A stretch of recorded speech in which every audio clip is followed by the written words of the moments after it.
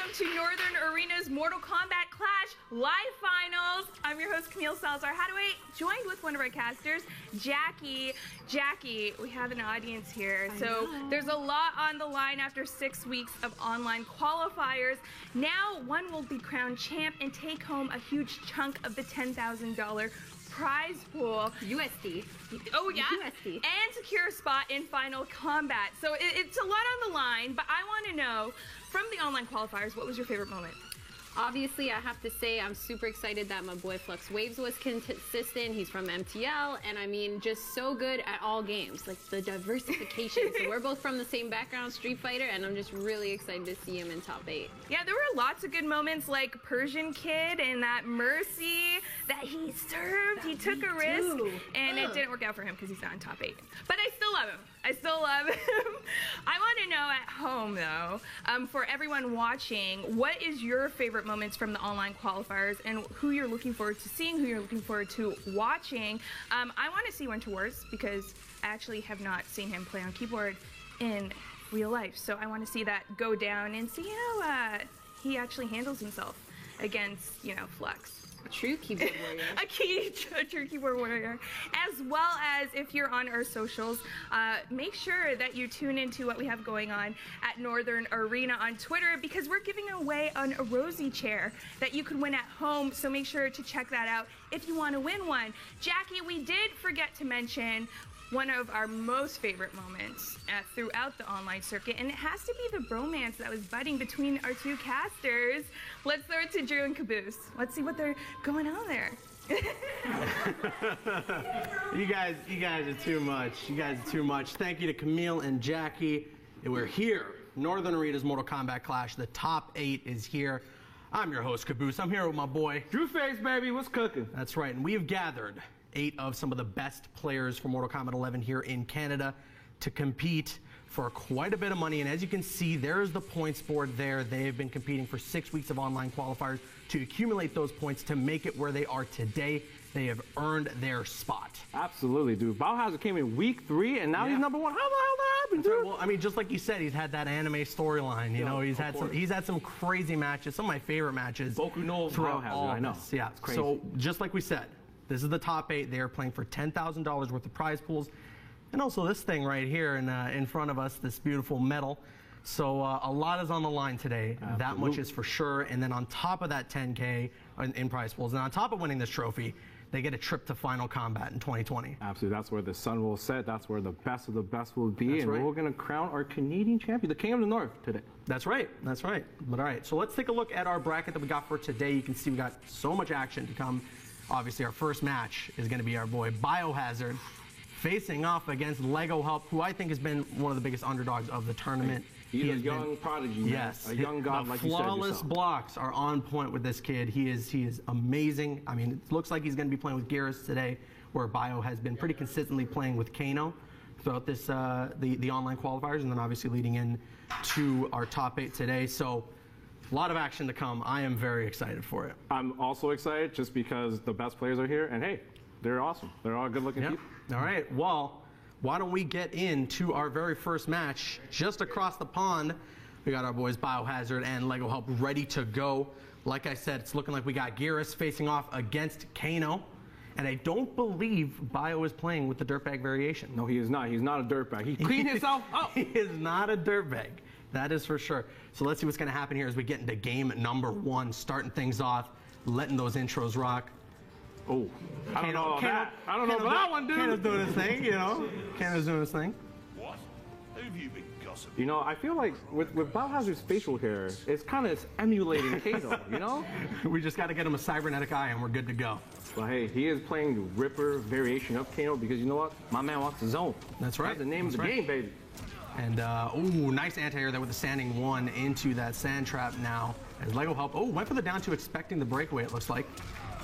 Nicely done, though, there. Getting the damage to start things off right away. Yeah, and, you know, Lego is trying to push my man Bio to the corner here, but he puts himself in the corner. A little odd decision there. That's right. Might not be great, but there is that 2-4 1+3 string there from Bio, as now he switches sides. He's got that fatal blow ready to go. And both players are jumping. Oh, the flawless block into the up 2. Oh, and there's a down 2 there. Connects.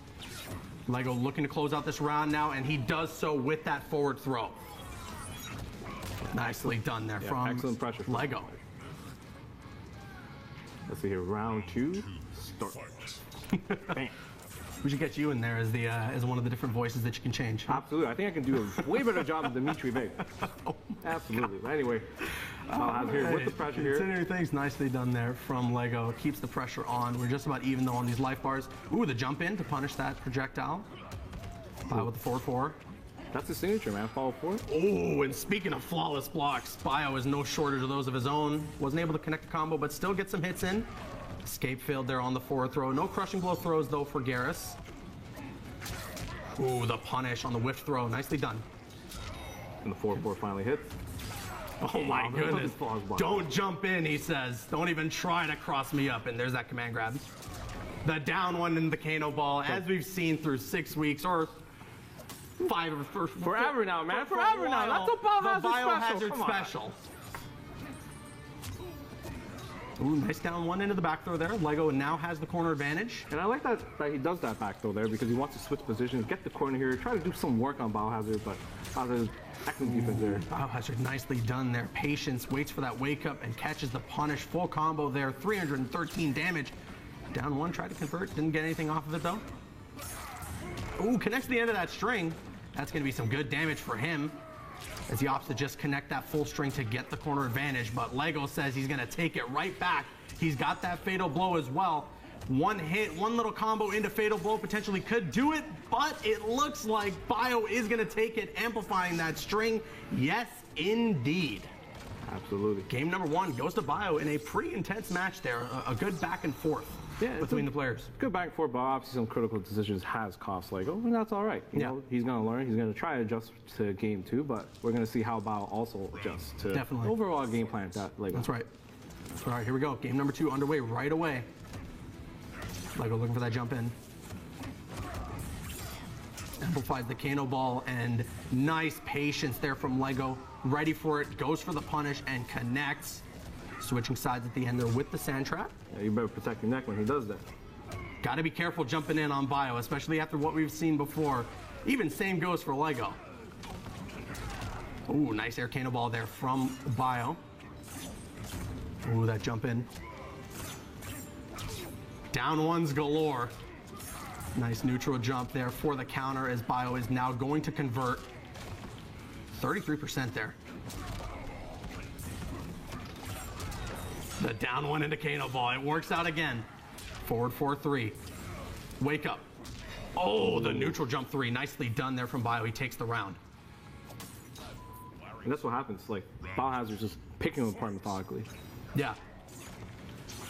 And this is a position you don't want to be in if you're Lego. You're in the corner, you're stuck against a player who's absolutely ferocious on his pressure, and he's going to keep pushing you. Keeping it safe. Bio just maintaining this corner. Although Lego is playing some really good defense here and blocking a lot of these hits, that chip damage is definitely adding up. But there we go, the 4-2-1 will connect. Lego looking to convert, but doesn't. There's that forward throw.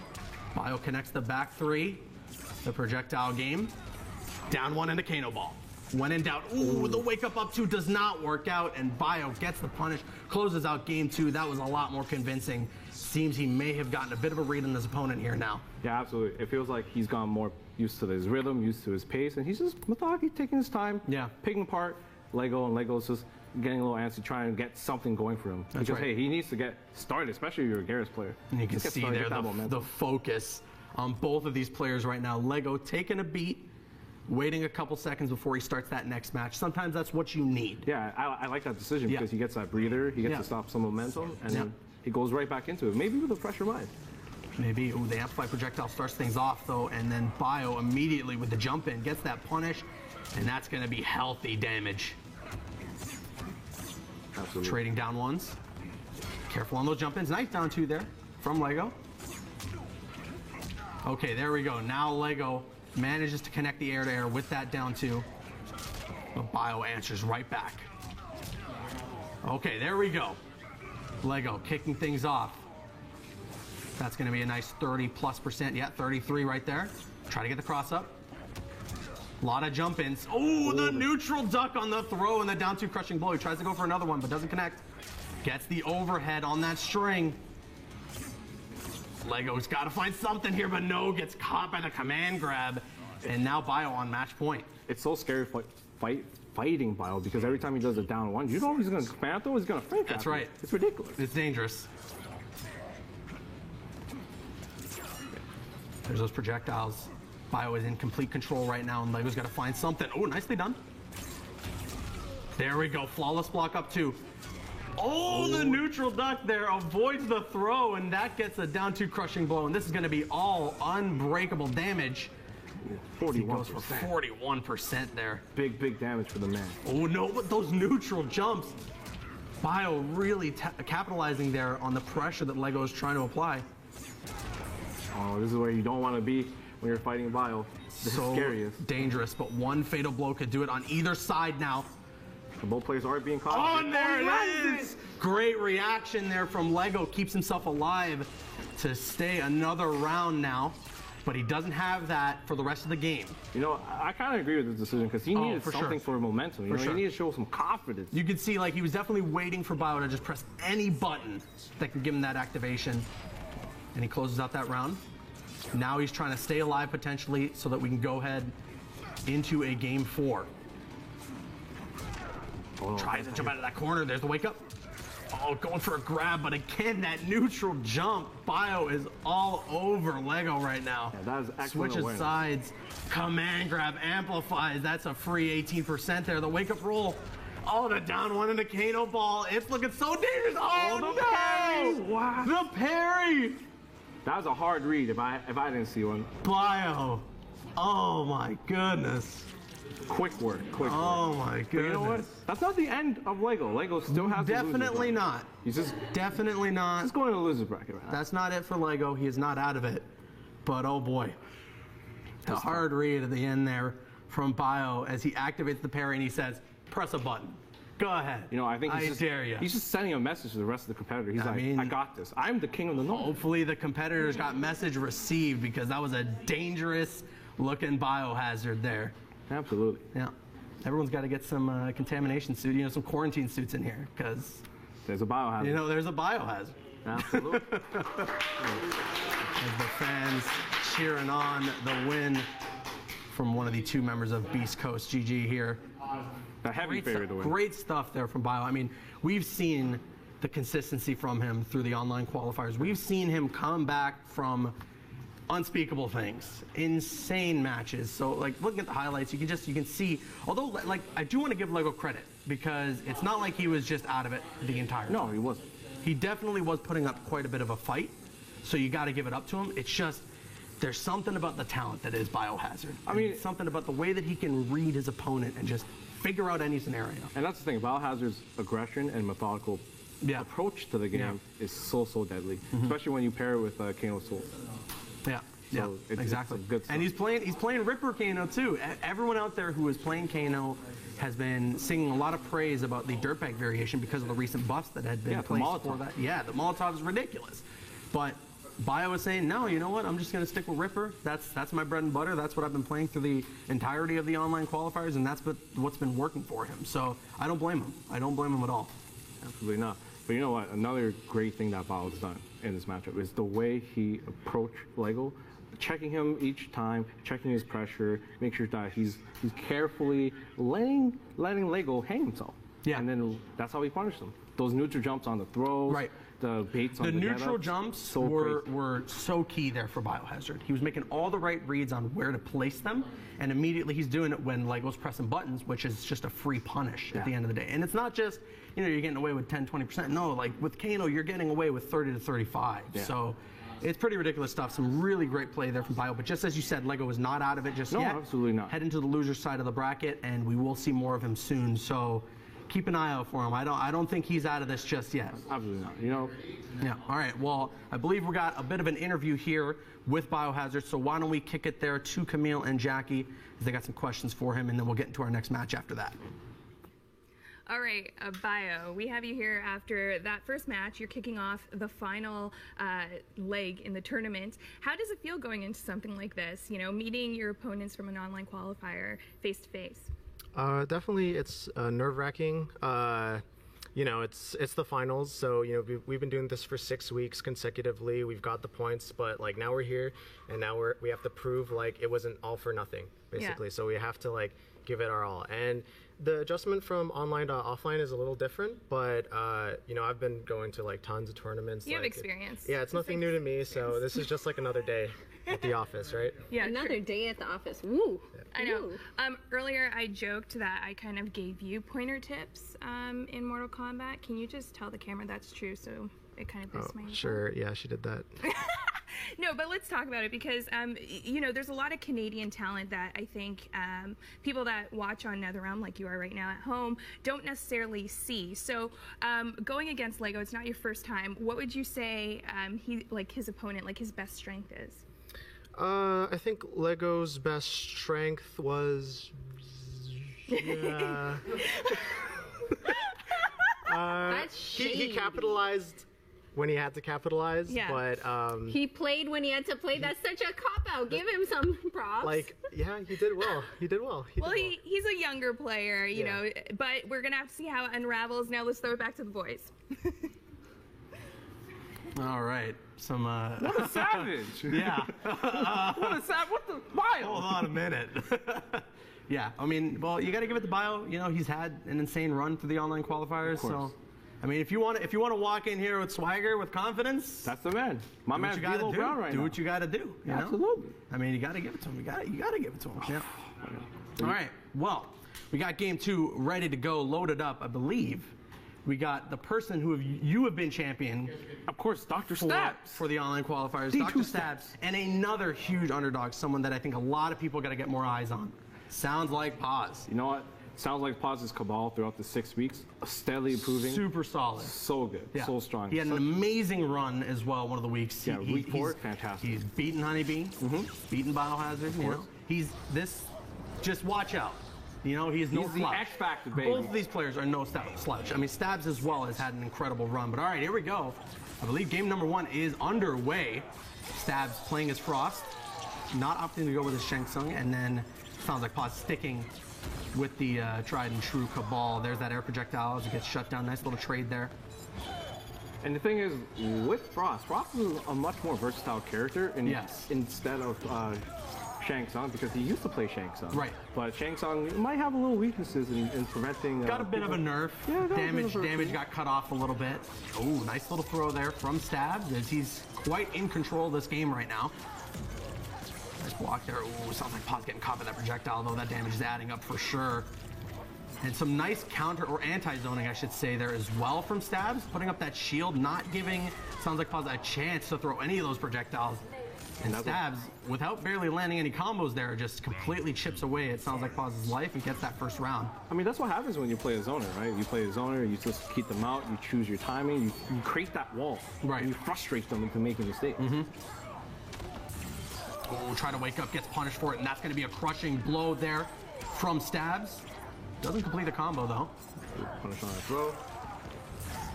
There's a wake-up roll. 1-1. Tries to go for the hook grab. That jump 2 has some pretty crazy range as well for sounds like Paz. But here we go. Here comes the zoning game now. Air projectile, anti-air, though, there from Stabs. Oh, the raw Nomad dash. I actually like that dash because he timed it when he felt like Frost was going to do it down 2. Yeah. It whipped, raw Nomad dash. Waiting for the buttons to be pressed. There's that neutral jump. Oh, the fatal blow activation. That's going to be punished, but a breakaway. Oh, and the back throw nicely done there from sounds like Paz. Ties things up. We're 1 round apiece here. And I like the decision on the back though, because now Frost gets to start the round in the corner. Yeah. And that's where you kind of want to be when you're. Definitely. Well. Definitely. Ooh, trying to get that jump in. The standing one, though. Nice stuff there from Stabs. And now he's got the corner. But there's a big whip punish. No, never mind. That's unfortunate. Back 2-2 string does connect. Nicely done. That down 3 is a crazy, ridiculous anti-air. Man, the zoning is too strong. Oh, no. This damage is really starting to hurt now. Sounds like Paz has got to find some rhythm here. Ooh, the air-to-air connects.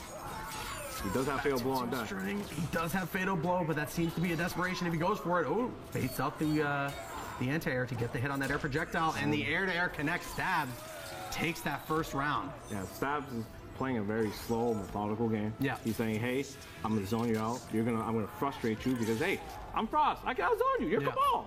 All you got is hooks. That's why zoning, you know, some people at home will always say that it's spamming. It's not. Zoning is its own strategy because in cases like that, you frustrate your opponent, you make them make mistakes, and that just gives you the advantage, which is exactly what Stabs did there. So let's see if he's going to be able to replicate that in game 2, or if Sounds Like Pause potentially can hit the download button on this matchup. Nice forward 2. Wake up there from Sounds Like Pause. Connects the back 1-2. Ooh, avoids the throw, but doesn't follow up on anything. Oh, nicely done. Neutral ducks the 4-2. It is a high. I really like Kadim's adjustment now. He is taking his time now. He's recognizing this is the pace I have to play. That's right. Against Stabs. And it's working out for him. Yep, and he gets the round. Nicely done there from Sounds Like Pause as he finishes it off to get the corner as well. Trades projectiles. I think if you Sounds Like Pause, you're okay with that. Stabs looking for the jump in. Instead, gets a projectile to the face. Ooh, Sounds Like Pause trying to go for the wake up. Ooh, he spent all his meter there. No defensive meter or offensive meter now. This is definitely the time where Stabs has got to take advantage. And that he is. Absolutely. Now he has Cabal in the corner. Sounds Like Pause is going to be in for a rough night. Big damage here. Good stuff. 32% there for Stabs as he keeps it safe and takes that corner advantage and the round. Yeah, the Drado does mad chip damage. I like it as immediate, and it is so strong. There. Converts. Still has the corner. Nicely done. Sounds Like Pause now. Answering back. Yeah, he's reversing the position here, and I like that decision. Okay. He's making the right decisions now. Ooh, doesn't opt to continue that string for the crushing blow. Now gets caught by the microburst, and this is, I believe, going to be a standing reset. Yes, indeed. Nicely done, though. It's back and forth here. Wake up roll. Gets the low hook to connect. Gets it to connect again. Will he do it one more time? Trying to close out this game now, and we don't want any funny business. Sounds Like Pause. Finishing things out. We're all tied up 1-1 now. And I like that adjustment that Kadim did. Yeah. Sounds Like Pause. He took his time. He's like, hey, I'm going to try to get around the zoning. I'm going to play at your pace, and I'm going to see what I can do and make those great, hard, reasoned decisions. Exactly. Not a lot of frantic play. Just waiting to see what Stabs is going to do. Trying to have an understanding of what Stabs is going to do. And it completely works out for him there. But oh no, that's a crushing blow to start this game off here for Stabs. And the immediate breakaway, yep. That's a punish. 1-1-1 into the Nomad dash. It's going to be good damage there. And Flies gets 25%. Solid. Avoids the throw, and now Stabs is going to get that corner with the carry over from this combo. A nice 30%. Good wake up though there. Sounds Like Pause. Back throw into the projectile. Okay. Trying to go for the low hook. That is punishable. If you're ready for that to come out, it is punishable. And Stabs gets the punish and a big combo to finish out that round. Now, the interesting thing will be, now that Dr. Stabs recognizes the low hook is punishable and he is trying to read that, how will Kadim adjust? Because that is a strong tool Cabal has. Right. It's his 50-50, right? Yeah, it's just got to be careful when you're throwing it out. Just there, we saw that Stabs once again punishes it. Doesn't fully convert that combo though, and the cross-up will connect. Force Sounds Like Pause, getting them well over 30% there on that combo. Goes for the overhead this time. Sounds like Stabs is waiting for the low. Ooh, great roll out of the corner there. Standing reset. Gets the freeze again. It's going to be a lot of damage. He's keeping it unbreakable into the interactable. Great stuff there from Stabs. Really smart play there. He goes and opts for combos that won't launch Sounds Like Pause into the air and avoids the breakaway completely. Gets all that damage uninterrupted. Yeah, that's what he does. He sacrifices damage for position, and he just kicks away at it. For sure. It's fantastic stuff. Good stuff there from Stabs as he's now up 2-1 in this set. This is going to be a critical game for Kadim, because if he does not win this, he goes to the losers bracket. You don't want to be there right now. That takes double the amount of games to make it to the finals. Exactly. And I mean, with all the competition here, that's the last place you want to be. Absolutely. Nice anti-air there from Stabs. Throws out that shield. Good flawless block there from Sounds Like Pause. That does avoid chip damage. Oh, the forward 2-2-4. That will connect, and that's a crushing blow. Oh, but speaking of, there we go. Stabs answers back. Expecting the breakaway, so he goes for the down 2. It's just going to connect and not get him any additional damage off of a combo. Still smart, though, from Stabs to go for the down 2. Connect. That's going to be the round. And now Stabs on match point. It was a very dominant round by Stabs. Yeah. Round 2, fight. 4-3, starting off with the ice balls here. Amplifies the projectile to get those hits in. Nice little hop there from Sounds Like Pause. Getting caught, though. Wake up. Oh, tried to go in for an attack to interrupt. Didn't work. That down 3 anti-air. So strong. His ability to control the space right now is causing so much frustration for Sounds Like Pause. Sounds Like Pause needs to pull something deep and try and make this comeback. You got to figure something out, and it's now or never. He does have a fatal blow. There's a forward throw. This could be the start of something. Potentially. You never want to count him out. Absolutely not. Stabs looking for the anti-air. When you try to punish that air fireball.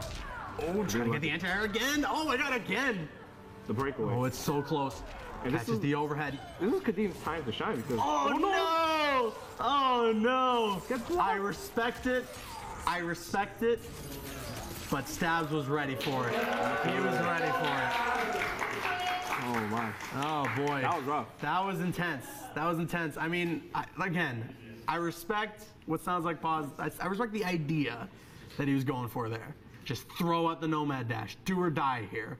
Just didn't work out, unfortunately, and Stabs walks away with the victory. But Sounds Like Pause is not out of it just yet. He is going to be heading to the loser's bracket. Yep, where he has to play double games to make it to the finals. But hey, he's a very strong player. Yes. And Yeah. that's going to be a rough But I loser's mean, bracket. speaking of strong players, my goodness, Stabs with the Frost gameplay. The zoning Ridiculous was so stuff. good. The zoning is really good. I like a lot what he's doing here when he notices that the health bar is starting to dwindle down and starting to get towards the end. And what's good about Stabs is he's paying attention to his opponent's meter, not just the offensive meter, but the defensive meter. When you see that your opponent has those 2 bars of defensive meter, you got to know they're going to want to break away if they don't have too much life left and want to survive to potentially win the round. So to avoid that, you go for those combos that don't take your opponent off the ground. Absolutely. And that's just smart decision making from Stabs. That's what makes a good player to a great player. Yep, the game awareness that Stabs had. Yeah.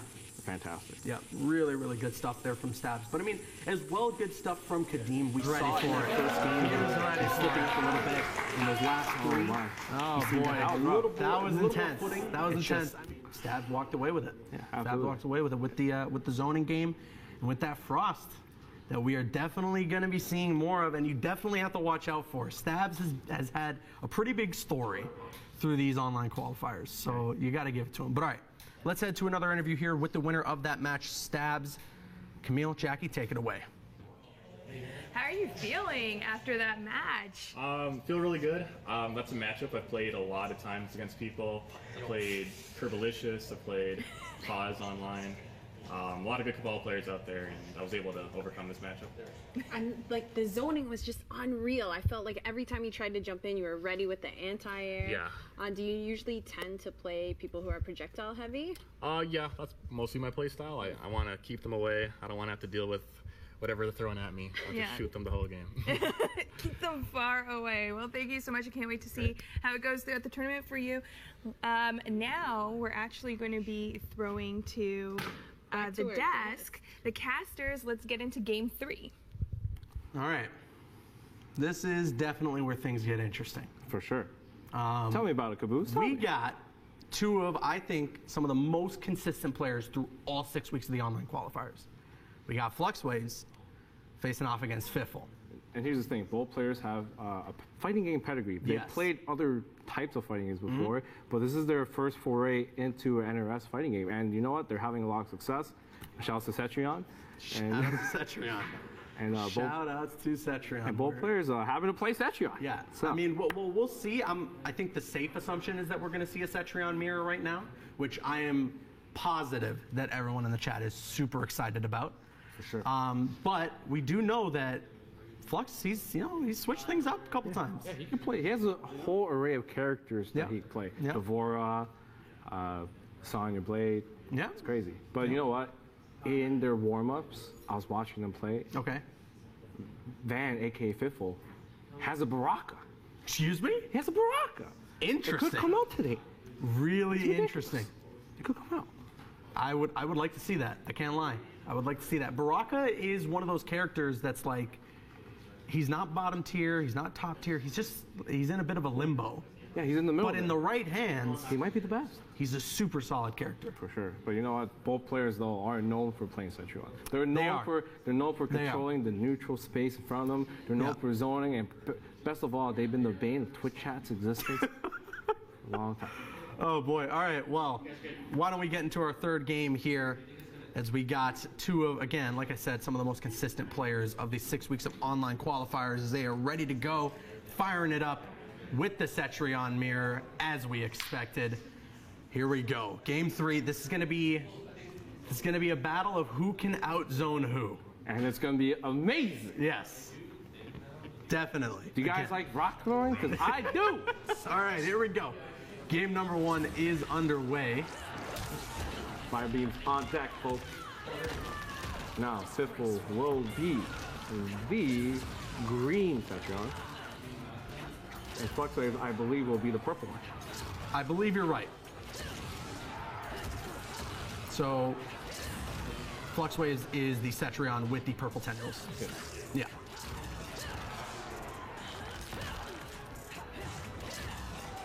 Okay. A lot of full screen game here, as you can see. Starting things off. There's that air projectile. And this is the thing. This might look spammy, boring to somebody, but you know what? This is really, really technical because both players, if they make one wrong decision, it snowballs into an entirely different match. That's right. Nice tech throw there. Good stuff from Fiffle. Air breakaway. There's the air projectile. Once again. Okay. And we get the geysers now. This is going to be a full combo for Fiffle. Ooh, but the neutral jump. And Flux. Ooh, but the neutral duck. Good stuff there from Fiffle. Yeah, you get that full conversion. Potentially. There. Oh, not going to go for the fatal blow. I think that throw connects. Is that enough? Yes, indeed. All right, Fluxwaves walks away with that first round. And I think he's going to regret that decision not to fatal blow because he wanted to take that round. Yeah. Because let's face it, these guys are in the stalemate and they tie, for some reason, have tied health in this round. The guy who has the other round will take the game. Yeah. One thing especially you got to watch out for in the Cetrion mirror is the timer. You do not want to be the one who gets timed out. You got to be paying attention to that for sure. Absolutely. This match may be a little more slower paced for the average audience, but the thing is, it's still a highly technical match. Both players are trying to jockey for position very, very well. As you can see here, they're both trying to throw rocks, trying to throw all these projectiles, trying to read each other, and it's quite interesting to play.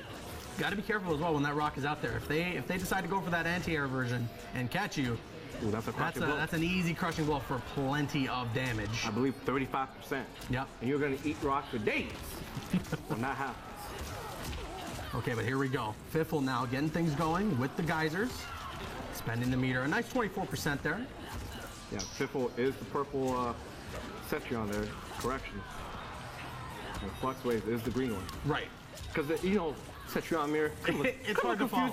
It's hard to follow. It's very hard to follow. Ooh, he spends the fatal blow. Nicely done there from Fiffle as he looks like he's going to take this round. And I like that decision because you know what? He regretted that last time. Yeah. He regretted it, absolutely. Definitely. And if Fluxwave spend it now, get that round, secure it, especially as well he shuts down the breakaway. So that's defensive meter lost on Fluxwave's part. So this opens up a lot of opportunity here for Fiffle going into the final round. Yeah, he gets to create a lead for himself and hopefully he can play off of that. That's right. Go back and forth. Ooh. Now rock to stop the movement. With the down 3. I respect it. Man, this is looking like a game that I see them play many times before. I gotta agree, but good stuff here from Fiffle as he connects that combo. There's the breakaway though, and nicely done. Fiffle immediately jumps out of the corner as he saw that he may have locked himself into the corner on that jump in. And he punishes that fire beam, causing a lot of damage and frustration for Fluxwave. Yep. Flux connecting that throw. Goes for the forward throw to avoid the escape. As he's expecting, or as Fiffle was expecting to break away, thinking he was going to get thrown in the corner there. Ooh, the guys just connect. Nothing comes of it though, unless that was supposed to be a setup, which could have been ridiculous. Nice teleport into throw there. With the air there, tying things up here. Very close. It is intense right now, although the only thing in play is that Fiffle has no fatal blow. Tries to go for the projectile, it doesn't work. As the fire beam works out and Flux Waves seems to, right? Yeah, Flux Waves seems to, again, Cetrion Mirror. Can't tell right now. Hard to Flux Wave follow. takes that Hard to game, follow. Caboose. Flux Waves won. Flux Waves won. And the thing, you know what? That was one of the more active Cetrion mirrors that I've seen. I gotta agree. No time running out there. Nope. They were right in each other's faces the entire time, going for combos, going for the pressure. And I guess that's kind of what you have to do in a Cetrion mirror. You can't really zone a zoner that easily. So, Because you know what? They might copy you do the same thing. that's right. All right, starting things off here as we go into game number 2. Fiffle getting a couple hits in. Has the life lead, which is instrumental. In a Cetrion mirror, having the life lead is so key. Yeah, because as a character who does very low damage, unless they're zoning, Right. and facing up against another zoner, having a life lead is another tool to use to frustrate them. That's right. Especially if you're just going to play defensive for the majority of the game, a lot of that chip damage might not necessarily add up to you landing one combo or a couple of hits. But as we're saying that, Flux Wave steals the life lead back, and it's just sort of tit for tat right now as they're both just going back and forth here. And that's the thing.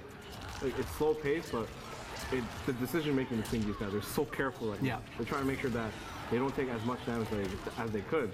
There's to that win this round. fire beam though. Flux looking to close out this round. Going for those jump-ins. Yeah, no answer here. Yeah, Great nice low flow profile. Fiffle has that fatal blow again. Just a couple of hits into it. Cetrion's fatal blow doesn't scale as much, but oh, nicely done there from Flux. Closes out the round. No fatal blow to spend on either side, so they still have it ready if need be. As we go into the second round here, Flux trying to close things out, head up on a 2-0 lead in this set. Absolutely. There's those fire beams. They were trading fire beams now, but Fiffle managed to win that trade. Sometimes it's a chess game of who can get it out there first to get that hit in. Rock wall. Doesn't go for the geyser. No, he went for the reset. I like that decision because he wants more damage. He wants to extend his life lead, but Fiffle Good is stuff there. catching up. Fiffle connects that crushing blow and capitalizes, expecting the breakaway to go for the down 2. Again, now has the life lead, looking to get around on the board. There's the teleport, and he is going to convert. Great stuff there from Fiffle, timing the hits to get the additional damage off of the geysers. A new thing added to Cetrion with one of her buffs. And I like that buff too. It gives her more avenues Gives her for a damage. little more damage, yeah. Maybe Yeah. like 10% more. You know? Ooh, the neutral jump. Good stuff there. Ooh, not able to convert. He might Oh, not that could get come back to bite him. Absolutely. Gotta be careful. Looking to close out this round. Okay. And he manages to do that. Very that could've been, scary. That could've been very scary. Very scary if you're Fiffle, especially considering his life bar and the fact that Flux had that fatal blow. One little hit into fatal blow could have been it.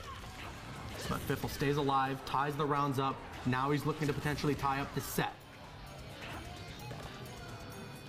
Well, you see both players here. They're being careful when they do that fire beam because hey, they could get punished heavily. Again, it's a chess game. They're playing super patient. They're making the right decisions on both sides. I'd say this is some of the best Cetrion play you'll see. Absolutely. Sometimes they like to do neutral jump into the fireball, or sometimes they like to do neutral jump into the 3. And Yeah. I like that because they're mixing it up. They're trying to catch the other person biting. Right. Ooh, looking for the anti-air rock there, expecting a jump in. Connect the overhead string. Flux Wave's now in control. Oh, nice punish there from Fiffle as he avoids the throw with that neutral duck. There's a breakaway. Flux has got to get out of the corner, though. This is dangerous. Oh, I Good like pressure that. being put on. I like that interrupter with the down 3, but he's still back in the corner there. Van Riet's that down 3. This could be it. It's going to be just about, yes, indeed. Fiffle closes out that game. Nicely done. Very intense there. Very intense. A good back and forth, and definitely, like I said, really good decision making on both sides. you can just see that in the end, once Fiffle gained control of that corner, he didn't let it go. Well, for sure. His decision making went a little bit farther than FluxWaves, but you know what? These guys are evenly matched. Last time they played, it still went down to the wire 3-2. Right. And it was another fantastic set by these guys right now. And then we're all tied up, one apiece now, as we go into this third game.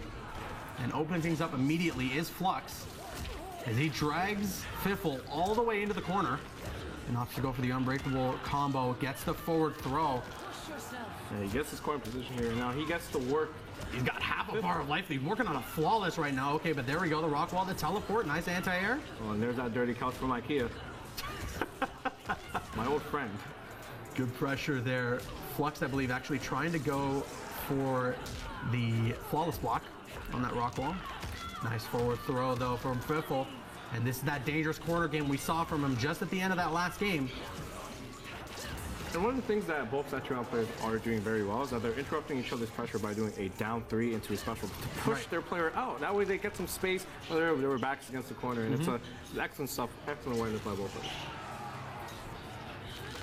Both these players being extremely patient with one another. And now this is where you definitely got to be starting to pay attention to the timer. Although they're both really low on their life, and we could see the end of the round happen just by some of these hits, we still only have 23 seconds left, but okay, there we go. 24 seconds, I should say, but FluxWaves closes out that round. Yeah, it's a dangerous position to be in the middle of the screen with both Cetrion, because you don't want to make that mistake, and they're not doing a fireball. Then they can just dash under you and just punish that air fireball. Yeah. The fire beams. Fire beams.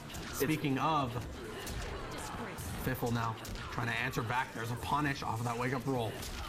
Gonna connect the geysers, get that combo. 22%, a nice forward throw to follow. Oh, but there was those amplified fire beams getting shot down by FluxWaves shooting some of his own. Both players are canceling out their fire beams. Like I said, this neutral position is dangerous because they want to see who bites first. That way they can punish and adjust. There's that geyser. Not entirely sure there what FluxWaves is trying to do, but gets caught by the geyser himself. And Fiffle with those dash-ins. The neutral jump. Oh, trying to connect. Oh, wow, still connects the geysers. That's unfortunate. Looks like Flux was not pressing buttons there off of the wake-up. Back throw. Yep. Oh, anti-air got Rising Rocks. I respect it. Flux has that fatal blow. Gets a forward throw. Now we're in the range where it'll do enough damage to finish the game. He throws it out there. Oh, no. Great patience there from Fiffle. Just waits it out. Decides not to press any buttons. Just going to hold that block button until you throw out that fatal blow.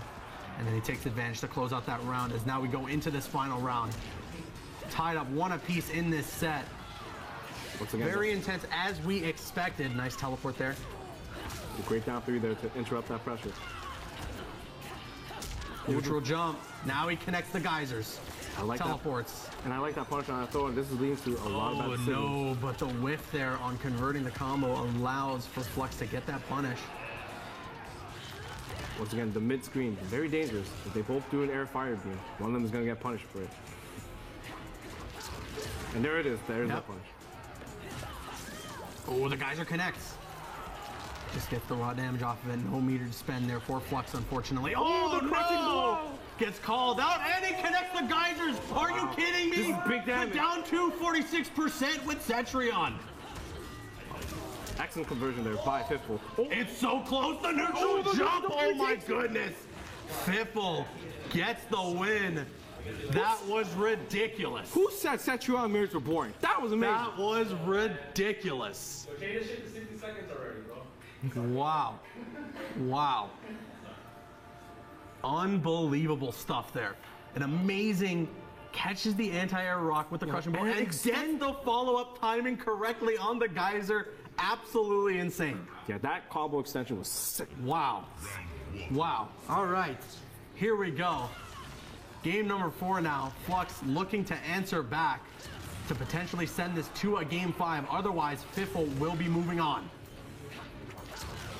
Fiffle kind of backing himself in the corner. I don't know if I like that decision. All right, he's fighting himself. Oh, neutral ducks the throw, gets the down 2 crushing blow. Quick pressure string, down 3. A common button in this matchup. Nicely done there from Fiffle. Catches the geysers. There's the breakaway, though, from Flux immediately. And they're back to that dirty IKEA couch. Wow, Fiffle making short work of this round. He's like, hey, I'm the alpha Cetrion right now. I'm the best one in Canada. That's right. This is that corner game we have been seeing from him. But okay, there we go. The amplified rock wall. Flux, can he get something going here? No. Decides not to convert both times. But we're in that territory. One little hit into a fatal blow. Nice tech throw from Fiffle, and he gets the rock wall to connect, and that's going to get him the round. Very intense matchup here, I gotta say. It is a nail biter. Yeah, Fluxways was looking like he's going to come back. He had a lot of momentum there, but that rock wall to stop all that momentum, and they're back to the neutral game here. Middle of the screen. That rock connects, but it wasn't the anti-air. No crushing blow. I like that teleport. Reset the position. You do not want to be where that dirty IKEA couch is. Not at all. Oh boy. Flux was looking for that crushing blow. He's saying, jump, I dare ya. And you're going to eat this 40%. That's what he's going to say. Oh, nice. Parries the projectile. Air projectiles of his own, but Fiffle answers back. Oh, the anti-air. Wow, that was amazing. Great stuff there from Fiffle. Oh, the whip punish. Okay. He's got the corner now. Healthy damage. At 27%. That, that's pretty good damage for Cetrion. Absolutely. Oh, he punishes that. Fiffle is indeed on match point right now, looking to close things out as he has this corner. Flux now has a fatal blow. Oh, gets caught by that string. Oh, the throw connects. That's going to put Flux. Oh, that's the game. Wow. That's the game. I thought we had just one pixel left, but nope. That is it, and Fiffle walks away the victor. But, as with what we've seen from the previous matches, Flux not out of it. We're going to see a little more of that Cetrion here really soon. But amazing stuff there from Fiffle. I remember the last time they played, Fluxways won. And Fluxways won, and it was so close, and this time, Fiffle won. Yep. Well, a little more convincing. Yep. A lot of back and forth between these two players. A great mirror match there. I know, I make my jokes about the Twitch chat and Cetrion mirrors and everything, but that was a seriously intense set. Yeah. That was a really great back and forth there, and then we saw that insane crushing blow combo from Fiffle. A healthy 46% damage. Are you kidding me? That extension was dirty. Yeah, great stuff there from Fiffle as he closes out that set with some really intense rounds. Some moments there, and you can see great patience from Fiffle. Just avoids that fatal blow there during that match. Stuff like that is what really separates, again, a good player from a great player. For sure, and that's the thing in the mirror match. It's not about who knows more, who knows, or who's better. The mirror match is all about who gets more leverage off their decisions, right? Yeah. If I make this decision, do I get the most out of it? Mm-hmm. And Fiffle takes it this time. Yep. I mean, great stuff there from Fiffle. Sure. I mean, that Cetrion mirror, it was nuts. But all right, speaking of him, let's kick it to Jackie and Camille as they're talking with our boy Fiffle right now. Fiffle, I have to say that you faced a lot of mirror matches in our online qualifiers. Yeah. Are you getting tired of them? No, I like them. Yeah. It's usually Flux that I play the Cetrion mirror in, and he's pretty good. Yeah. Keeps you on your toes. Yeah. It's so exciting because you were living under a rock for so long in FGC, and now you throw them. What? It's so super exciting to see you back. It's good to see you too. Oh, But going into the mirror matches, is there a different? Obviously, you have to take a different approach with every character that you're going against, right? So, what is it against the mirror match that you look to that you have to make sure you're on top of your game in? In the Cetrion mirror, at least, I think it's a test of patience.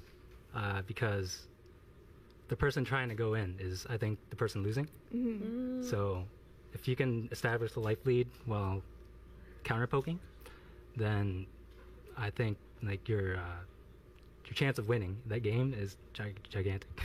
All right. Well, you know what? Let's throw it back to our casters, Drew and Caboose. What's up? That's right. Once again, congratulations to our boy Fiffle. And as you can see here, we have the trophy. What all these players are fighting for today, as well as a piece of that 10K prize pool and a trip to Final Combat in 2020. I gotta say, this thing is looking nice. Look, it's made out of brass. It's very heavy. When I lifted it, it was very heavy. It's very heavy. It's very heavy, yeah. So someone is gonna be walking home with that today and being crowned the King of the North. As we've seen some really intense competition already from the start. We haven't even headed into like our round 2 or our semifinals or anything yet. So things are just going to heat up more and more as we get through this top 8, as if they're not already pretty hot. Oh, for sure. It's hot right now in Canada. Yeah. Especially this competition. End of September, I know. Yeah. Sure. So great stuff there in that set round mirror match. Really good play from Fiffle as he takes it 3-1 against Fluxways. Fluxways is going to be moving into the losers bracket, so we're going to see more of him. And let's see what he's going to be able to be capable of and potentially make it through that losers bracket. We've seen it happen. Yeah, we've definitely seen that losers run happen. So there's always somebody that makes it run. Yeah. So our next match, I'm very excited for. For sure. We got our boy Winter Wars. The OG legend. The OG legend playing with the keyboard. I see it. He's got it ready. Oh, he's clickety-clacky. And then we got Honeybee. You know, notorious and just to Flash God Lord. Of course, he's the Flash God Lord. Great D'Vorah player from MKX.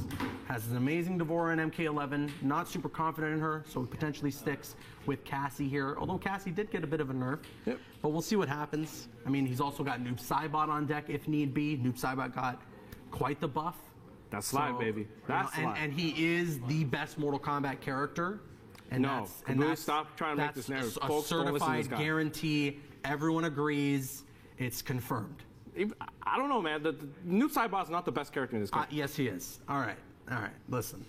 But we will see Winter Wars will be playing as Kung Lao. Yes. And we've seen some really good Kung Lao play from him in the weeks prior. He had a really dope comeback in week 2 to take that tournament. That's right. And it was crazy stuff. And it's things like that, getting that win to accumulate that massive amount of points.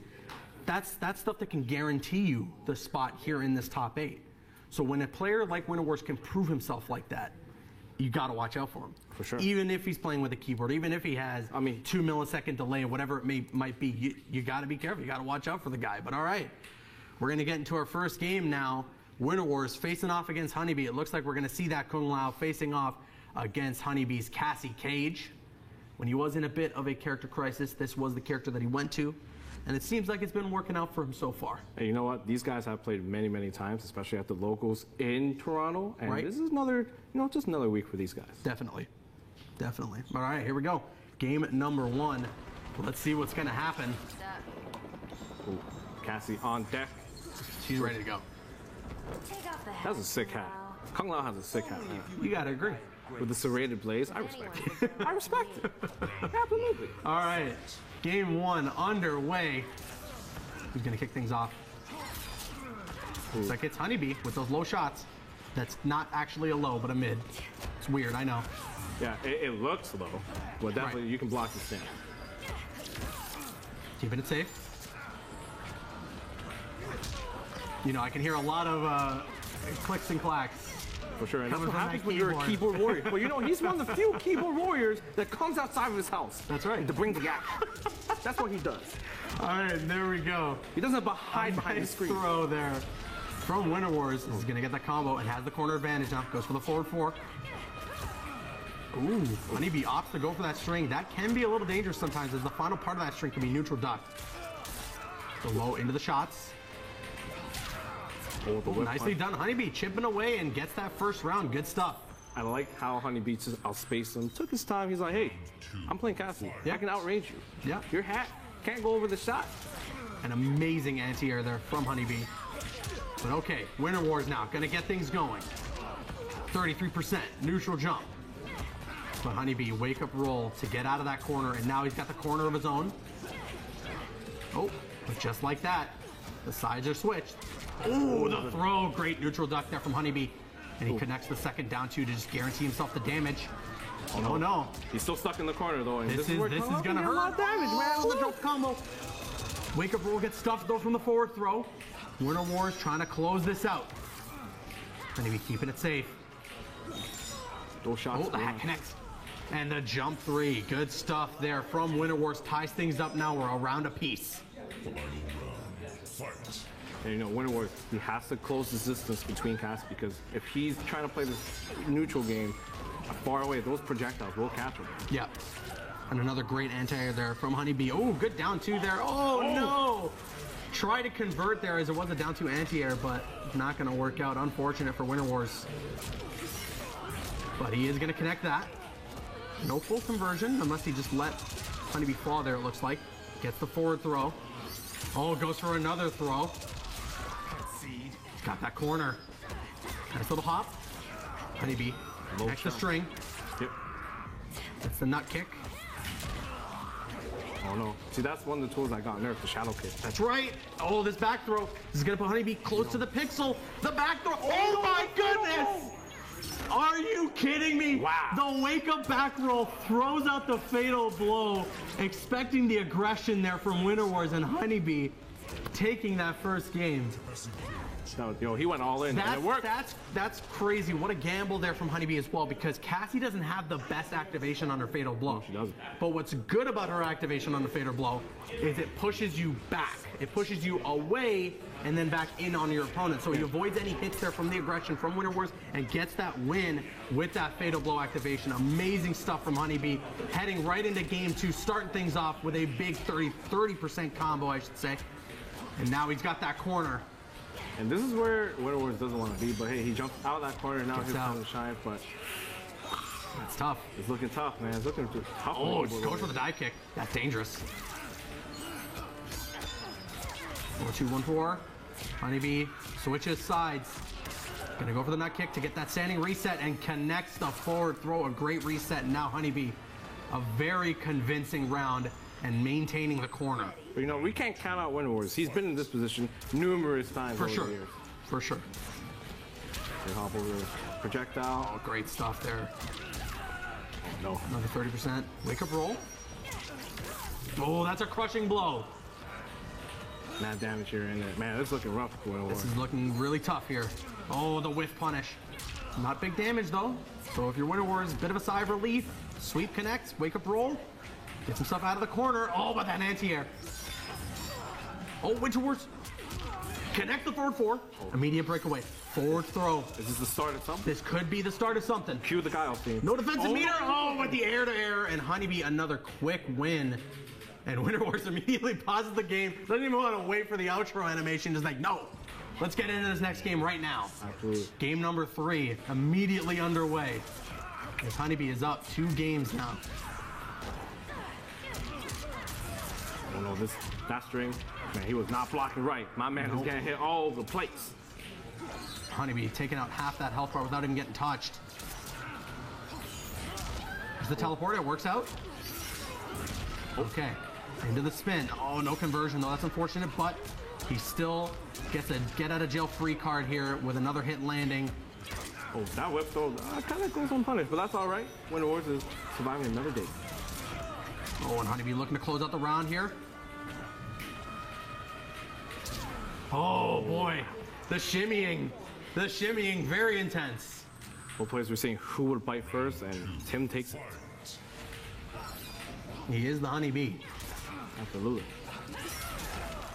Oh wow, some crazy stuff there from Honeybee to switch sides and get a little hit in. He's doing the moonshot, going over lows. It's crazy. My man is literally threading the needle sometimes. Ooh, nicely done there from Winter Wars. Connects the meter burn hat and then just goes for the back throw to get that corner positioning. Winter Wars trying to see if he can get the flawless block there. Tech throw from Honeybee. Gets that anti-air off the jump in. Says the skies are mine. Forward throw. Honeybee trying to close this out quick here.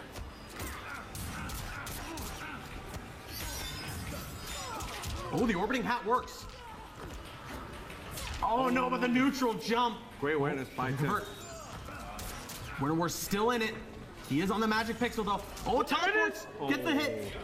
Oh, this could be the start. This could be it. Yes, he activates I like the this fatal blow. decision. I believe that is the round. We are all tied up now, 1 round apiece. I like that decision. You know what? He was like, hey, I need to survive. Oh boy. Winter Wars keeping himself alive. He lives to tell the tale. I do believe that we got to update the top there. Yeah, Honeybee is up 2-0 in the set. Winter Wars hanging on thread here, but we'll see if he has enough in the gas tank to take this critical game to 3. Oh no, the neutral duck gets the down 2. Immediate breakaway. Forward throw. Very intense. Nicely done from Honeybee. This is uninterrupted damage, but he drops the combo, so you can count that as an interruption. Oh, but that nice done. Avoids the highs. There it is. Oh, no defensive meter left to save him on that final breath. Gotta be careful, can't get hit by anything. The charge shot waits for the jump in, and Honeybee getting the 3-0. That was rough. That was great stuff there. That was great stuff from Honeybee. I mean, we saw an amazing comeback from Winter Wars at the end to get himself around and keep himself alive just a little longer. Just a little bit. But Honeybee still maintaining control and able to walk away with that quick 3-0. Great stuff there with his Cassie Cage. Absolutely. I think Winter Wars, he managed to drop a conversion in a critical game one, and it kind of might have threw him off. It could have, yeah. You know, your mental toughness is a big key to playing well in any fighting game. For sure. You can't let stuff like that throw you off. But looking at some of the highlights here, you can see it was still back. This was one of the crazier moments of the set. Honeybee with that wake-up back roll to then throw out the fatal blow. And he robbed him. And he steals that game. But that's smart play there, because you can see that Winter Wars was just playing super aggressive, looking to just immediately close out that game. And Honeybee was just ready. He knew exactly what he needed to do, how he needed to do it, and he walks away with that game, and then he walked away with the last two. So yeah, that is the quick 3-0, but it snowballs, man. Sometimes stuff snowballs all the time. Yeah. It gets rough. It's tough. Rough. It's very tough. It's very tough. But I mean, we see that Honeybee is one of our best players here in Canada. So speaking of, let's throw it to Camille and Jackie as they're sitting with him right now. B, you are no stranger to anyone watching right now. How does it feel coming into a Canadian competition, and what can you say about the Canadian talent? Oh, it's great. Like, I love how NRS and Warner Brothers have given Canadians a chance to really shine, because we've been competing just like everyone else for a long time, and we do have to travel. So it's cool to have a chance just for Canadians, and the Canadian talent is clearly very strong. Yeah, clearly. You being one of the best. We were just talking about, do you feel like you're at the peak of your career, or is there more? Well, you know, well, are you washed up yet? Just I'm not washed You're up at the yet. bottom of the bracket. But you just won. You feel like you've been competing for so long, right? Yeah. You've elevated, and we were talking about, you know, Injustice. You were better in Injustice, but you're still making your way in MK. Are you ready to just be a YouTuber? Wow, these questions are pretty crazy. Wait, so where do I start? What's the game plan to win? So, in terms of like your career as a pro player, right? Do you see your career, you know, moving on to other things in the NRS scene? Potentially, but I'm very happy competing now, and you know, continuing to stream, continuing to put out content on YouTube and stuff like that. I'm happy where I'm at, and I'm just gonna try to get better and do that. Yeah. All right. Well, I tried to get the inside scoop, but anyways, we'll be back. Let's take a quick break.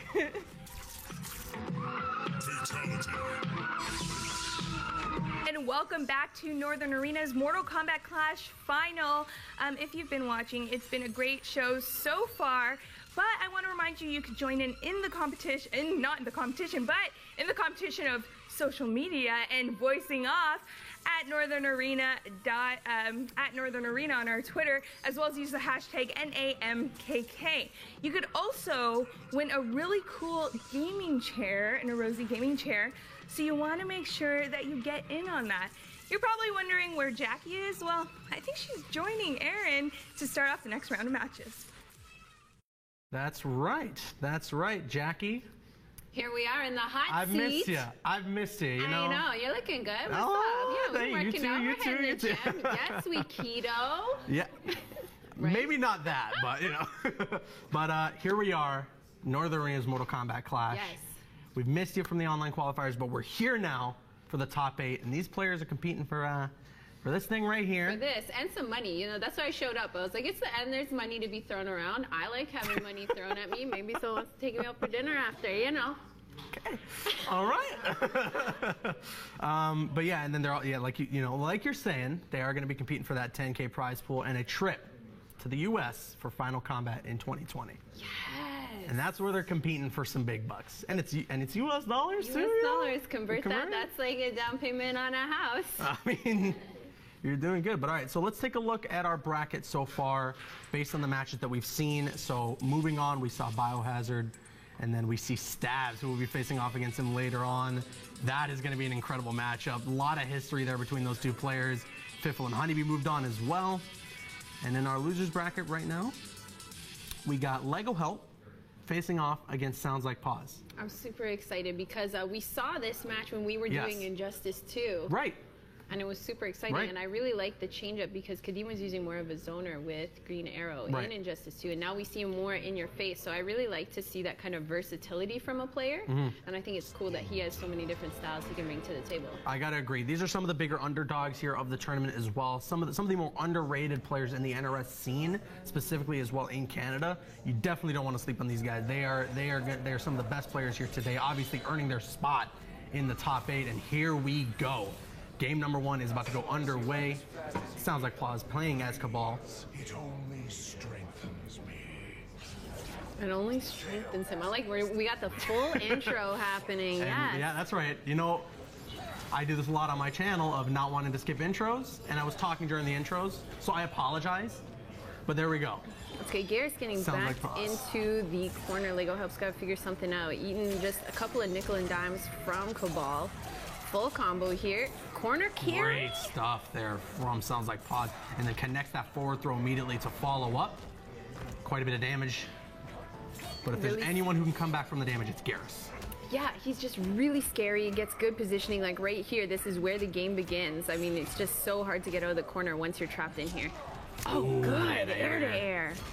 Oh no, the down 2, stay out of the skies. An amazing conversion here from Sounds Like Pause. That's going to be quite a bit of damage just off of an anti-air down 2. And in a Mortal Kombat game, comboing off of a down 2, not the easiest thing. Oh, but speaking of anti-airs, Here we go. We got some space. Nice No, gets punish. caught. Garrus is so dominating. I love to see he's got so many tools, but I mean Cabal, he can get some stuff going for too. sure, for sure. Let's see if we get it going this next round here as Lego Help has taken round 1.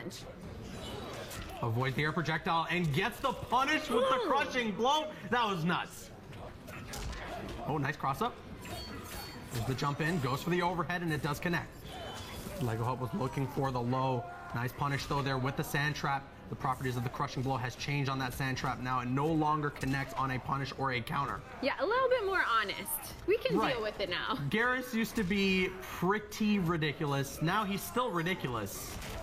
Listen, he's balanced. Everything's Right, balanced. definitely. Fighting games, they're all balanced. Oh, nice. We got some projectiles going. Get some space. Oh my goodness, the anti-air, or sorry, the flawless block there with the up to wake ups, and Lego Help closes out that game very convincingly. And Great no stuff. mercy. No mercy. No mercy. Figuratively. And literally. I don't know if we're gonna see any mercies today. It'd take one cocky player to perform a Honeybee? mercy Come today. on. We got, I mean, we got maybe, maybe. We got the personalities I to remember the handle launch it. event. Yeah. All right, the beautiful body flash. control here from Lego Help. Okay, the overhead connects. Air projectile works out.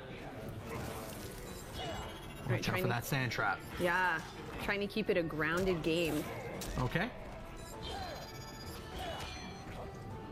Good stuff here from Sounds Like Pause. Not too many combos, obviously, but he's making the right decisions and getting little hits in there. Yeah, I mean, you want to keep Garrus out. Like, you still got to watch out for the sand trap, but keeping him at a distance is a good idea. Now he's locked into the corner, Yeah. which is exactly where he wants him. This is really good positioning. You just got to be very careful. No defensive meter as well, so this is all damage that Lego is just going to have to take, and indeed he is. Oh, we got lost. no. Okay. Comeback potential here. If there's anyone that has the potential of doing it, it's Garrus. Forward throw. Oh no, Sounds Like Pause. Definitely wanting to just end this, and he does Ooh, with the down does. one. I was like, whoo! Sigh of relief there if you're close. Lego Help. So close to that fatal blow area. I was Very like, intense. ooh.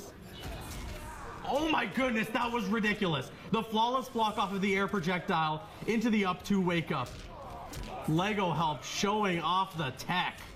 Ooh, got him locked down. There we go. Crushing With the blow. high, gets the down two crushing blow. This is all unbreakable damage. Oh my And that's goodness. close to 50%. This definitely isn't a Cetrion match because it is almost over. No! Oh, Sounds Like Pause. Got to be frustrated there on what went down. That's unfortunate. Bit of a side switch. Something weird happened. Wasn't able to convert the combo because of it. Good cross up. Lego Full connecting combo. the grab. Yeah. Gets that full combo. Nice 33%. Wake up. God, it's so damaging. no. I mean, 33%, and now we're in scary This is territory. hurting. This is hurting quite a bit. If it sounds like pause, he spent his wake up as well, so he lost that extra defensive meter to break out of that combo, and a forward throw connects. Lego looking to close out this game, and indeed he does. Almost a flawless on that game. Goes up 2-0 in that set now. Sounds like Paz has got to find it in him here to figure out what he's got to do. Still, you can see, I don't know if you guys can see it, but Just had even some after those sand 2 in his games, eyes. He's just got to wipe it out and come back and beat this Gareth up. but regardless of those losses, sounds like Paz is laser focused. Yeah, he's just definitely laser got focused. good posture. You can tell from his face that he's just not disturbed at all. Not at all. You got to keep your composure. And that's what you got to do, right? Mental toughness, as I said when I was talking to Drew, that's important. If you lost those 2 games, you lost those 2 games. It's tough. It's a quick 2-0. Every but game, you're not out of it yet. Yeah, you have to treat it as brand new, fresh. Yeah. Go into it fresh, Yeah. or else you'll just be stuck on tilt. And I believe this is the loser side of the bracket too now, so this does start to become do or die for these players. All right, we've got some nice defense happening here. And more sand. Sand's the time. Prince of Persia. Here we go. Oh, no Flawless anti-air. blocks. Gotta be careful when you see that flawless block pop up for Lego. Ooh, tries to get the wake up too. And now, sounds like Paz is trying to get in control here. Trying to shut down this play from Lego, keeping it safe, but the throw connects.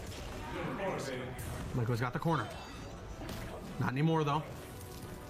All right, I like the jumping to get around some of these sand. Ooh, be careful That there. cross up. Oh, good Over 2-1. defense. Down ones. Okay.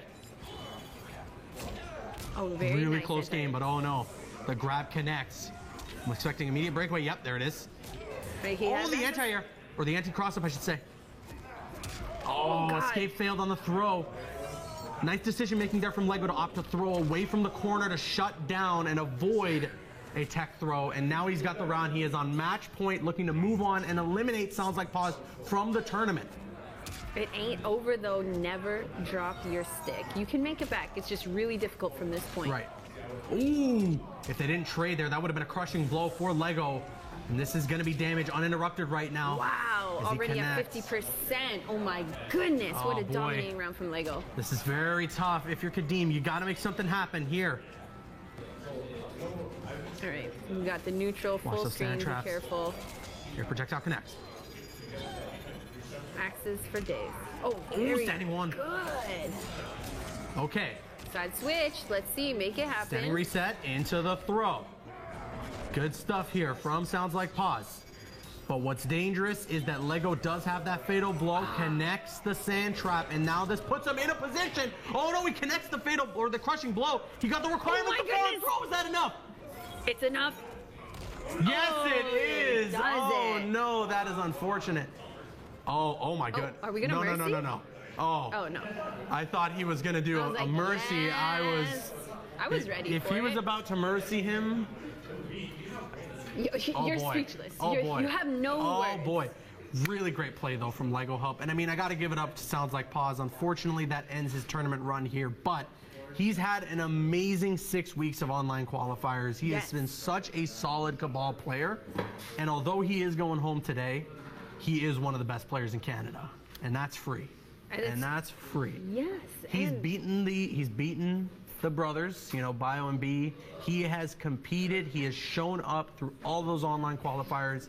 So I got to give it up to him. But Lego Help moves on. He is the victor of that set. So he stays alive in that losers bracket. makes it through. He makes it through. That's right. Great stuff there. I mean, really good play with Garrus. He just calm, cool, and collective. And I mean, The sand, Garrus's though, da- the sand Garrus's trap damage makes me so output. Angry. It's I ridiculous. feel like everywhere you step, it's like, no, there's quicksand there. There's quicksand there. Yeah. There's quicksand there. I was like, listen, these heels aren't built for walking in this. I'd rather just put Cetrion back on. At least then I got like someone to connect with. Yeah. She's middle-aged. I'm middle-aged. You know, feel. Oh boy. All right. Well, let's take it to Drew and Camille, who are with Lego Help right now, to talk about his victory. All right, Lego, congratulations on that match. Jackie brought up an interesting thing. You actually were here, well, you were coming from Injustice, and you always play a brute. What is it about those characters that you like? I don't know. I mean, they're kind of unique. I mean, that's not in Gears' case, but, you know, they're kind of unique. Like, not a lot of people like touching them. So, yeah. Okay. yeah. The one thing I noticed in your gameplay is that, man, you like to go for flawless block attacks. Like, how did you get so good at practicing those? I don't think it's that important in this game, but I think for certain matchups like Cabal, where he has the airsoft. Yeah. See, I don't have much options after that, you know, unless I like back off and whiff punish it with Sandtrap. But like on block, I don't want to hold those. I would rather just go for a punish. All right. All right. Well, I can't wait to see more of you in the tournament. Let's throw it back to Caboose and Jackie. All right. Thank you. All right. Shout outs to Lego. Again, a big underdog of this tournament. Played his heart out and will continue to do so in that lower side of the bracket. And now our next match, we're going to have Winter Wars face off against FluxWaves. And this is really interesting because Flux plays on pad and Winter Wars plays on keyboard. Yep. And traditionally, these have not been methods that are used until recently in fighting games, where we see a lot of variety: hitbox, mixbox, pianos, Guitar Hero controllers. Guitar Hero controllers, that's right. That's the craziest. I think that's where we drew the line in the FGC. Yeah. So yeah, I mean, definitely two kind of players, or at least two different styles of play here. We see that Winter Wars plays with a keyboard, which is very uncommon. I think it makes it much easier. Now that I've switched over to hitbox, I find it way more beneficial in Mortal Kombat, especially with the way the system works, because it's really like back, forward, hit. It makes it really streamlined. So is it advantageous to use a keyboard? I would say yes. Yeah. I would say yes. Yeah, I mean, that's what he's comfortable with, right? So, all right. I believe we are getting ready here for our game, so let's head across the pond. We got our boy Winter Wars and FluxWaves ready to go. Both very concentrated. They know as well, considering this is the loser's bracket, that this is, you know, lots on the line here. A lot of money's on the line. The beautiful trophy that's beside us here is on the line. Reputation. We have MTLSF watching for us. That's right. That's right. You know, we did see Flux at DreamHack recently. Gal. Yep. Like, here we go. Use those DBZ skills. That's right, and there we go. The Geyser connects, but not able to follow up the combo. Kung Lao historically has been quite a strong character, especially in Mortal Kombat 9. Definitely. Kung Lao has been obviously a really strong character from MK9. He still is really strong here. I mean, even in MK. Tools. I mean, not perfect, but really like his tools in 11. But Cetrion, something definitely contend with. She seems to have absolutely everything, and I am here for it as someone who used to main Starfire. Well, I mean, as Drew liked to talk about a lot during the online qualifier days, FluxWaves comes from the background of Street Fighter, so a character like Cetrion being heavily, being zone heavy, being more of a patient character, a more defensive character, that's something that very much fits FluxWaves' style, and you can see that he's obviously taking advantage of that. This is FluxWaves' style. Yes. Top tier. He just, look, who is the best? He's also known to make really comprehensive notes on every single matchup, every single player. So he's well researched. But here is some research. Kung Lao dealing almost 50% damage. There it is. We saw an escape fill there. That loads up a crushing blow throw for Winter Wars. However, he only has one. So you gotta be careful. But that does create a mind game. Nice wake up there. Winter Wars closes out that round now with that forward two. All tied up. Really close. All right. Getting into this third round. Oh, nice. Nice control of the neutral there. Not putting up anything except this wall of damage. Oh, the rocks. When you see that rock loaded up and you're jumping in, it is very nerve-wracking, but okay, here we go. Winter Wars has got the corner, and he's gotten FluxWaves to spend the defensive meter, so if he lands a combo now, it goes uninterrupted. Trying to get the flawless block, but instead gets hit by the amplification on that wall. Oh, nice. Sun switch. Yep. There we go. Okay, nice combo. He's got the corner here. That's good damage. Goes for the neutral jump. Back throw. Flux now. Has the corner himself. Good wake-up roll. Getting out Flux, not worried. Spacing is where Cetrion wants to be. Fatal blow is ready for both of these players. Oh, but the throw! My goodness. Oh, and that's the game. Good stuff there from Fluxwaves, closing things out with that throw. And we hear Winter Wars was pressing buttons, trying to tech, trying to get that tech, just didn't land it in time. It's pretty neck and neck, though. I mean, there's not a lot of adaptation that can be made. It's just mainly knowing when to capitalize on their whiffs. Right. Looks like we got something going on in the settings here. We're thinking about it. Winter Wars potentially thinking there was something going on. Maybe he was trying to get that tech throw and thought didn't land for a reason. But that being said, we're going to just head right into this next game. So I think if you're Winter Wars, I mean, he got a really convincing round off that game. Ends rough, ends in a tough way. Fluxwaves connects that throw, but it was not like Fluxwaves was walking away with an easy victory. Not by a landslide. No, you definitely had to work for it, and definitely could not play as lame as you see Cetrion players normally do. Like, we go to timeout very often in a Cetrion game. But all right, here we go, kicking things off. Winter Wars tries to look at that throw. Really nice tech there. Oh, nice, connects the amplified hat. That does allow him to combo, but he doesn't go for it. Winter Wars significant life lead, but Fluxwave making up for lost time, gets the crushing blow, full juggle here. Oh no, drops the combo, but still damage is damage, orbiting hat. Great pressure here. He's so from Winter Wars. Oh, dive kick straight into that projectile, that's tough. There's the amplified rock wall, geysers. You're ready with the laser beam side you gotta be so careful with that teleport. Oh, we didn't have meter to spend. That's unfortunate. Just standing there in place, spinning around, and that is going to end the round there. Fluxwaves takes it. Super unfortunate for Winter Wars, as he had gotten some hits in, but he didn't realize he didn't have the offensive meter to spend, unfortunately. All right, but meter is reset now into this game. Oh, capitalizes. Good defense from Flux. Here's the back throw. Looking painful, good positioning for Winter Wars. He's got the meter now, and he's got that corner, going for the forward throw, or sorry, forward four. Oh no, that's a crushing blow as he gets through the projectile. Great stuff from Fluxwaves. Oh, counters that teleport immediately with the down two. He is ready for it. Flawless block. Gets caught by the hat that time though. Okay, switches sides. Zoning of his own. Oh, nice, there's a punish. The walk under. Great stuff there from Winter Wars, as he gets a full combo off of it as well, and now he has the corner carry. Oh, but he activates the fatal blow. Hold on, big gamble here if you're Fluxwaves. Let's see if this is gonna pay off. It is gonna give him quite a bit of damage, tie up the life bars, but if he loses this round, that is a waste of that fatal blow. It's a waste of a very important resource. There's a teleport, he gets the grab off of it. And he gets the round. Winter Wars keeps himself alive and makes Fluxwaves regret the spending of that fatal blow. Great stuff there. Yeah, definitely favorable positioning now for Winter Wars. And he can rest a little bit easier when he gets Flux down. Right. There we go. Nice combo. Winter Wars seems to have found his rhythm here. Gets that back throw. Oh, nice. Avoids the high at the end of that string and gets the punish off of it. This is a goddess we're dealing with. She is an Elder God. Yeah. She is an Elder God. All the power. Oh, nice side switch. Can we get? Oh, nice misses. Good amplification there on the teleport, as that then allows you to kind of take a second underneath the ground before you show up on the other side of your opponent. Jumping in has been quite effective for Winter Wars. Winter Wars, yeah. Oh, trying to close out the game. And there it is, the jump three into the dive kick. So it looks like all Winter Wars needed was to head to the main menu, check the buttons real quick, and he's in there now. Sometimes you just gotta gather your thoughts, then out. Pray to a different god.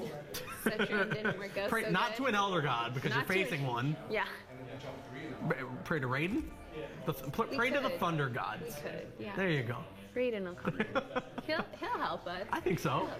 Not Dark Raiden. Not Dark Raiden. No. All right, nice opening. Right with the crushing blow. Immediately in that game. Another crushing blow there from Fluxwaves with that rock wall. We're tied up one game apiece here. Winter Wars found his footing in that last match. Flux still very consistent though. Definitely knows when to use the projectiles, gets the wall up. I'm not liking the laser beam from heaven that Cetrion has. It's really good. Yeah. Oh, this jumping in has been so effective for him. Yeah. 4-4. Very close here. This is gonna almost even up the life bars. Nice jump in.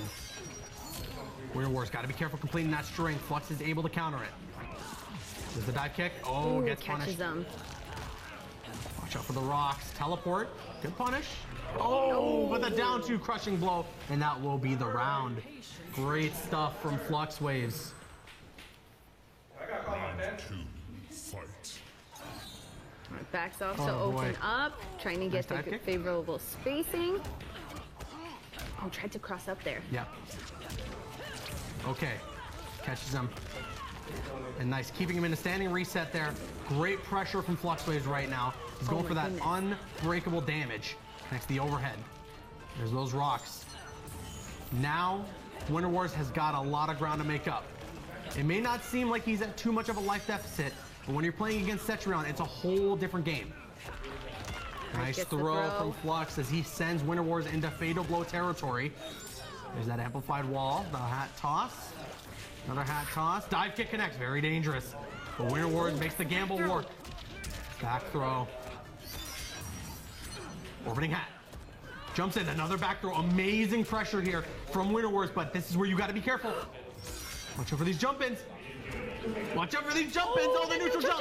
And that's gonna be the game as the down 2 connects off the teleport. And Flux Waves goes up 2-1 in the set after a very intense back and forth towards the end of that game. Immediately restarting, heading right back into the action here. Game number 4 is underway. Flux Waves up 2-1 in this set. Avoids the dive kick or blocks it, but doesn't punish. Oh, just catches at the end there. Gotta watch out for that. That's the tip. Gotta look out for it. Oh, nice teleport other side, making it happen. Gotta watch out for that. Again, that tip. Look out. Gotta watch out for it. There's the rock wall. Hat toss. All right. Nice throw. There's that forward throw. Good stuff. The blocks. Great defensive game here right now from Winter Wars. Yeah, we're seeing the kick being really effective on the jump in. Oof. I also like the usage of the dive kick to kind of close space rather than just for an really offensive reason. Yeah. Yeah, much safer than I believe dashing in. Right. All right, useful. Okay, walk in. Ooh, there we go. Brave. And also counters that air beam, but oh no, the side switch and the whip punish there from Flux Waves as he is now on match point. And this is loser side of the bracket, so we gotta make it happen. Come on, keyboard warrior, tell him off, type it in. Make it work. Oh no, that's a punish. No, it's not. Oh my goodness, if you're Winter Wars, you are so happy about that right now. That could have been so much damage. Nice defense there. Oh, was not. Catch him with the cross up. Winter Wars tried to wake up the roll to get on the other side. It didn't work out. He is going to convert here though. Good damage. Working her into the corner. Back throw. Escape failed. That locks up the, loads up the crushing blow throw. Creates a mind game now. Another throw. Her forward throw is so nice. Oh no. Oh no. This is so dangerous. Now Flux can win this with a fatal blow. Just needs to connect into it. Wall. Oh, what a comeback! Oh no! Wow, Flux just didn't get hit towards the last 10 seconds of that match. My goodness. The patience. Great not stuff even a there. Pop-off. It's just, that's the game plan. I mean, the patience. That's it. That's it. Wow. Incredible stuff from Flux Waves. Keeps himself alive with that Cetrion. He is, he's moving on. He's still in that loser's bracket, but he's moving on. Well, Cetrion, like, are you ever really in a loser's bracket? I mean, just like the wall to keep out. It's true. The As Eye the of Elder God. Oh my Lord. I know. Her tools are ridiculous. But I find there's a balance though, because Garrus has ridiculous tools. Like, if everybody is broken, is anyone broken? I don't know. I guess that's a good point. But so that does end Winter Wars tournament run here, but got to give it up to him. Playing with a keyboard, I mean, ridiculous. Ridiculous. The fact that he is able to play at the level that he does is not something to bat an eye at. He played really well through those 6 weeks of online qualifiers, won a week of the online qualifiers, and he made it all the way here. So you got to give it up for him. Just unfortunate that he wasn't able to move on. Hey, but he didn't go 0-2. He didn't. And that's important. Yeah.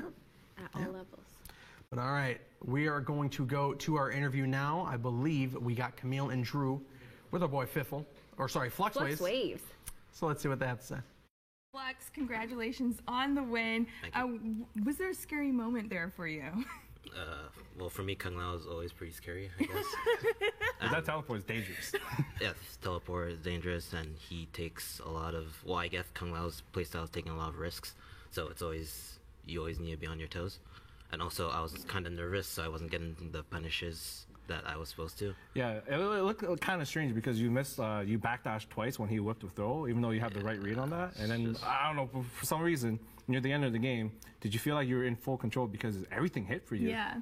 I guess I got the right reads. I'm just good. No. I'm not saying that, I got lucky. All right. Well, you know, we can't wait to see more from you throughout the tournament. Is there one player that you're looking forward to facing off against? Well, I think all remaining players are pretty strong, so I'm looking forward to all my matches. Oh, so humble. So humble. I love it. All right. Well, let's go back to Jackie and Caboose to start our next match. I mean, I'm so excited. Hey. This is going to be grapple versus projectile, and this I'm so next here match for it. Is going to be amazing. Yes. I am very, very excited for this next match. It is going to be Biohazard facing off against D2 Stabs. The story here. He's been doing so amazing. Players, it's been incredible. Stabs. It's been incredible. We see 1 week that we have Biohazard have this incredible run, but then Stabs from the losers bracket makes this insane comeback. Then the following week, Biohazard flips it and does the same thing from the losers bracket, comes back, faces off against Stabs in the winners, and resets the bracket and wins. So there's a lot of history between these two players. Oh, that sportsmanship. A lot of history. There was some sportsmanship. They did just shake hands. Can we make it high stakes though? Like they both have glasses. It should be like loser gives up their sight. Like the loser never wears glasses ever. Is that again. what's on the line here? Not 10K prize pools, not this trophy, not final combat. Real high stakes. Your vision. Yeah. All right. So let's take it to the match here as they get underway. Biohazard going to be playing with Kano. Most likely we're going to see Stabs playing with Frost. Yes, indeed. Let's see what's going to happen here. I'm very excited for this match. I'm so excited. I'm so hyped. That Kano ball. Throw a dagger. You got to watch out for the Biohazard special, the down one into Kano ball. Got to watch out for it. But all right, here we go. Game number 1 underway. Who is going to be walking away with the victory here? And I love how Frost has such powerful short hair. Like this is a serious pixie cut. Frost is a badass. An OG 3D era character. Gotta love it. When she came out, you were like, oh! All right, getting into this first round. Nice opening. Oh, here we go. Knives for days. No, we got those too. Goodbye. Stay back. I love the wall. Here comes kind of the anti-zoning play that we saw from Stabs, activating those projectile shields to avoid a shot of a projectile. There it is. Yep. And that gives him the advantage to counter the projectiles just like that. So some great tools available here for Frost. And this is consistent gameplay. Like the game plan has been the same for him all throughout the 6 weeks. Right. Wall up, walk in. Oh, look Connecting at those projectiles. He's playing the full screen game extremely well, but a nice forward 3 there from Biohazard to close the space a little bit. Delays the activation on that Kano ball amplification and gets the hit in. It's still a trade, but it hits a hit and he has to break away. Decides to spend the meter, which is a bit of a gamble. And nice he's gonna keep things safe. Oh boy, Biohazard, unfortunate. Sees himself in the corner now with no defensive meter to break away off a potential combo. Let's see here, what is Stabs gonna do? Yes, gets the freeze. Yep, standing reset. Keeping it safe, corner pressure. Jump in. Biohazard tries to go for the overhead string. And there's those projectiles once again, now playing that zoning game. I love wall up, not wanting any daggers. Oh, takes them now. Nice roll in. Great stuff here from Stabs, but also good defense there from Biohazard. Oh, connects the back 3 crushing blow. This is definitely going to give him the life lead now. Okay, Biohazard seems to have taken control. He is in the driver's seat with that flawless block and connects the combo to tie up the rounds. Okay. So strong at the end there. We're awake. 1 round apiece. Here we go. Good positioning for Bio, but here we go with the throw. Give me that corner. Yep. Let's go for the low. Counter Bio, switching sides off the jump. Just let him jump over. That's it. Ooh, watch the jump ins. Okay. Full combo. Just gonna take the chip damage. Sends out some knives, gets those hits in. There's a trade hits there. Nice forward 3. Good stuff there from Bio. Wasn't able to capitalize, but it's unfortunate. And now he connects the 2-4, 1+3, switching sides, but Stabs answers right back with a back throw. God, it's neck and neck. He's got the corner positioning, just waiting. Nice reaction. Tried to delay the Kano ball again, but Stabs gets a hit in. All right, walls up. Projectile shield. Anybody's game right now. Definitely a match living up to the hype. The fatal blow. Oh no, he countered, but he didn't follow up. That's the game. There we go. Biohazard closes it out after a scramble at the end there. I was panicking. Very intense. Very intense. All right, Bio taking that game. That's but it was really close. So he's up 1-0 now. And I like the dedication in Kano. I mean, we saw a lot of Garrus at the start from him, and now we've seen him kind of settle in and find his grappler. He is stuck with Kano through and through. Everywhere he's traveled, this has been his guy. Nice, get the ball. Trying to get control, but we're still in a good neutral positioning here. Ooh, try to go for the command grab, gets shut down by that wake up. Good stuff there. And Stabs once again just playing this zoning game. Really good use of the wall to keep those knives at bay. And just give him like a little extra shielding. And find the knives. Nice immediate jump Kano ball to get the punish. Does it again. If it ain't broke, don't fix it. Oh, wow. An amazing punish there from Stabs. Ducks low on the projectile and immediately gets his hits in. Switches sides and everything. Oh, okay, but don't command grab. Anybody's round to win the anti-air standing 1. Not going to be enough though to close out that round. Oh, he tried to go for it. He tried to go for it. You gotta be careful with those projectiles. My goodness. Projectables. The projectables. Oh, nice. Shoot him out of the air. Yeah. Look at Bio, the confidence, just trying to walk in. Oh, there we go. Gets the roll. Bio trying to react, just not quick enough there on the 3, starting that 3-4 first. Oh, nice gets the catch block. there. And that's going to be a full combo. 24%.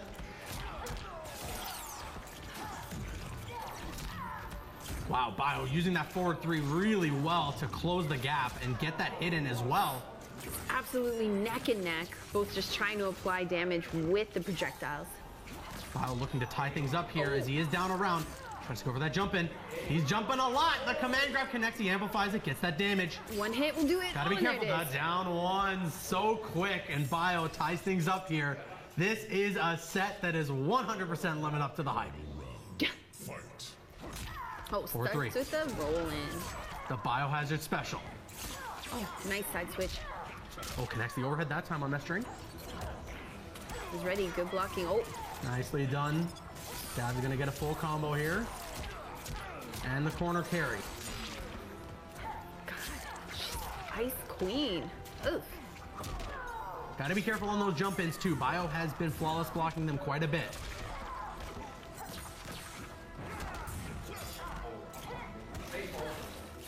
All right, good momentum here. Stabs has got to keep it up though, because he's looking in a dangerous It's so spot. intense. We'll use Command grab. Oh my goodness, the Biohazard special. What do you do? What do you do? What do you do? More projectiles. What do you do? Stay back. Stay away from him. Wall up. Don't let knives in. That's it. Be That's afraid. it. So Biohazard now is up 2-0 in this set. All right, we're gonna However, I change believe stage. this is back to the winner's side of the bracket. So no one's going home after this. Not yet. Not yet. But we'll that see what doesn't happens. take the pressure off. Like, you want to stay in winners. For sure. It's easier. For sure. It's easier on this side. But at least it's a little more of a relief that whoever loses the set, You don't have to pack their it tournament up. run hasn't ended.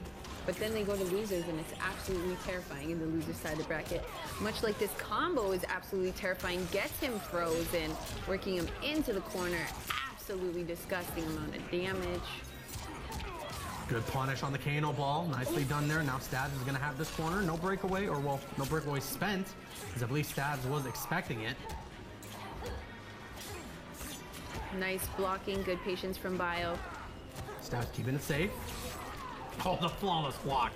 Good awareness there from Biohazard to see that the strength is something that has enough frame gap, but there's a crushing blow now from Stabs. And he's going to get a full punish off of it, a nice 30%. Oh, good wake up there from Bio as he connects now the back throw and has the corner advantage. Don't count him out here. Oh, but the back throw connects there now for Stabs, and that's going to get him the round. He's just got to do that all over again, and he wins the game. Yeah, it's easy, just like that. You could do it, I could do it, get $10,000, go home. Why am I not competing? Exactly. All right, nice, gets the throw. Back to neutral. This is good area for Frost to be in to get her projectile game started. Again, let's get some space with that throw. Stay out. I'm turning here. Get back. Projectiles. Okay, Stabs activating that shield. Now he's got to play a little more of this full screen game. I think he's just a little more afraid because Bio has been calling him out on the activation of that shield every time with the forward 3. And now he's got the full screen to work with. There's that shield once again. And there's that forward 3. That's what's avoiding Stabs from playing that zoning game. They just roll right in. Yep. No one invited him, but there he is. There he is. Look at that. I love how intimidating. There's that forward 3 again. Wow. Down to anti-air, try to combo off of it, but wasn't able to time it right. Doesn't get the chance to get the hit off of that Kano ball. Connects the forward 4-3 though. Neutral jump. Oh, there was an attempt at a down to anti-air that did not work out, but Stab trying to close out the game here. He's going to keep it safe on wake up. Oh, be careful. Good medium. Oh, no. And that's the game. Oh, my goodness. Very intense. Very intense end of the game there. Stabs, I'm sure, happy that that fatal blow does not connect. Keeps himself alive and now has a game on the board. We're awake. And those projectiles, once again. What's so tough, what allows Biohazard the chance to get that roll in that he has been so consistently landing is that the first 2 hits of that projectile are a high. And the forward 3 just gives you gets free right under it. opportunity. Yeah. Oh my goodness, the wake up 2 connects. Nice throw there from Stabs. As he's got a bit of ground to make up here, and it looks like this is the beginning of it. Nice, gets the knives to connect. Gets both of those to connect that time. Stabs trying to get a jump in here. Back 1-2 connect into the micro burst. Oh, but unable to connect the jump in. That's super unfortunate, but gets the follow-up and has a crushing blow here. Now immediate breakaway from Biohazard. Yeah, Bio needed that breakaway. He's in good territory. He has enough life. Oh boy. Oh, is this fatal blow going to connect? This could hurt. I don't know. Yeah, okay, there it is. That's the fatal blow activation. Just bet everything on this now. I don't know if this is going to be it. It's going to be really close. 39%. Yeah. Bio's on the magic pixel. Chip damage. Yep. Oh boy, very scary. Very scary. But look out for that forward thing. Oh boy. Oh boy. Oh, the down 4. Oh, so smart because it hits low. Wow. Great range on it too. It did not want to put up with any roll-in. He's just like, no, go away. That's right. That's right. And now Stabs is going to get a corner or a side switch with this combo here. And nearly 30% damage on top of it. As that cannonball tried to punish, wasn't able to. Nice. Both just trading projectiles here. Wall up, definitely helping Stabs get momentum. There we go. This is the game Stabs is looking to play, but Bio once again just immediately shutting it down. Forward 4. Has the corner. Not a place you want to be if you're Stabs, and he says, okay, I'm out of there. He heard me. Full cross up puts Bio in fatal blow territory. Has a good life lead. Avoiding the amplification. Nicely done. That was amazing stuff there, and that should close out the game. Yes, indeed. We're all tied up 2-2. We're going to game 5. For the first time of this top 8, we are going to game 5. Yes, 2-piece and a biscuit. Listen, I hyped it up at the top. I said that this was going to be... You promised, and they've delivered. That's right. You're a man That's of your right. word. That's right. Or are they a man of your word? Are they men of your word? Let's just find out who's Let's gonna see. finally win. Oh, we got the stash out? Oh I'm boy. just not a fan of public urination, you know? Like, some stuff should just be safe for at home. Close the door. Listen. Close the door. And put the seat back down. I don't disagree. Put the seat back down. Enough of this potty talk, though. We got the walls up. Oh boy, here we go. Into game 5 now. Starting things off, the back 1-2 is going to connect now, and Stabs is going to get a nice little combo out of it.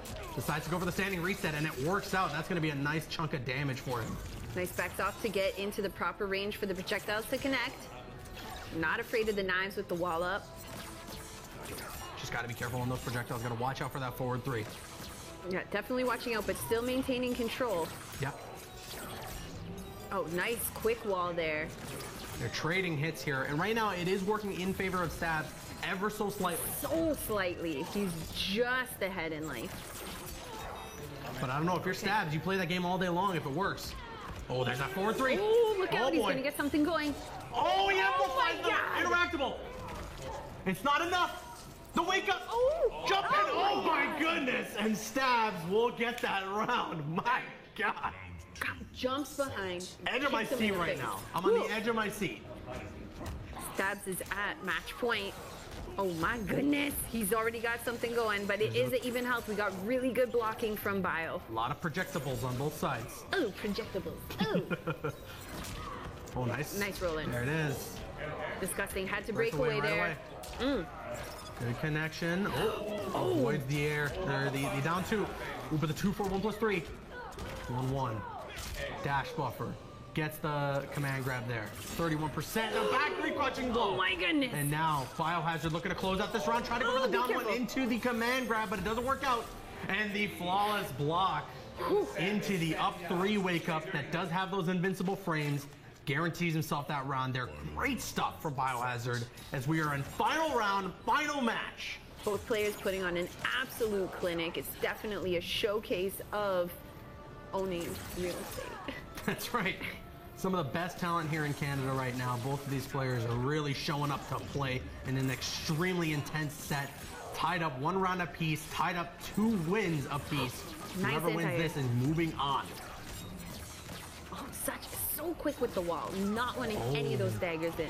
Shuts down the jump in with the projectiles. Now Stabs has got quite the life lead. Bio has got a bit of terrain to make up here. Goes for that neutral jump. Gotta be careful here. Who gets caught? Ooh. This is dangerous. Risky territory for Bio. He's tossing projectiles. Is this Carabana? Because they're daggering. Oh, no, my those God. trades working out in favor of. Oh no, Stabs gets the win. Wow. The trades. Oh my goodness, what an extremely intense set. And Biohazard unfortunately walks away with the loss. As That was insane. Some really good stuff there from Stabs, just keeping himself calm, cool, and collective, doesn't crack under pressure. Each game was down to the wire the same exact way, the life being so incredibly close to one another. Any hit would do it on either side. My goodness. My goodness. That was incredible stuff. That was incredible stuff. And I mean, what else do you expect? Especially after what we've seen from both these players in the 2 weeks, especially that went at it against each other in some of the most intense stuff I've ever seen in Mortal Kombat 11. And just utilizing the breakaway. Yes. Yeah. Really showcasing all the talent here. Northern Arena. I mean, Great stuff. All of these Great players stuff. need to get scouted right away. The flawless blocks, like so much ridiculous play on both sides, so much smart decision making on both sides, but at the end of the day, Stabs is going to be the one who walks away the victor, and unfortunately, Biohazard is heading to the loser side of the bracket. Now, someone who is used to playing for points is Feifel. And in fact, there was a tournament way back 4 years ago where Okay. it was like, I think he came in second, but he had enough points that he clutched out the win. So he's very familiar with this situation. That's right. But before we do get into that match, we are going to kick it to an interview real quick with Camille and Drew talking to Stabs after that incredibly intense set. You have the biggest smile right now, and it's well deserved. You mentioned that was your biggest fear. What was scary about that match? Definitely just honestly, it's not even Kano that's scary. It's just Biohazard. Is such a strong player. He can read people very well. Yeah. And even the first 2 games, like, I was pretty terrified. And once he got momentum, he took rounds. But eventually, I started playing a little better, smartened up. I was able to take the last round. So, a lot of top players are saying Frost is bottom 5. Do you agree? Nowhere near bottom 5. Bottom 5 is no. She's definitely at least A tier. Honestly, her biggest issue was she had no mid. Now it's 11 frames. Anytime someone does something on block, do the mid, safe, push them away. Honestly, that's her only issue. Now, how did you turn it around, right? Like, what was that moment in the matchup where you're like, okay, this is it? So I lost the first 2 matches because I didn't respect roll once, and then I realized that that's Kano's only way in. Is roll. Yeah. So I'm just okay. Once he's in roll range, just do nothing. Just do nothing and wait for him to do something. All right. Well, I can't wait for you to do something a little later. Let's see how it goes in the tournament for you. Let's head it back to Caboose and Jackie.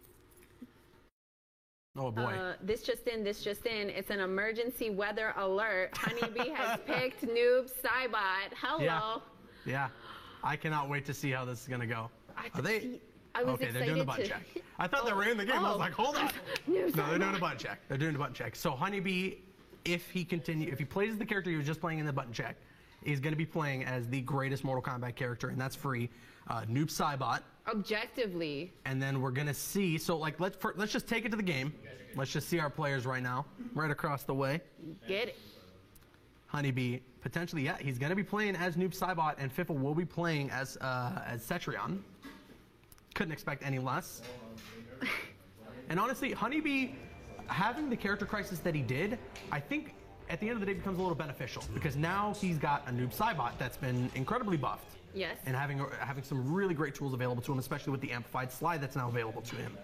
He could have a Cassie that's still an extremely solid player. Or he's got his D'Vorah if he wants to pull that out to mix things up from time to time. Just to gross you out specifically. Yeah, to gross me out specifically. Of course. It's all for you.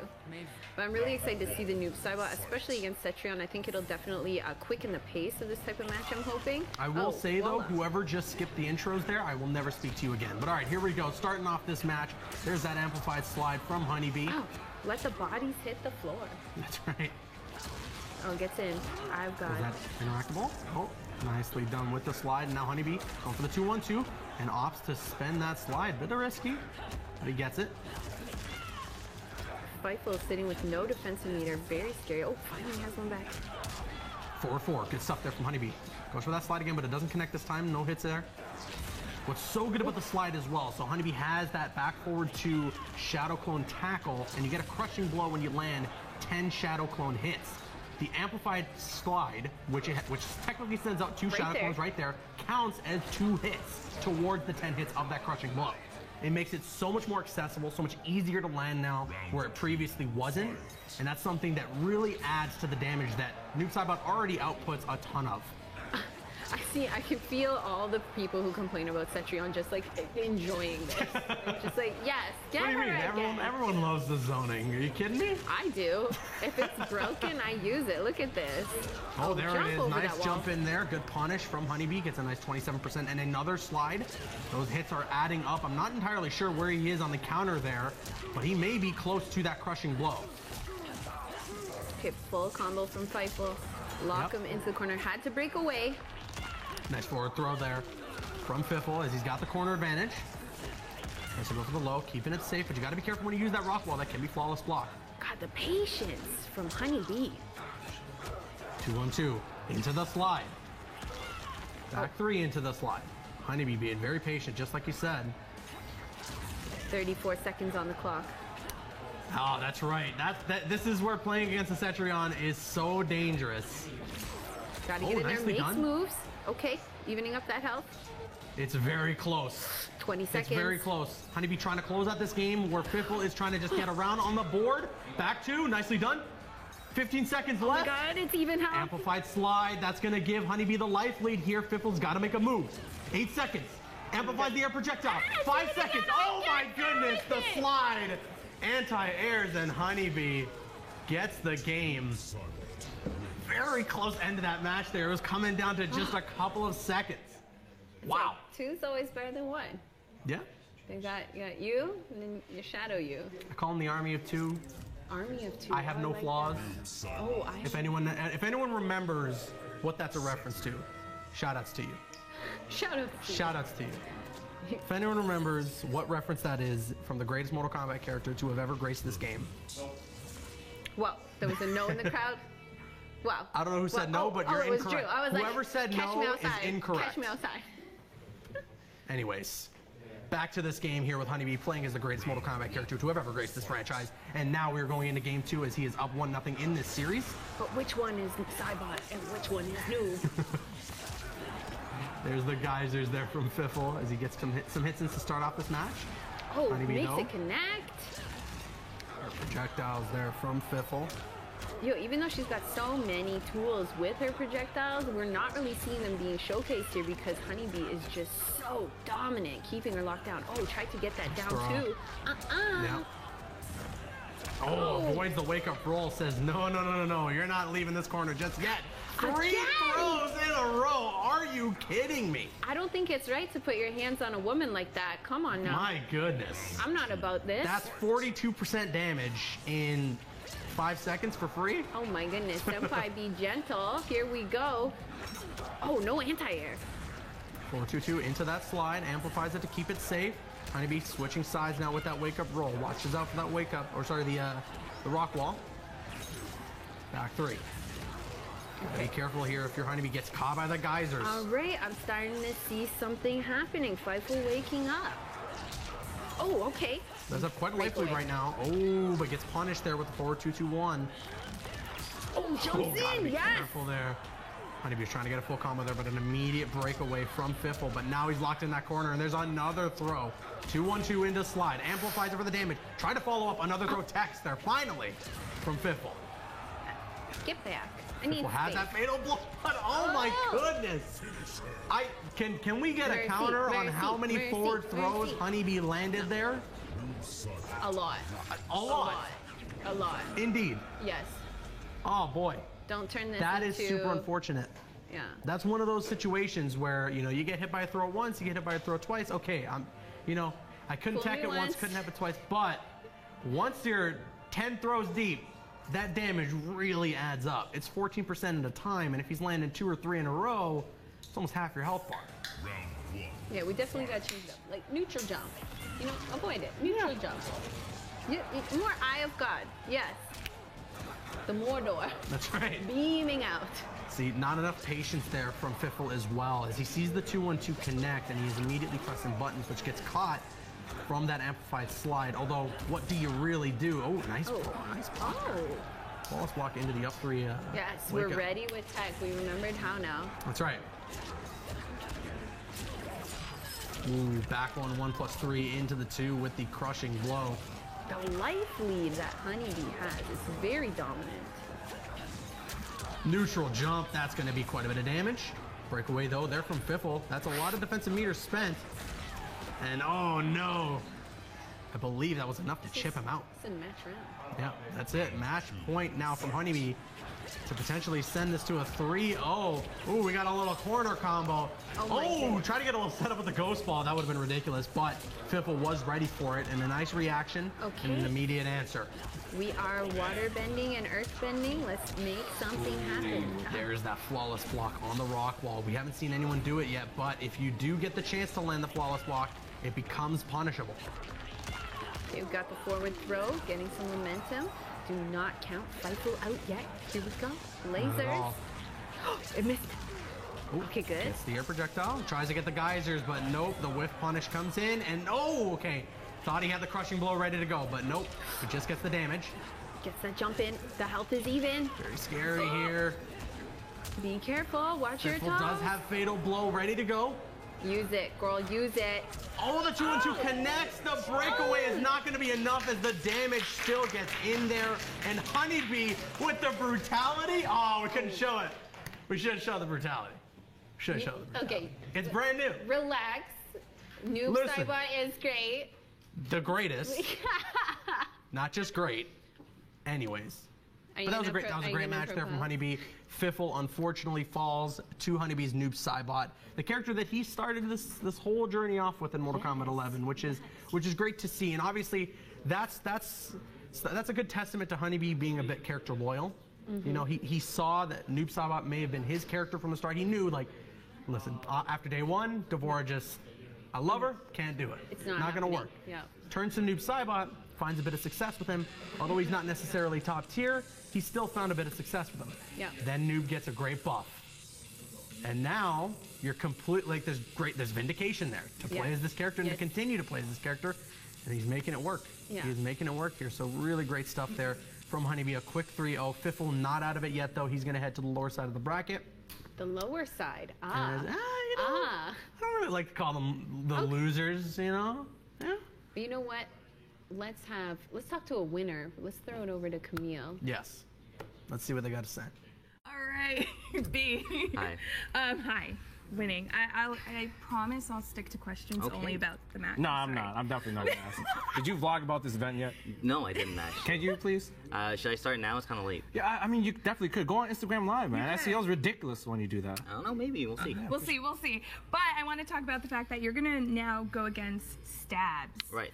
He took down your bro, man. Yeah, I gotta avenge him. You gotta he's out for the lineage, Biohazard. How dare you, Stabs? Yo, that dude's out for your entire lineage. Yeah. It's crazy. So I'm gonna try to stop that real quick. Oh, just shut it down like that? Well, I'm gonna try. Yeah. So, is your favorite move throw? Okay, here's the thing. You were throwing a lot. When I was fighting Fiffle, I noticed that I tried to do my 2-1-2 auto shimmy string, and he would always block. He never fell for it. I'm like, you know what? Maybe he's just not even trying to tech, so I'm just gonna throw him. And he got thrown a lot. So that's essentially what happened right there. Yeah. If you try to tech, you will get thrown. Yeah, you reach out to you. All right, B. Thank you so much. Thank you. Let's head to a quick break, and we'll be right back. Hello and welcome back to Northern Arena's Mortal Kombat Clash Finals. If you're just joining us, we had 6 weeks of online competition, and now one person will be crowned champ and take home a huge chunk of the $10,000 prize pool. So we're looking forward to it. Let us know on our socials using the hashtag NAMKK who you think will win as well. While you're on there, stop by our Twitter page, Northern Arena, and you could win a really cool gaming chair. So you want to make sure to do that. I'm looking forward to the next match. Jackie, Aaron, take it away. Thanks, Camille. And we don't have a bromance. I'm a little let down. I thought we would have a good bromance, but that's okay. It's gonna be you and Drew. I mean, I'm sorry. I'm sorry. I'm sorry. So direct. Shout out to Drew. So our next match. Yes. Going to be a pretty great one. I'm excited. We got Lego Help. Yes. Who's going to be facing off against Fiffle. So Fiffle, still around here. The Fifle. That's right. But let's take a look at our bracket. Let's take a look at some of the action that we've seen today. So we got a match in Winners Finals that I'm also very excited for that will be coming up in a bit. D2 Stabs facing off against Honeybee. But as you can see right now, we got Fiffle facing off against Lego. Then we'll see Bio and Fluxways face off. The winner of those two will face off against each other. And we'll just continue to move on through that lower bracket and then see who's going to be heading to Grand Finals and making their way to Final Combat in 2020 with that 10K prize pool and this trophy right here, you know? This one, the bludgeoning weapon. That's right. This is like solid. Like, I don't know if you can see, but I'm just going to fingerprint it up. But like there's a heaviness it's pretty to heavy. it. This isn't like those trophies you've seen at other DreamHack competitions. It's not legit. going to fall apart. All right, let's get into our next game that we got here. Like I said, Lego Help's going to be facing off against Fiffle. I believe they are doing. Are they in it? Is this going? All right, the match has started. No button checks. Or they already did their button check and I hadn't realized, but here we go. Match number 1 is underway. Fifle. Sandtrap connects. Yeah, in the life lead, but Sandtrap connects. Even, wow, so much damage. I feel like Fifle had to work for that, even though it was only a laser beam. Nice anti-air there from Lego. Okay, got the wall up. Get back. Oh, good stuff. Man. Reversal counter. Forward throw. Timeless. Okay. Oh, and catch got gravitas, you know? You got to watch out for Garrus. Dude can't die. He's invincible. Listen, it's okay. They're supposed to be friends. Oh, already a fatal blow. What's going on? Yep. These throws are adding up, all the little chips of damage. Oh my goodness, hold on. Is this Honeybee? What's going on here? 3 throws connect in a row, and Lego seems to be taking advantage of what he may have noticed from the last game. Yeah, he definitely got a little bit of a download there. All right, now we got the forward but throw. Fiffle's got throws of his own. Okay, Fightful nice. getting the slap. Don't come too close to me. Gotta be careful here. Oh, nicely done, Good Rockwall. spacing. Was ready. Fiffle. Ready for that sand trap. Great Do not punish. catch me. Oh, I'm excited. I'm awake. I feel like I'm watching a real fighting game match. Here we go. Oh, sand trap. Good reversal punish. So the geyser and the sand trap are both punishable, and both of these characters can actually punish full screen off of blocking either or. So if Fiffle tries to go for that geyser and Lego Hulk blocks it, he can punish with the sand trap and vice versa. Oh, I love it. Gotta be careful, and there it is. There it is, yeah. Tip That's for it. tat. That's it. Wake up roll there from Fiffle. He's trying to close out this round here. Such There's a the good body referee. splash, 1-on-1. Tries to get the crushing blow there off of that connection, but it doesn't work out, and Fiffle is tying things up now, 1 round apiece here. Okay, here we go. Final round. Oh, nice use of the Nice air dash projectile, back. yep. Oh, shuts things down with that sand trap. Good wake up though there. Oh, and a great punish from Fiffle. Catches the whiff. Oh, had down to break 2 free. to just cash out the damage, even though he knows that the breakaway's coming. Which will jump 3. Okay, Fiffle in control right now. Wow. Hot. Dominating. So 2-1. Not even worried about being in the corner. Garrus who? This is like my stage, girl. Hometown advantage. Yes. Full screen, not even worried. Look out. Look, I mean, love that. could be hometown advantage for Garrus as well. You got the hourglass in the Technically, background, yes. you know, the sands of time. I like that how he's always ready watching his toes, looking out for those sand traps. Of course, yep. Gotta be careful throwing out that sand trap, and if you're Fiffle, you gotta be careful throwing out the geyser. The neutral. He doesn't need to throw out the geyser. The life advantage is only 27 seconds left. That's right. Just and stay away. If you're Lego now, you gotta start making a move. There's just about 20 seconds left here. Oh. Here we go. Move is Sand trap made. lands. Oh. It's gonna be really difficult for him to make this comeback, especially after that tech throw and a nice usage of the rock wall. That gets Fiffle the first game. Yes. Earth and Fire. Earth, Wind, and Fire. It's the 21st of September. Do you remember?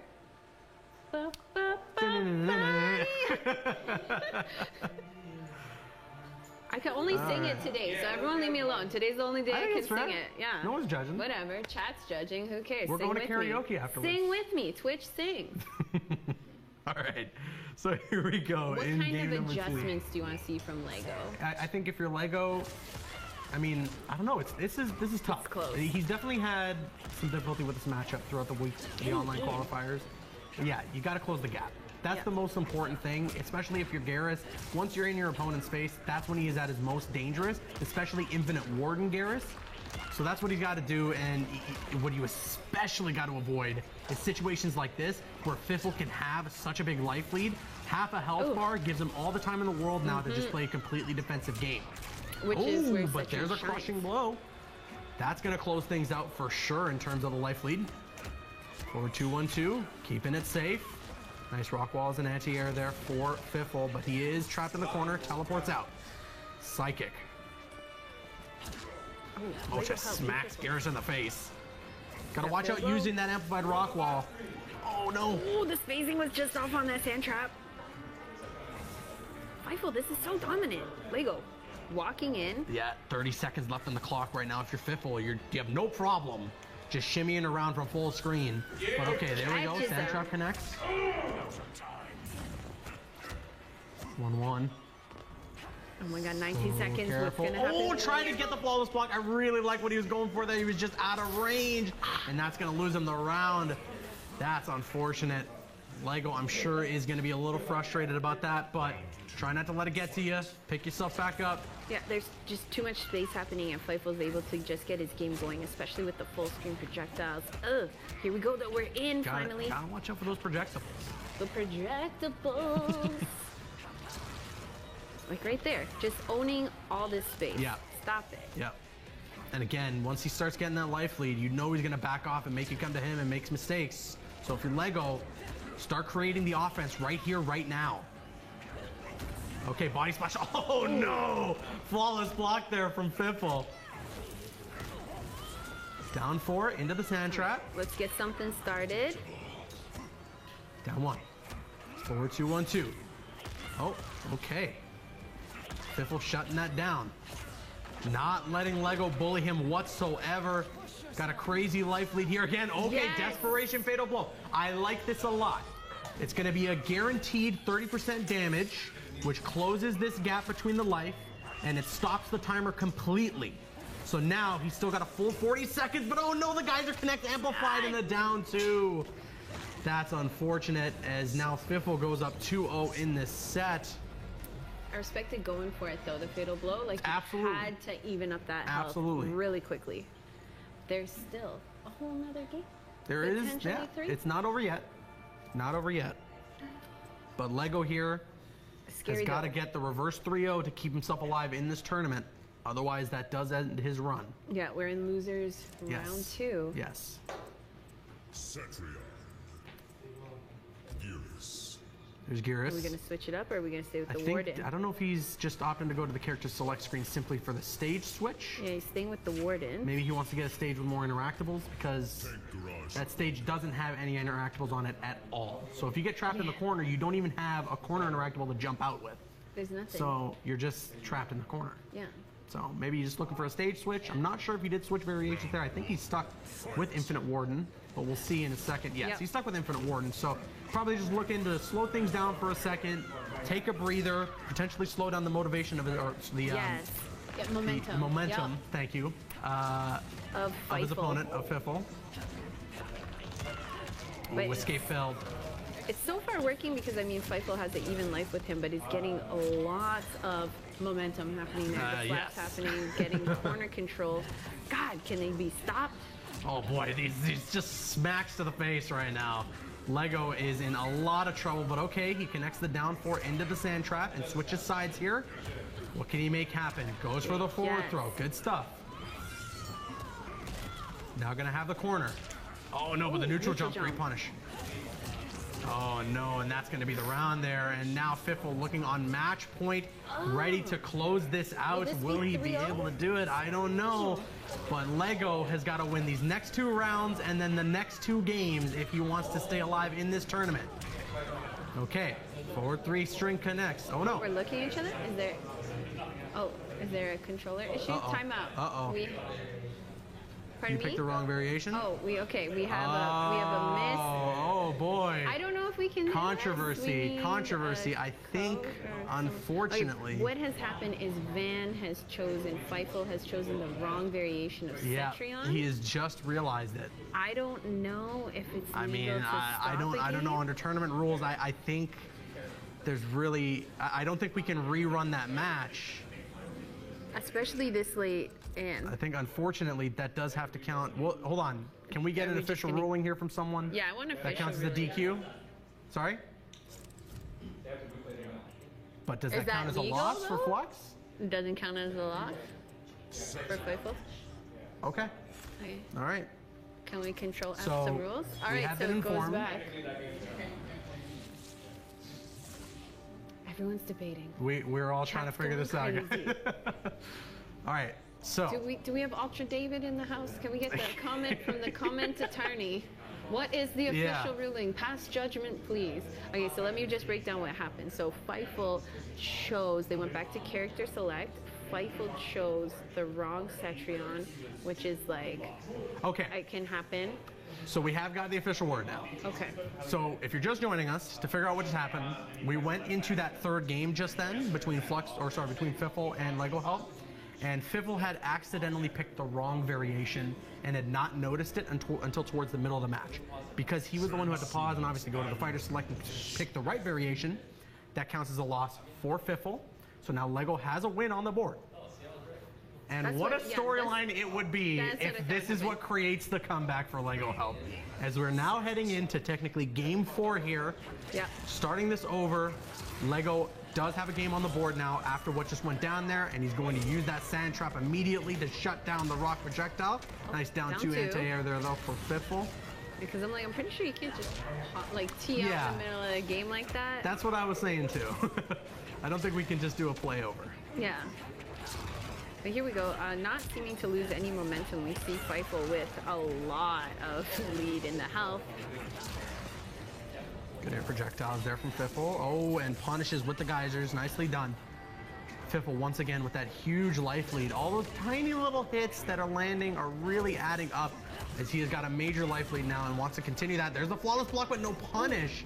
That's unfortunate. Oh, especially from someone who has been displaying some incredible flawless blocks this entire tournament, this entire online tournament. He's been doing such an amazing job for LEGO Help. Not to land there is really unfortunate, and something I'm sure he's going to be kicking himself about as he is down around, and now once again Fiffle in position in match point. Was he not at match point last time when we called the tee? I believe so. He may have just not noticed. I mean, her variations are fairly similar. There's just a couple of differences there. So maybe he was just being charitable. have a round. And good life lead has LEGO Help almost down to 50%. LEGO There's the back throw there. Yeah. Hammer time. Geysers. Oof. Okay. Again, a lot of damage. Oh, okay. Drops the combo. And there's a punish. Nicely done there. LEGO got to make up some ground right here, right now. Going for the forward 2-2. Try to get a crushing blow off of that wake-up roll. Connects that sand trap once again. Gonna be a free 14% damage. Ooh, try to go for the standing one anti-air. Did not work out. Are we gonna see fatal blow from LEGO? Let's see. We got full screen. This is not where you want to be. Letting Centurion. 40 seconds left. Time's running out. Okay, another amazing decision there from LEGO. Again, I completely agree with it. Stop the timer. Get 30% damage. Close that life lead. Get the life lead of your own now. Now you got to win the round. It's just that easy. It's just that easy. I don't know if I agree with giving so much space. You gotta get in. Oh no, that throw. Any bit of damage is good for Fiffle right now. 25 seconds left on the clock. LEGO's got to make something happen here. It's so close. Blocks the air projectile. Doesn't want to get hit. That much is for sure. Tries to go with the sand trap. 15 seconds. Down one. Go for the jump in. Oh, the down two anti-air. Great reaction times there from Fiffle as he closes things out now officially 3-1. And that's going to end the tournament run for LEGO Help. But I got to give it up to the kid. Amazing. Played his heart out for the online qualifiers and made it all the way here. And he is definitely one of the best players in Canada when it comes to Mortal Kombat 11. So you got to give it up to him. But Fiffle stays alive. The Cetrion player moves on. Does he want to try and maybe make a run here? Yeah. And get a little bit of revenge? I mean, let's talk about LEGO's journey. He started off against Biohazard today, and then he went down to do a 3-0 over Sounds Like Pause, and then leaving to Feifel. Yeah. That's tough. Still a good run. It's tough, but it's a great run. Again, like I just said, he was one of the underdogs of this tournament, one of the more underrated players in Mortal Kombat when it comes to the players that we see in Canada. And I mean, he's done an exceptional job. The tech that he has shown off with flawless blocking, that is as advanced as it gets when it comes to Mortal Kombat 11. You know, I always say it's what separates the if you're a good player, exactly from the pros. From them. Exactly. That's the best way to put it. You know, learning how to use that tech and learning to shut down things like an air projectile or a jump in, things like that. That's going to be so important because then your opponent starts to be afraid to even press buttons and hit you on blocks. So good stuff from LEGO. His tournament run has ended, and Fiffle will be moving on. So speaking of, let's kick it to Drew and Camille with their interview, talking with him right now. Wow, what a controversial matchup. That was my fault. Fiffle, what happened? Well, LEGO went back to character select to assume, think about things. And then I was just pressing X really fast. My character and you chose the wrong variation. Yeah, and I didn't realize till I had a round up. Yeah. And I used the wrong special move. Right. I was like, oh crap. I mean, mistakes do happen, and it's good that you recognized it. Unfortunately, we have to award you a loss. Yeah. I understand. Yeah. So coming from, because everyone's like, yeah, Fiffle, you know, he's the man. He's like a ghost. A ghost. Yeah, you were definitely a ghost. I remember. What happened? Where were you? Well, I was playing. Well, I gained my name in other games. Yeah. My name, and you know, a certain game, I got tired of forcing myself to play. Yes, I remember. So I just I've been bouncing around games trying to find something that clicks, and I think Mortal Kombat clicks pretty well. All right, well, I can't wait to see how you play later on in the tournament. Let's head back to the desk. Caboose and Jackie. Oh boy, so great stuff. Fiffle keeps himself alive, just like I said. And up next is the other Cetrion. Yes, Flux Waves Yes. versus Bio. This one is going to be tough because I have to keep my bias out of it. Because, I mean, I like both Yes, you people. do. Yes, you do. But I'm always flying the MTL flag. So here's the thing that's really key, or what's crazy about this matchup, and something that, you know, this could be grand finals right here. Definitely. This could be winners finals. Definitely. This could be, you know, this could be the match of the night. But right now, whoever's losing this set is out of the tournament. Back it up. Both of these players in the losers bracket. So let's take it over to our players and let's get this game rolling. We got Flux Waves facing off against Biohazard. Bio sticking with his guns, sticking with Kano. Flux obviously going to be playing with Cetrion here. And I mean, if Flux moves on, we might see a rematch of that Cetrion mirror match. Oh, God. And I know everyone is super excited for that. Let's get to it. Gobsmacking news, that ain't. It should not be a source. Listen, of pride. Mother Nature. Reduce, reuse, recycle. Let's go. That's it. Okay, starting things off immediately. 2 air projectiles there. Or hold on. Okay, this is the button check, I believe. I was sitting there commentating like, yeah. No, but Biohazard doesn't believe in button check. No, it's not. Oh, it's not the button check? No, Okay, I saw some teabagging in there, so I thought it was. No, Bio doesn't All button right, check. all He right. gets straight No into button. it. All right, there we go. Flux Waves, good use of the wall there. I feel that Bio is always ready Okay. for knives. I just realized Bio is using the dirtbag variation, and I think this is really smart to be utilizing this. Look at that damage over time. Did you just see that health bar get melted? But hold on. Ugh. There's a crushing blow. Grass Can't be is 2 counting out times. Flux just yet. There's a back throw. One little hit and a fatal blow. Now gets him the round. Ooh. Oh, but the Kano Ball is enough. Nice awareness there from Biohazard as he realizes that there wasn't enough defensive meter to survive on last breath there for Flux Waves. But he's got defensive meter back now. Getting ready. Full screen projectiles. Nice blocking. Yep. Good Projectiles control there. of the space. But Flux is used to this. He's a Street Fighter player. Just duck and slowly move in. He's comfortable here. Okay, Geysers connect. Gonna go for the teleport and land a little combo. Okay. Getting some hits in. Kano Ball. Kano Ball. Down 2 anti-air. Good stuff there from Flux. Tech throw. Amazing. Oh. Oh, Okay, ready. so now Biohazard has activated the armor on that Kano Ball, but he uses the Kano Ball, so that does deactivate it. There's the Molotov. Be And careful. that's gonna hurt. Ooh. Can't get out of the corner. Oh, with the fatal blow. Okay, hold on a minute now. There's a lot of resources being spent here from Flux Waves, and he is using this as his last-ditch effort to potentially tie up this round. There we go. Life health is even. Ooh. Very close. Anybody gain the Kano Ball? Amplifies. And there we go. Nicely done from Flux Waves. Keeps himself calm. Gets himself the round, and we're all tied up now. He's ready for that ball. That's right. Ooh. This is our projectiles. Geysers connect. Geyser. Yup. Go for it again. Yes. Full screen. Look at following it in. A lot of projectables right now. So many projectables. Air projectables. Projectables everywhere. Oh my god, it's so boy. even. I Oh, love nice it. punish there from Bio. Yo, I love how neck and neck this is. Yep. There's a cross up.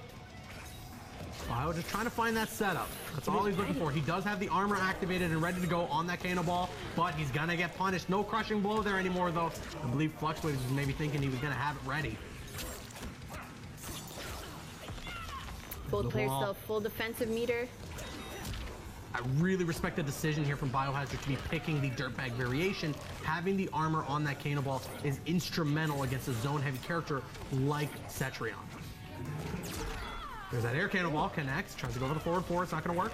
There's the One wall, more hit. on the wall Oh. again. Flux Waves gets the win. Going to main menu. Are we gonna see the change from Dirtbag? I'm not sure. I think in Bio's position, I have a feeling in this specific matchup that might be the better option of the two to be using the dirtbag variation. The Molotov. Yeah. To have the Molotov, Pokemon to have the Rose, setup. 2 times fire against grass. And there it is. Yeah. There. Just That's utilize the tech. all your game knowledge That's the for tech. this. Oh boy. But all right, here we go. We're gonna head into game number 2 now. Again, tournament life is on the line for both of these players here, and Fluxwave's now up 1-0. So Biohazard with a bit of ground to make up. Can we get a Scar Buffalo pop off? Please. These two are too calm. Please, no one else ever pop off like that again. Never again. Geyser connects. Biohazard at the ready with the Kano Ball. Nice. Oh, doesn't get the cross up. He does switch to Ripper. I'm just now noticing. Yeah, Ripper. Yep. So we'll see if that benefits him in this. So far, it's been kind of the same. We see it as very even health. Obviously, he has higher combo potential, and maybe that's what he's looking for here, to just get that damage, as opposed to the setup play that you get out of the dirtbag variation. Yeah, and it seemed like Flush was very ready. Right. It's like, oh, Molotov, that's cute. I'm an Elder God. Okay, Oh, no, that's going to hurt. giving. Okay. Flux looking for that anti-air projectile. Oh, good getting in from Bio. Side switch, looking to lock her in the corner. It connects. Projectables go lower. 23 seconds left on the clock. Now Biohazard's got to get a move on. 4-3 connects. There's the jump. Oh my goodness. Oh, it doesn't opt to amplify. Wake up roll. Down 1 into Kano Ball, but Fifth or Fluxwave was ready for it. He was prepared for the Biohazard special that time. Down 1 in the Kano Ball. Down 1 in the Kano Ball. You got to watch out for it. 3. Got to watch out for it. That's the game. There's the jump in though. Bio has the corner here. He could take serious advantage of this opportunity, but nope, an immediate teleport there from Flux. Jump in. Delays the amplification on the Kano Ball. That time just opts to go for a raw one. Geysers connect. Great conversion there from Flux. And those rocks. Amplify projectables. Bio getting really good mileage on those daggers. Nice. Stays just out of the range of the laser. Trying to get 4 some connects, momentum. okay. Woo. And Bio now has carried Flux all the way to the other side of the screen, and he's going to opt to go for that full string to keep him in the corner. Good stuff, great decision making. There's those rocks. Fluxwave's in a dangerous position. Will he use the fatal blow to even out the light? Oh, he might just. Geyser connects, frozen. Just goes for the geysers. He's trying to get him lower, I think, before making that Might want to connection. guarantee himself the round, Yeah. that's right. And now he might be in position for exactly that. Activates the fatal blow, doesn't connect. Gets caught by that second projectile. Biohazard seems to be in control here with 20 seconds left on the clock. We chip him out. Flux just gets get him. caught. Flux gets caught. Nice bit of attacker. A nice bit of attacker for Kano there. Is he Australian? I believe so. As they're all tied up here in the round now, Biohazard looking to potentially tie up this series. Oh, nicely done. Shuts down that cross up. Had to break free there. Oh, nice defense and then Down countering from ones. Bio. Ooh. Nicely done. Oh, the Geyser misses. That's not safe then. We got an amplification on the Knife Nation. Oh no. That's going to be a nice little combo there for Flux. Going to get the standing reset. Keeps the pressure. Biohazard answering back though. Forward 4-3. Go for the back 3. Maybe looking for that crushing blow. Gets the Biohazard special though. Oh no. The down 2 crushing blow. Oh, he tried to Breaks activate the away. fatal blow, but it didn't work. That's the second time it hasn't worked in this series. Oh boy, it's so intense. Oh, Rhymes missed. It's so intense. The down 1 into the Kano Ball. What else can you say? What else can you say? One apiece. I think against every single we've seen Bio go off against a lot of the players that we see here in the top 8 today during our 6 weeks of online qualifiers. I think against every single one of them. Yes. That Biohazard special, that down 1 in the Kano Down Ball, 1, Kano has Ball. been so extremely successful for him. Yes. Just don't press buttons. Just Don't press no, button. the block button. Push the block Push the button. block button. That's Press the that button. one. That's Press the that one. one, but don't press the other ones. Like neutral jump. Round one. Fight. Jump forward. Yeah. Do floating. Exactly. I've got Mordor. All right, we got a Game 3. switch into a different stage. We're already seeing Flux locked in the corner, but he is not worried. Got some Ooh, good Flux has momentum actually there. switched variations himself to the ground pound variation with Force of Nature now. This is interesting. He loses out on a lot of combos, but he gains an additional tool of zoning. Which may be just what he wants to keep Bio back to stop those hands from getting all Nice over back him. throw. Okay, there it is. We see it. There's those ground pounds. And there's those rocks. That's another option you get as well with Force of Nature to be able to hold the rock in the delayed air. rock, Yes. yeah. Keep him guessing. It seems to be pretty effective so far against Bio as well. Definitely a nice little back and forth here. Although Bio still is in the lead and connects with 2-4, 1+3. Tries to go for it again. Oh, 2-4 into the command grab, and that connect and gets Bio around. Nice bit of attacker. Round 2. Fight. Okay, just Oh my open it with the goodness. Kano ball. Yes. Keeping himself safe there. Watch out for those air projectables. Whew. Oh, watch out for that rock. Projectables. Okay, shuts down the air projectable there. Okay, but a crushing blow incoming now. An immediate breakaway from Bio into the crown pound. Oh, but he avoids the throw. That was a ridiculous series of events. And Bio is going to capitalize now and get himself quite a bit of damage. A nice 42%. Oh my goodness. He's at fatal blow area right now. Let's see if Flux will be able to combo into it. He's got to make something now. Gets the cross up. Watch out for the Kano ball. Yes, indeed. Gets the punish. Okay. Oh, nicely done. nasty. Pushes Bio back. Now here comes the zoning. Got to be careful though with that fatal blow ready. If Bio gets the right activation and armors through, he will get the win. Oh no! But Flux keeps himself alive, punishing that Kano ball. Mother Nature. Final round. Fight. Rock and roll. That's it. Bad That's it. jokes. Keep it rolling. All right, ground pound. Nice. Using it as an anti-air. Yeah. 4-3. Trying to go for that. Oh my goodness. Break free. Shuts down the neutral jump in with that flawless block.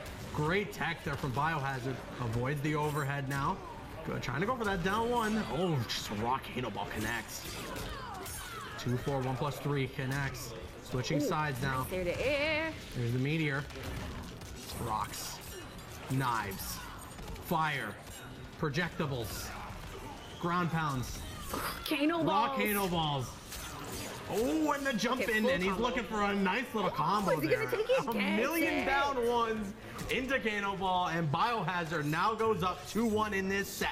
Yo, that was sick, that was great juggle. stuff. Wow. That was great stuff. Okay, now we gotta change up. We gotta go, we gotta change styles, gotta change stages. Lost Hive of the Kaitin. Let's see what happens here now.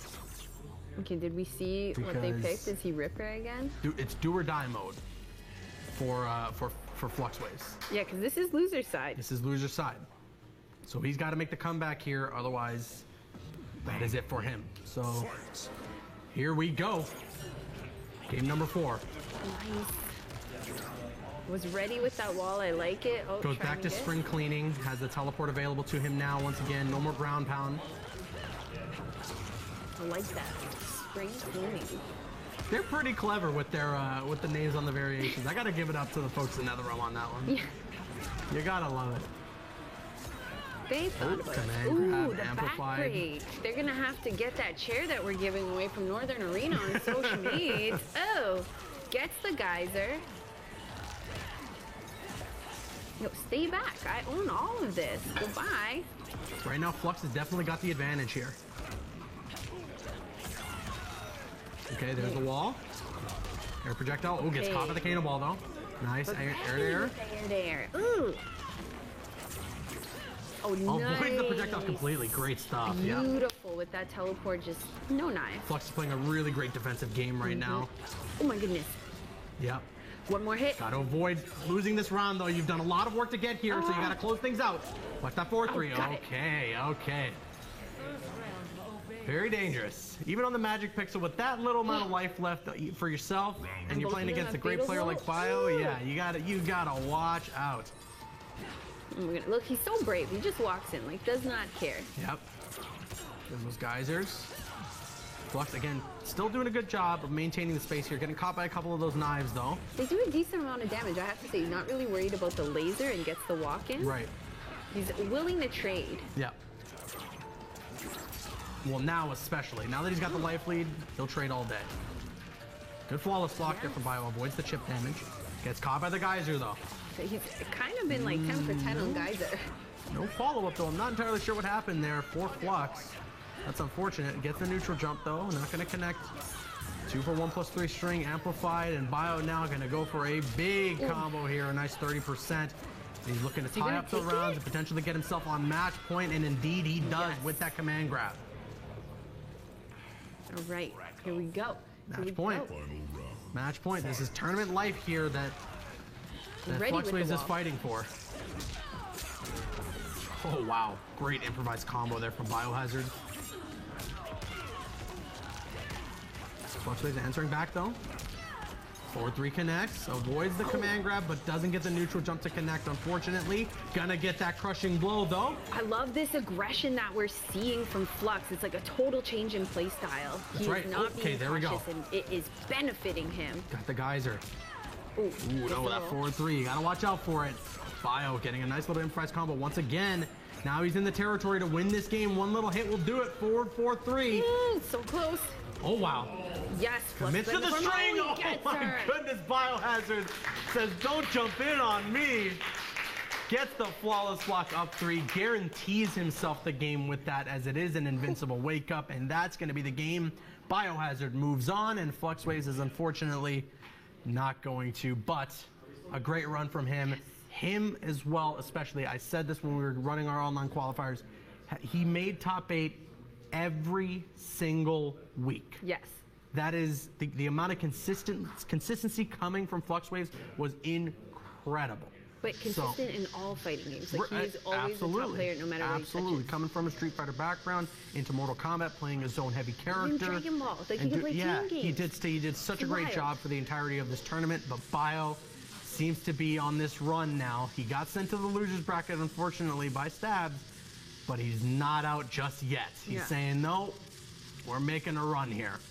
So let's see if that's going to continue. Some great stuff there with Kano. The flawless blocking, the reads, the reactions, all that stuff. Just I love the change in the ground pound. That was so good. That was good. He just decided not to stick with it, decided to go right back into the spring cleaning variation, and that was unfortunately to his demise. And we see this interesting little corner combo there from Biohazard, the 10 down ones into Kano Ball. Great stuff from Bio. You got to give it up to him. He's still in it. He's still in it. It makes me want to play Kano. Really? It makes me want to play Kano. Even after him urinating on the stage? I still, listen, sometimes the P means perfect. That's what it means. Okay, that's fair. Perfect on someone. That's fair, yeah. I mean, listen, he's staying alive. But all right, I believe we're going to kick it to an interview with our boy Biohazard. So Camille, Drew, what do you got? So it seems like your brother loves throws and you love Cannon balls. I guess so. What was going on there? I was just like, I don't want to touch you on a Zomi. I just want to get in. Just like, screw it. Like, I'm just gonna keep trying to get in, and it worked.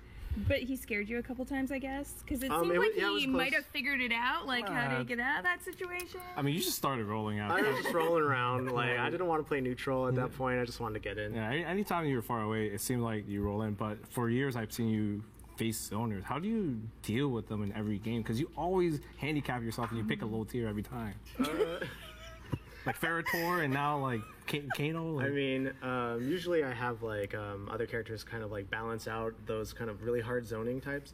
But I mean, I think like Kano can he can still do well. Like he still has the options.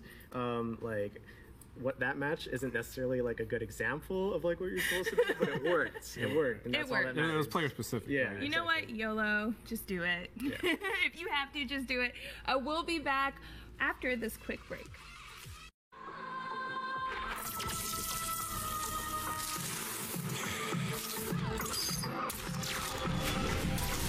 back to Northern Arena's Mortal Kombat Clash. I'm back here with my boy Drew Face. What up, baby? What it do? That's right, I'm Caboose, and well, we've seen some really intense matches so far. Absolutely. There's been a lot of action here. And we've seen the wrong variation caused a match. Oh, That's no, right. the drama. I know, the drama, the I love intensity.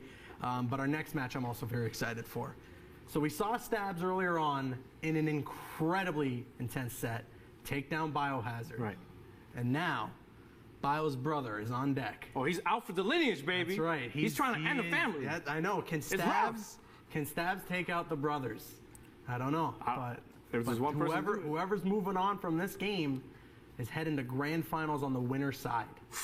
It's a tough. And that's a nice spot to be in. I am sure both of these players would love to be there. Absolutely. You get a cushion. It's nice. Yep. The throne's almost there. You know what I'm saying? It's great. Yep. So, I mean, we'll see. And then obviously, they're going to be competing, or we're going to see some more matches competing for that $10,000 prize pool today. This beautiful trophy here in front of us, and heading to Final Combat in 2020. So, let's get into our next match here as it goes underway. We're going to see Honeybee, Beast Coast Honeybee, facing off against D2 Stabs. And I believe he is going to be sticking with Cassie Cage. Yes, indeed. So we're going to see Stabs sticking with his Frost. And let's see, can he take down both the brothers? Oh boy. Man, 2 brothers in one day? That's tough. That's a rough day. Like I said, whoever wins this secures himself a spot in winner's side grand finals. And they're skipping the intros. I gotta say I'm upset, but all right. It's all right. It's all right, Caboose. It's not YouTube. It's not YouTube. All right. Frost starting out. Everybody knows by now. Frost, heavy zoner. Heavy zone.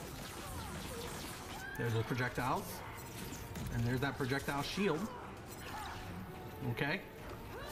And you're going to see Stabs throw out those shield often because he's going to be able to take one shot and then absorb all the little shots that Cassie decides to shoot. It's not like with Kano where he's a little more afraid to utilize that because he doesn't have to worry about a roll-in from a forward 3. Gets that crushing blow, drops the combo though, unfortunately. Still damage is damage.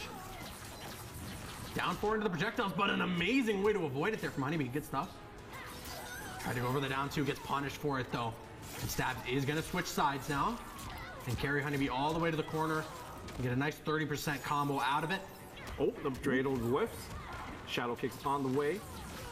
Gets caught by those projectiles though, and Stabs got that first round now. Good stuff. Absolutely. Round 2, fight. And that's what happens, man. Zoning, so good in this game. Definitely. I'll go back to a double shot. Ooh, that's going to be a crushing blow. A lot of damage there. Absolutely. Back 2-2 into the microburst. Nicely done. Well, he gets switching sides here. Just opts to go for the damage. Oh, wow. Completes that string to get that last hit in. It's a trade, but still it works out in the end. Amplifies the projectiles. There's that shield, and now the zoning game is being played, but oh no. Great string there into the microburst. This is going to be tough. Goes for the unbreakable damage. Standing reset. Oh, wow. Again, that's amazing stuff there from Honeybee to avoid any additional damage. Goes for the standing reset himself with the nut kick. Oh, but gets caught by the throw, and game number 1 will go to Stabs. Man, it is frosty here. He is on the road to victory now.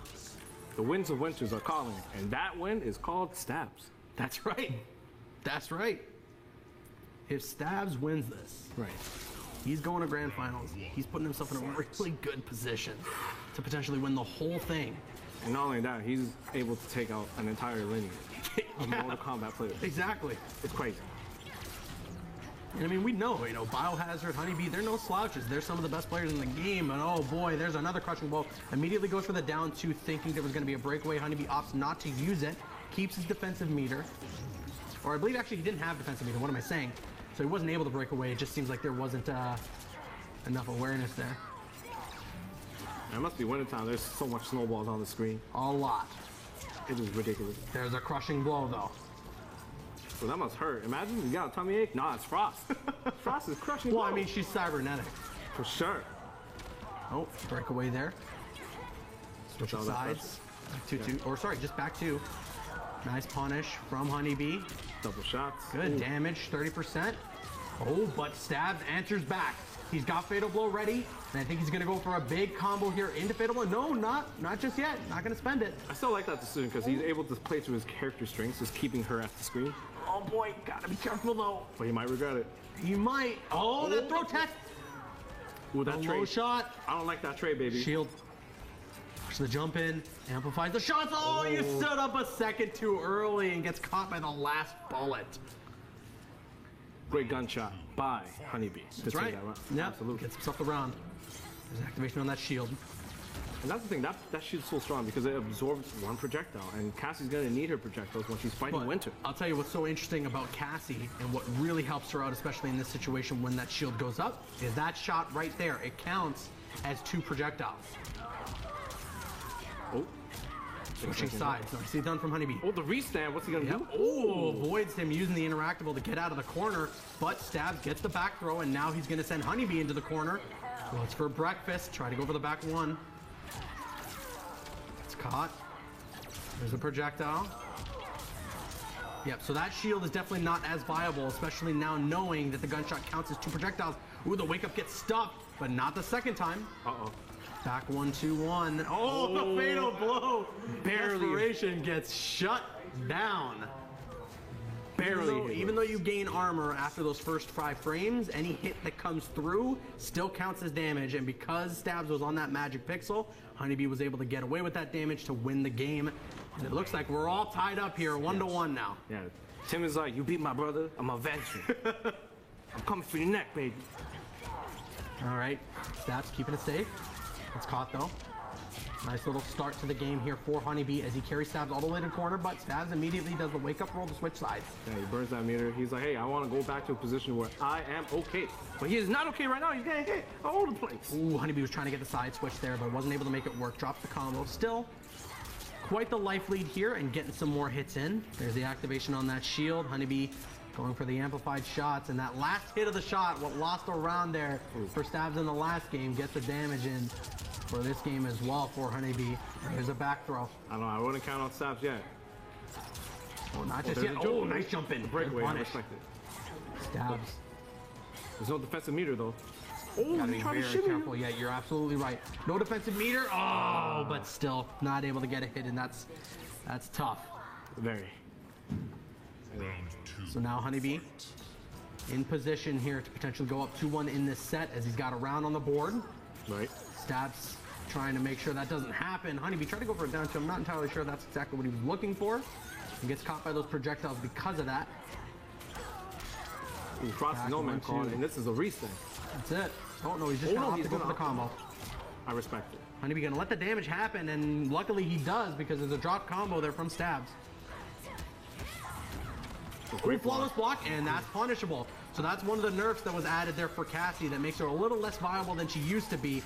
That shadow kick that she does is punishable if you get the flawless block. So a nice little reset here. Good stuff with the throw now from Honeybee. Has the corner advantage. Tried to go for a throw, but the duck and the punish from Stabs. Final round.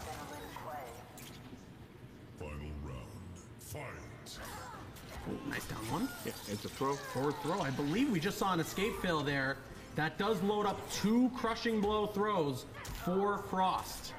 So Honeybee's got to hope he guesses right and gets a tech throw to deactivate that crushing blow. Otherwise, he's taken 30% damage off of one button press. Oh, micro freeze. Yep. Here. Oh, he's not able to connect the jump in, but he gets that throw, and there's the crushing blow. A nice 31% damage, just like I said, for one button press. And now Honeybee's got a lot of ground to make up, but the flawless block from Stabs, and he's now going up 2-1 in this set. An amazing play there from Stabs. The Stabs is ready. You see that flawless block in that shadow kick? I mean, I'm starting to think he might be Cyberlin Quake for real because he just hit the download button. Wow.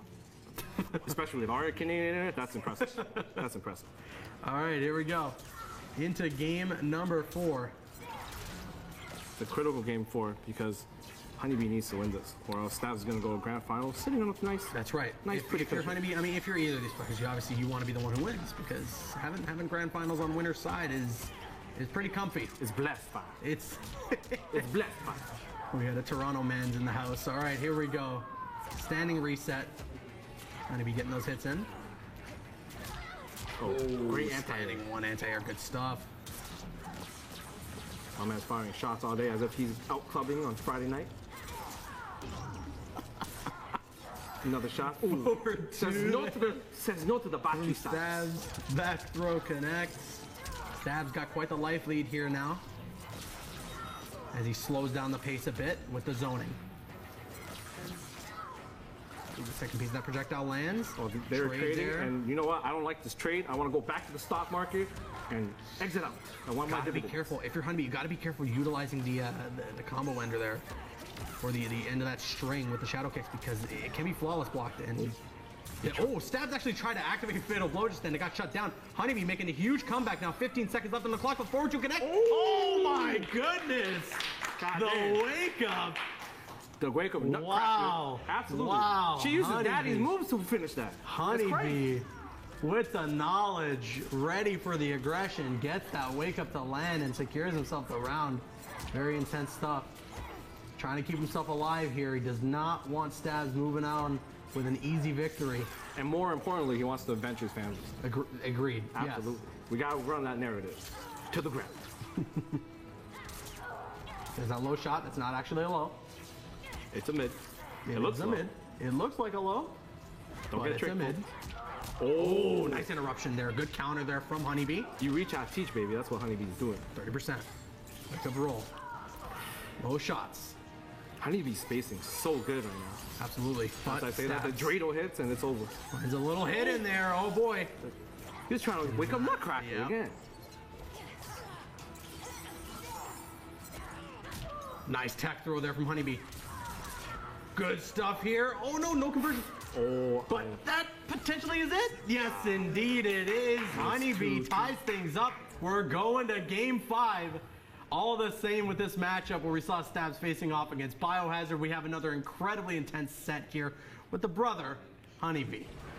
Man, Honeybee's playing so good right now. Yep. His spacing on point, his timing, ridiculous. Absolutely. And here we go, game number 5 now. This is it. So much on the line right now. Some real great positioning for the rest of the tournament. Ooh, I like that amplified meter. Get some damage here. What's the reset? Oh, it interrupts the throw. My man was trying to reach for the cookie jar. Got punished for that. Good stuff there from Stabs. Oh, but he's... Oh, no, no one was punished. That's unfortunate. I think Honeybee was potentially going to get the crushing blow there, but still, he's getting some good damage out after that throw. Oh, but a nice neutral duck in the punish there off of the high from Stabs, as he's now going to have the corner switch. And he is going to have advantage. 30% combo. Back 1-2 into the microburst. Jump in, get another good 30% combo. Why the hell not? Why not, baby? This is MK damage is name of the game. Oh, okay. Oh, Honeybee. Oh, he just escaped. Tech throw. So dangerous. Oh, he activates on the fatal blow. Oh boy. And it looks like Ice Beam will work against Gunshot. Oh no, that's unfortunate. He went for the amplified shots there, and that leaves him in a punishable position. Stabs took advantage and took that round, as now he is on match point. Look, Tim's been here before. He is a pro. That's right. Definitely not a position he hasn't been in before. Definitely not a position I'm sure he's not prepared for.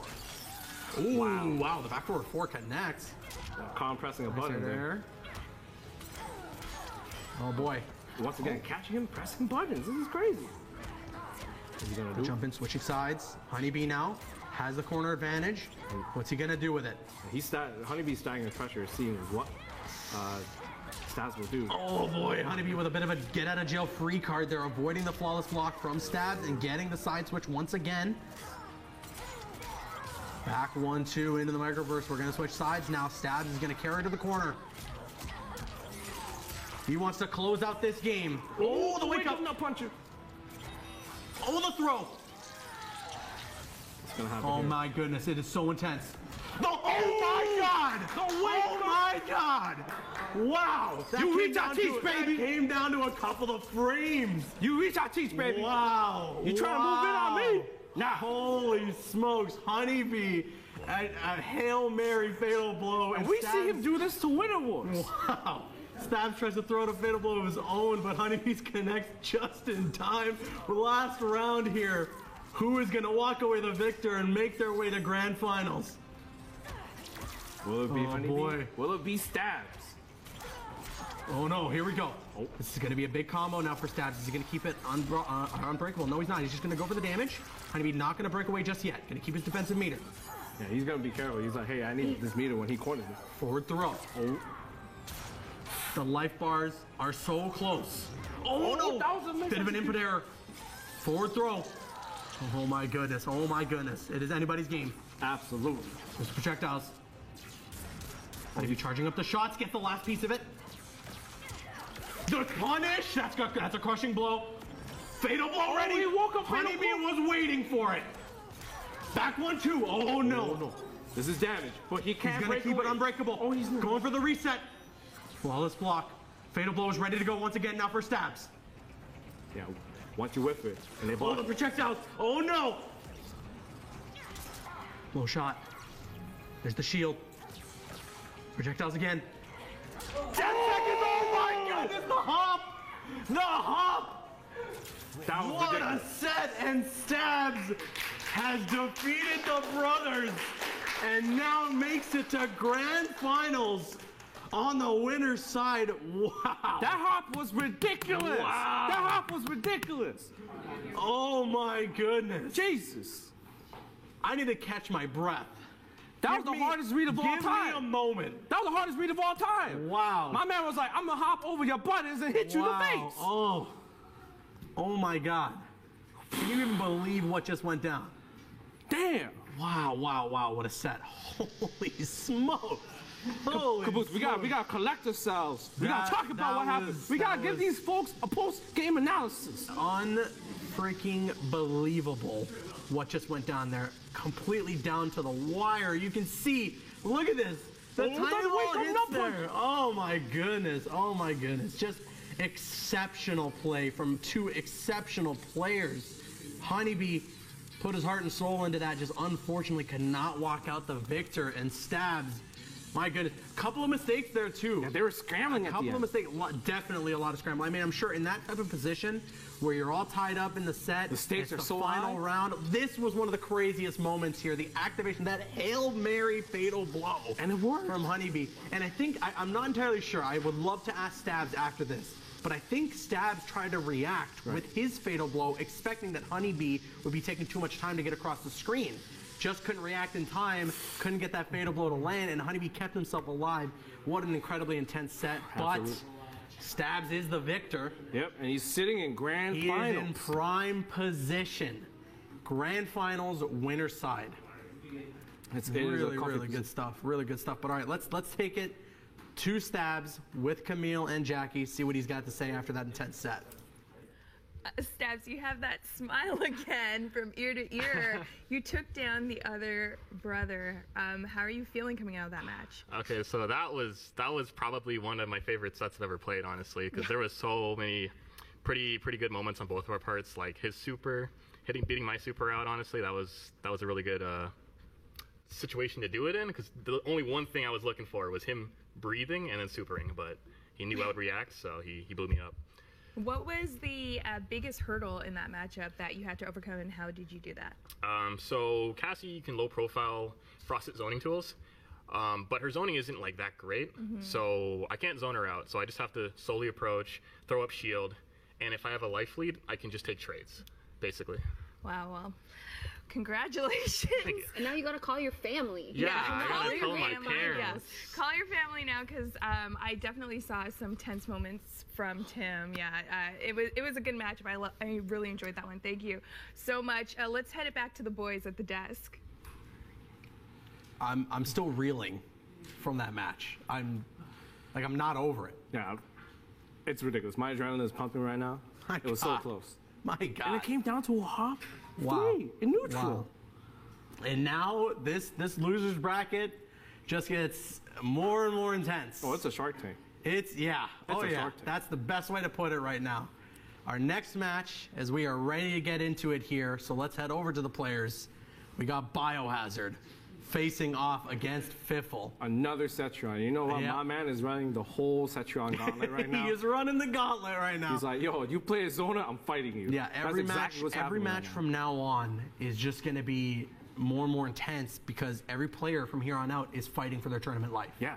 They are fighting to get the grand finals, and now Whoever makes it to Grand Finals from this loser side has a mountain to climb to face off against Stabs in Grand Finals from that loser's bracket. Because everyone here is a killer. Not a ninja killer, but they are a killer. not ninja killer, but a killer, definitely. But all right, here we go. Game number 1 underway. Biohazard playing with his classic Ripper Kano.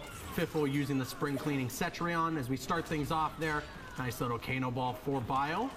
Gets caught by that wall. Rock lava. Ooh, another rock wall. Oh, my man's throwing daggers right now. Shout out to Jack. 4-3. Daggering. 3. Yep. Oh, those air carrier balls are really working out for Bio right now as he's maintaining this corner pressure, keeping himself safe. Oh, nice roll. Gets the punish. Let's see what he's gonna do. No here. meter to spend there, unfortunately, on that string though. Ooh, flawless block from Fiffle. Nothing comes of it though. See, that string actually, Kano does that string, you can flawless block it, and it's like -13 actually. Yes. It's very unsafe. Yeah. Oh, That's but that air cannonball works, and now Bio has got that first round. The nice bit attacker. Wow. Good impression. Hey, thank you. Very good impression. Maybe I was the guy who did the voice. Absolutely. Anyway, this is where Biohazard does not want to be. He does not want to be in. Ooh, great punish there, though, or a counter, I should say, from Fiffle on that amplified Kano ball. And now Fiffle is answering back. Ooh, but he gets caught by that 4-3. And that 2-4-1+3 string connects, amplified. 1-1 with the dash buffer into that command grab. Great stuff there. Ooh, but the throw connects. The throw counter, I respect it. Just out of range for Bio. And now we're back to neutral where Cetrion can zone once again. And this is the bane of every, like, Kano's existence. And Biohazard. Gotta agree. Gotta agree. You hate to see it. Okay, down 1. Oh, the flawless block on the normal. Are you kidding me? Oh, my man tried to do a 404 there. Whiffed completely in. Nice. Good combo damage there for Fiffle. And he connects another geyser, timing those hits to get a little bit of damage. It's 9%, but... And he's still plus. Still hurts, yep. After that rock, he's still plus. Yep. Watching out for those knives. Watching out for that Kano ball. Gets the punish. Great stuff. Good timing. And Fiffle ties it up. We're around a piece now. Final round. Ooh, that was a little delay there. A little tension. Yeah. Settling in. Little stare down. Who's going to blink first? Watch the knives. Ooh, good stuff. Was prepared for the 4-3 that time. Down to anti-air. 4-4. Yeah, that's actually -7. It's kind of hard to punish. Yeah. Very hard to punish. Well, flawless block once again, but nothing comes of it. Roll. Another rock wall. Man, Earth win a 5, baby. It is this time. Blocks the overhead. Nicely done. Heavily defensive game here on both sides. Yeah, both players don't want to make a major mistake because it could cause the entire match to snowball out of their control. Yeah. Fiffle has the life lead. Oh, gets caught though. Amplifies it. That's going to be damage that he can't get out of. Oh, and gets caught again. Oh no, that hurts. That is the game. Wow. Yes, indeed. Biohazard is up 1-0 now. Great stuff there towards the end. Just super unfortunate as there was no defensive meter to spend from Fiffle to air escape out of any of that. Absolutely, and that's what happens. Sometimes you blow your meter too early, you can't escape on those. You gotta be careful with the spending of that defensive meter, spending those wake ups. And especially when you play a grappler, right? They're all momentum based. Right. And when you get that air breakaway, you stop all that momentum. It's like, hey, nope, no more. We back to neutral. We play my game, aka distance. A textbook start there from Biohazard, or a textbook Kano start, I should say, that forward 3. Yeah, let's face it, he is the only high-level Kano player. He is the only Kano. Yeah. I mean, shout outs to Mustard. Oh, yeah, except for Mustard. Yeah. Sorry, Mustard.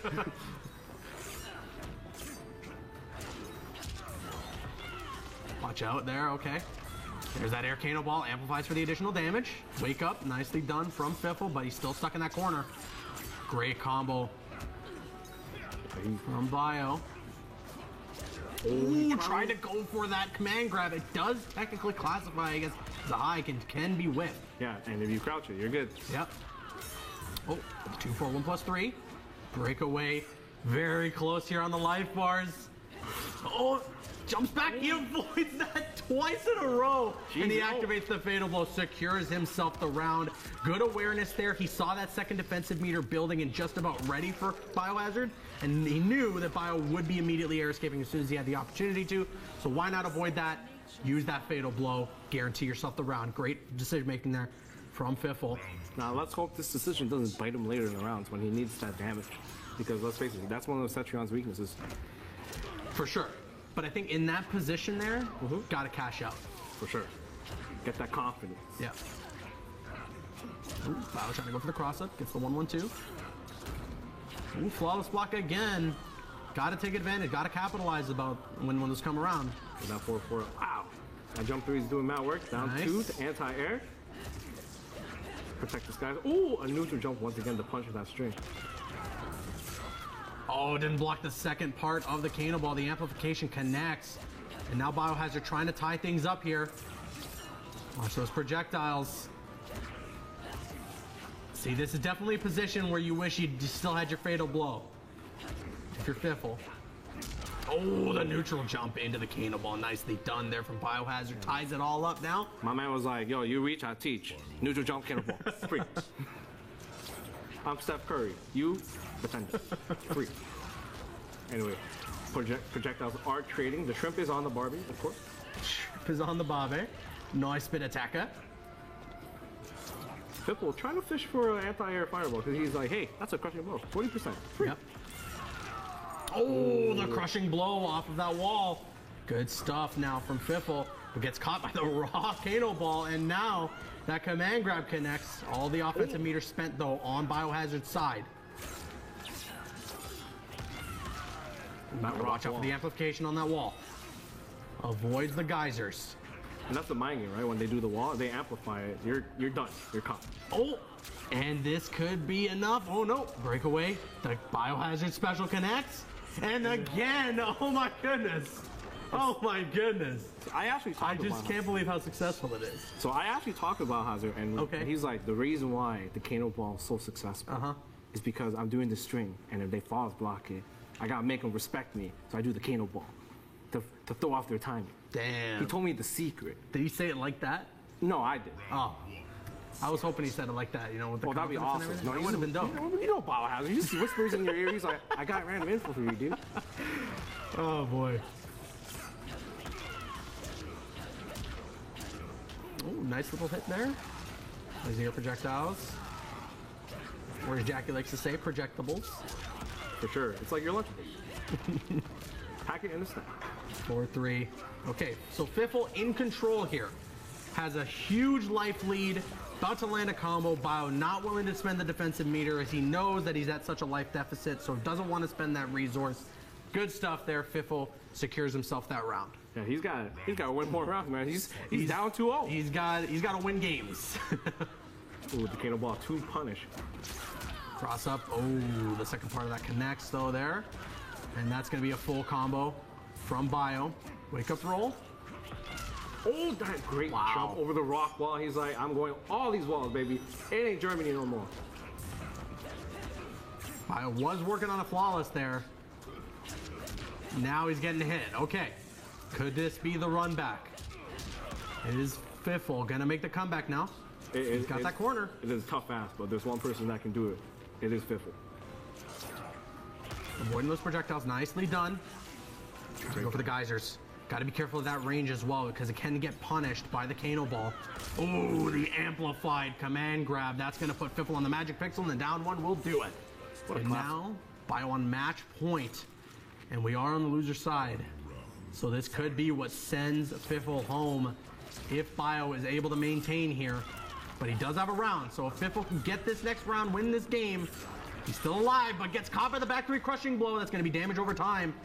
Oh boy. Still going. That damage over time still going. Finally, the bleeding has stopped, but it's a lot of damage done, and the forward 4-3 connects. Bio tried to go for it again. There's a cross-up. Air Kano Ball, back 3. Bio trying to close things out here. Is he going to be able to? The amplified projectile. Oh, no. A heartbreak. A heartbreak. Fiffle ends his run there. The Cetrions have been eliminated. But you know what? A 4th place finish? That's very respectable. Gotta give it to him. Yeah, gotta give it to him, man. Yeah.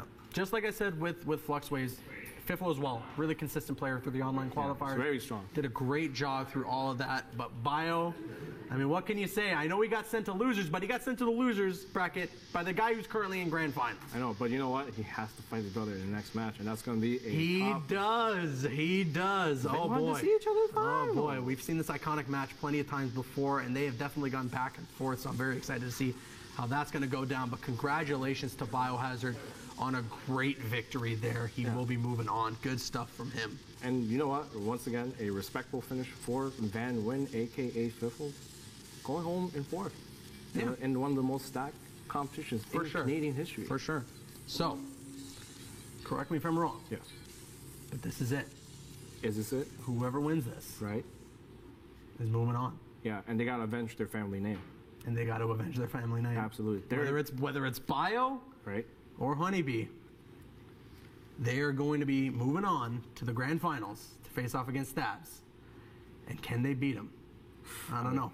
So for those who are new to this stuff, for those who don't know the way that this tournament stuff works, because they're on the loser side of the bracket. Tell them the news. Gotta tell them, you know? Tell them the news. Because they're on the loser side of the bracket. So Stabs, he's safe. He's got a cushion. 3 wins, and he's walking home with this $10,000 worth of prize pools, and he's heading to the U.S. in 2020 for Final Combat. Right. When it comes to whoever wins this match and moves on to grand finals, they don't only got to win 3 wins, they got to win 6. Right. They got to win 3 to reset the bracket, and then another 3 to be crowned the champion. And against Stabs, after what he's been doing, it's a tough ask. That's a tough task and a large hill to climb. For sure. But one step at a time here as we get into this next match. Biohazard going to be facing off against Honeybee. Let's get into it. Losers finals, kick it baby. to our players. Whoever wins this moves on to grand finals and has to take down Stabs.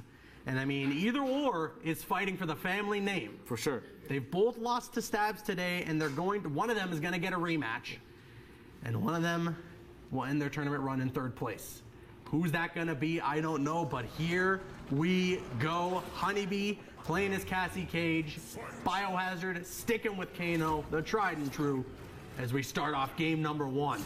The Black Dragon Forces versus the U.S. Army. I respect it. That's right. The Special Forces, yeah. It's canon. This match is canon. This match is canon. A shadow kick. It did the gunshot. Oh, trying to get the side switch, but he drops the combo. Oh, my girl's trying to do too many shots. Can't go white girl racer like that. 2, 4, 1 plus 3. Ooh, the breakaway. Connects. Nice interrupt on the pressure there. Conference button. A lot of blocking on both sides here, but as I say that, a hit gets through. Oh, no follow-up though. Biohazard does have the lead right now, but Honeybee still plenty of room to come back, and yes, indeed, he's gonna get a combo here and just about tie things up. Oh, he activates the fatal blow, big mistake, and that's gonna cost him dearly, as that gives the first round now to Biohazard. Honeybee really just another Hail Mary there. But you know what? At least he doesn't burn that resource. He still has it. He still has it. And we're gonna go to this round 2. Flawless blocks the second part of that. Ooh, shadow kicks in the Avoids face. the chip damage. Trading down ones, but the Biohazard special. Volcano. Respect my pressure. Oh, air cannonball. Ball. Jump in. Honeybee trying to press buttons to anti-air. It didn't work out. And Biohazard connecting the full string to maintain the side. Oh, and gets another full. My man's blocking that. Wow, he is in full control right now. The wake up. Biohazard special doesn't connect that time. Honeybee has got to make the comeback of all comebacks, and no, he will not be able to. Biohazard takes game number 1. That was a very convincing game 1. But you know what? These guys play each other all the time. Yeah. These guys play each other all the time. Out of everyone we've seen, I'm sure they practice together a lot. I mean, they're brothers. Go figure. If you were Caboose, if we were good players at this game, whoa, and you were my brother, I would play you all day. Excuse me, I'm a young god. I don't know. I'm speechless. I'm speechless at the proclamation. Listen, I just didn't want to compete. You know, I was like, I'll commentate. I don't really want to do the online. Go back to your YouTube. Excuse me. I thought we had a bromance. We do. I thought we had a bromance. But don't you know it's more romantic when you fight? It feels way better. Anyway. Okay, moving to game number 2 now. Start things off. Honeybee gonna get some good hits in, a nice 30% combo. Oh, that forward roll. You gotta respect it. Yep. Once again, the 4-4 going over. That's -7. That stuff is hella safe. Yep. Okay, nicely done there from Honeybee. Bit of a change of pace here from what we saw in the last game, but Biohazard will connect the 2-2 1+3 string. We'll try to go for the command grab. Didn't work out. Tries to go for it again, but there we go. Nice punish from Honeybee. Yeah. Biohazard is trying to reach for the cookie jar. It is not working. Gotta be careful. Very careful. Ooh, gunshots. Another gunshot. Kano ball. Ooh, 4-4-3. Oh, Biohazard could sneak the win on this round, but no, Honeybee shuts that down right away. Gets himself around now. See if he can secure the game and tie things up here.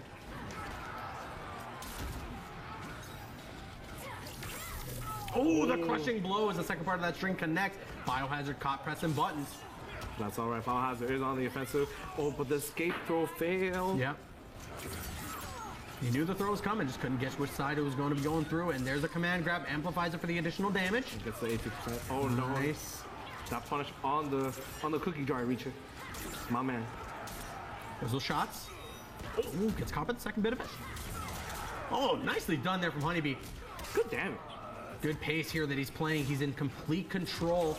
And he may be able to do a complete 180 from what we saw in that last game, but Biohazard not willing to give up there. Excuse me, what? Why did I hit? What? Shouts to hitboxes. Why did I hit? If you guys could see, well, you guys can see the look on Honeybee's face. He's like, I ran. Yeah, he ran away. He's like, I ran away. I mean, he's not complaining. I'm sure he's not complaining. Yo, NRS, fix the hitbox. That should not have hit. Oh, that's boy. cheap. Oh boy. Anyway, we are on a game 3. Okay, going into game 3, there's that command grab. Biohazard starting things off now. We are all tied up. Oh, 1-1-2. Okay. My man just wants to slice and dice, you know what I'm saying? Good punish there. Nice patience from Honeybee. Notices that the amplification is not coming, and he's ready to punish on reaction there.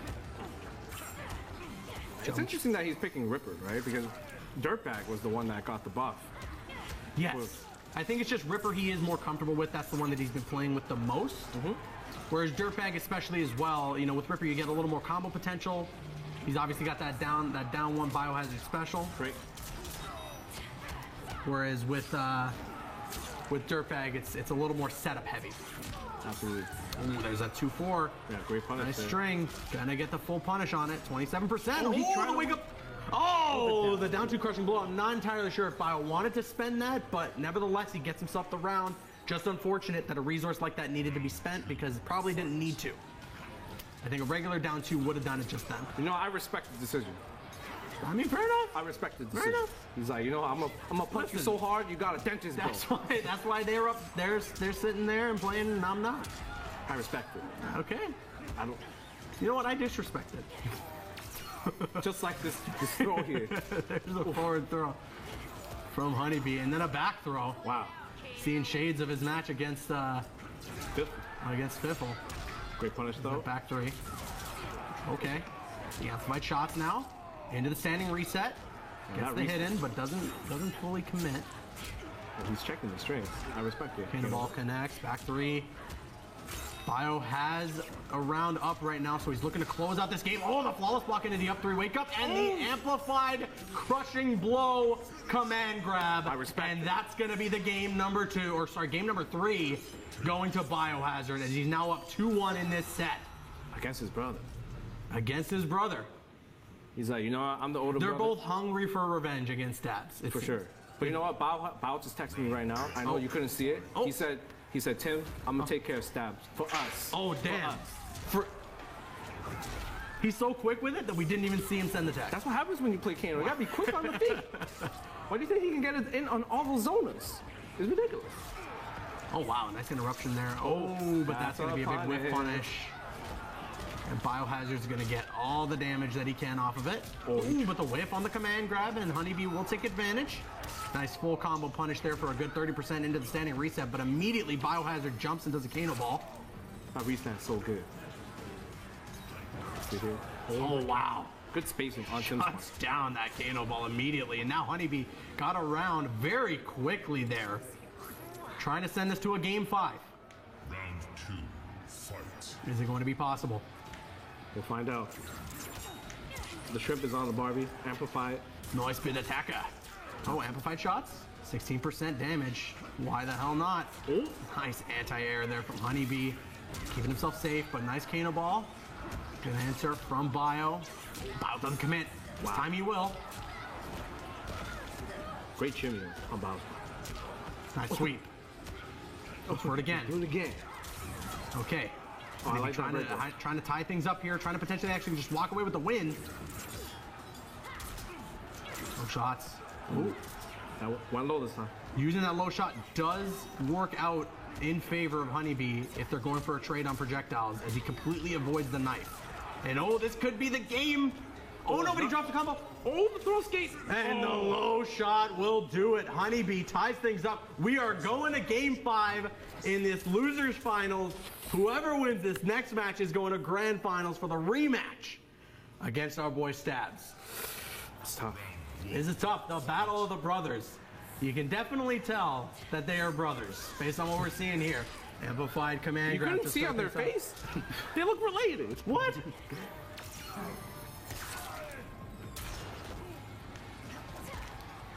Little hop there from Honeybee. Trapped in the corner now. Back 3. That was a punish. Oh, it's great command grab. Command grab. Oh, wow. The low shot. And he does switch the sides, and he is going to go for the standing reset. Decides to go for the low. Forward throw. Ooh, that's gotta hurt. Nice wake up there. Still anti-air. You got to be careful jumping in on Biohazard. He's got that flawless block tech. There it is. Oh, no, it doesn't work.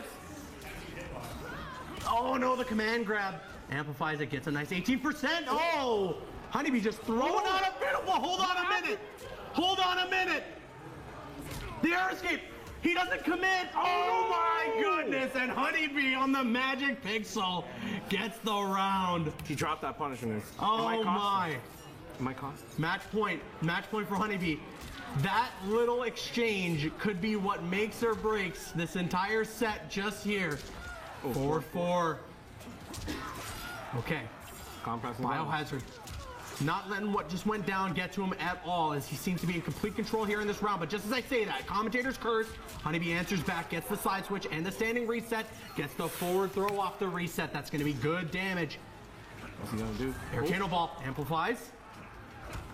Careful on those jump-ins. 1-1-2.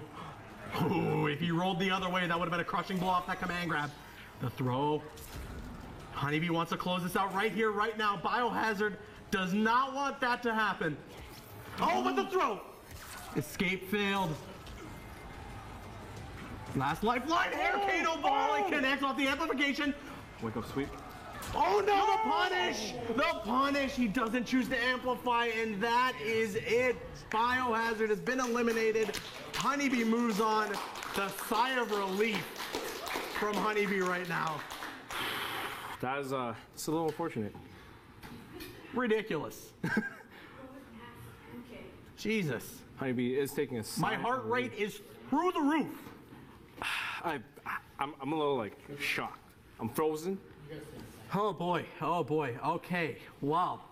This is it now. Honeybee, after that insanely, he has to go, you're not seeing, he had to go grab a bottle of water. He had to go grab a drink because of how intense that was. My goodness, what a set. Honeybee moves on. Now he's in grand finals. He's looking for that rematch. The Stabs is sitting and waiting.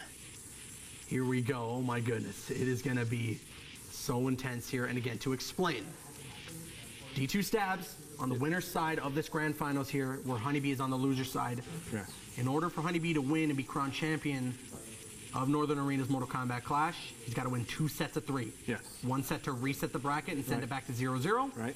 And then the next set to win it.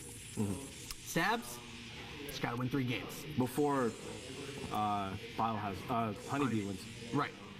Right. But in the case that, Stabs has 2 wins, if Honeybee gets those 3, that bracket's set right back to 0-0. Baby. Nothing you can do about it. So Stabs, and this is not going to be no easy victory for Stabs as well. He did win, but after an incredibly intense set against Honeybee. So it's not like it's going to be a breeze for him to walk through and get a quick 3-0 and get out of here. So Honeybee, though, he's the one who's got to be fighting. He's the one who's got to get those 3 wins. He's got to reset that bracket so that they're just set back to an even playing field.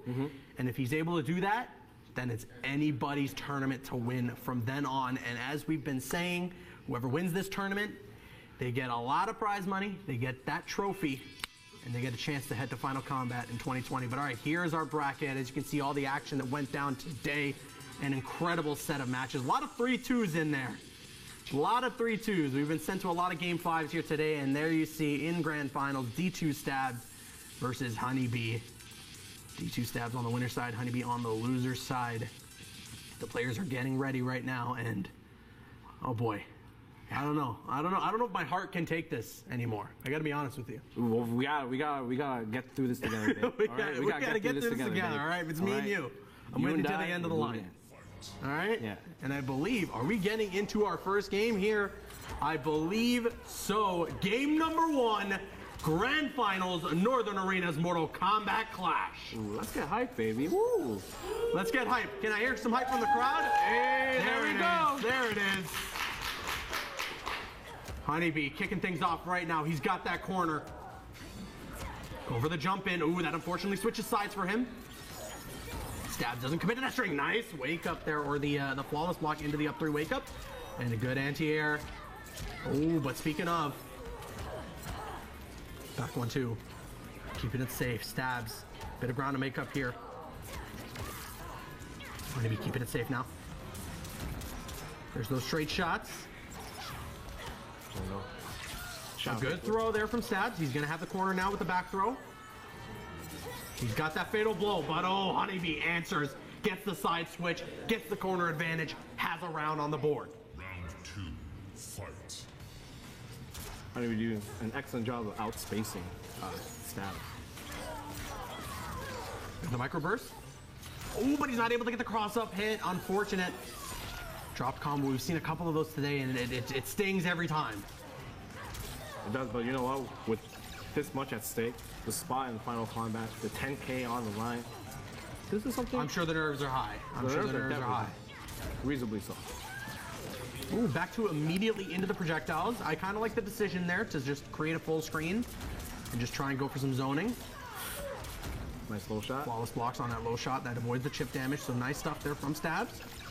Even in the defensive, you got to be paying attention to your life. And you see here, like, Honeybee's not going to do any shots when the shield's out. He's just going to inch his way in slowly. Right. But Stabs is recognizing that. Trades on the projectiles. Stabs did say that he is completely fine with that. Once he gets that life lead, he is totally happy playing this zoning game because he's completely comfortable with getting trades. Just like that. Oh, and that's going to be enough to get him the round. We're all tied up now. 1 round apiece. Honeybee's got to find a way in. Fight. I shield out. 5 balls in. Oh, that's a punish. God dang it. Tosses that projectile, but the projectile shield from Frost avoids it from taking the damage. Oh, interactable, nice. Yeah, he's just trying to create some space for himself, you know what I'm saying? Get that zoning in there. Keeping it safe. Oh, but a throw. I like no that. tech. A lot of respect being played. Honeybee's doing a lot of backing off here. I mean, he had the life lead himself, so maybe he's comfortable at this point to go for these trades. Charges up the guns. They do additional damage now. Gets that shot in. And that's the thing, Cassie can't hold her gun. She can just, you know. Oh, the activation on the fatal blow. I really like this decision from Stabs. That's going to be a good amount of damage. Give him the life lead now. And he's going to be a lot more comfortable playing this full screen game that he's been playing the entirety of this match. But he still has to be careful because now Honeybee has. Oh, the sweep. Oh no. Honeybee with the fatal blow. No punish. Oh no. Wow, this could be the game, and it is. Oh, that is so unfortunate. I guess he misses the punish and it costs him the game. Stuff like that, you gotta think, you know, who knows where we're gonna go for the rest of this set.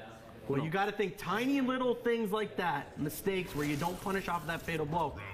That could be what makes the decision of a win on Honeybee's side. You never know. But all right, starting off game number 2, Honeybee's gonna get that crushing blow right away. That's gotta hurt. Gets straight there. Ooh, trying to go for that down 2. Doesn't commit to the string as the last part of it is a high. There's the microburst though. Oh no, he misses it. Doesn't even follow up there. Oh, that's a lot of a scramble there, but he gets. Oh, hold on a minute. Did I just see some disrespect? We'll find out. Stab says, hey, even if I drop the combo, I'm still landing. Ooh, Honeybee, okay, answers back now. Trying to go for a throw. Good neutral duck, and then a punish there from Stabs, a break away from Honeybee. The shimmying. The shimmying. I respect it. Oh, he tried to activate Fatal Blow, but gets caught by the projectiles. Stabs gets around. And that's what happens. Your Fatal Blow armor doesn't activate until 5 frames. 5 frames in. 5 frames in. You know what? Tim's kind of known for that. The wake up Fatal Blow. Just trying to catch people, press the button. So it's a signature.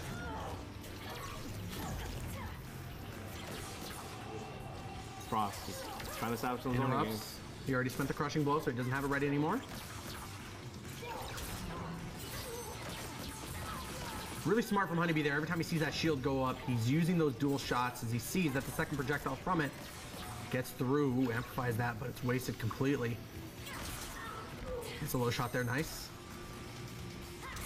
Really patient game on both sides here. You can tell, like I said, the nerves are high. And they do not want to make a mistake, and that's why you might not see a lot of aggression, as that's where mistakes tend to happen.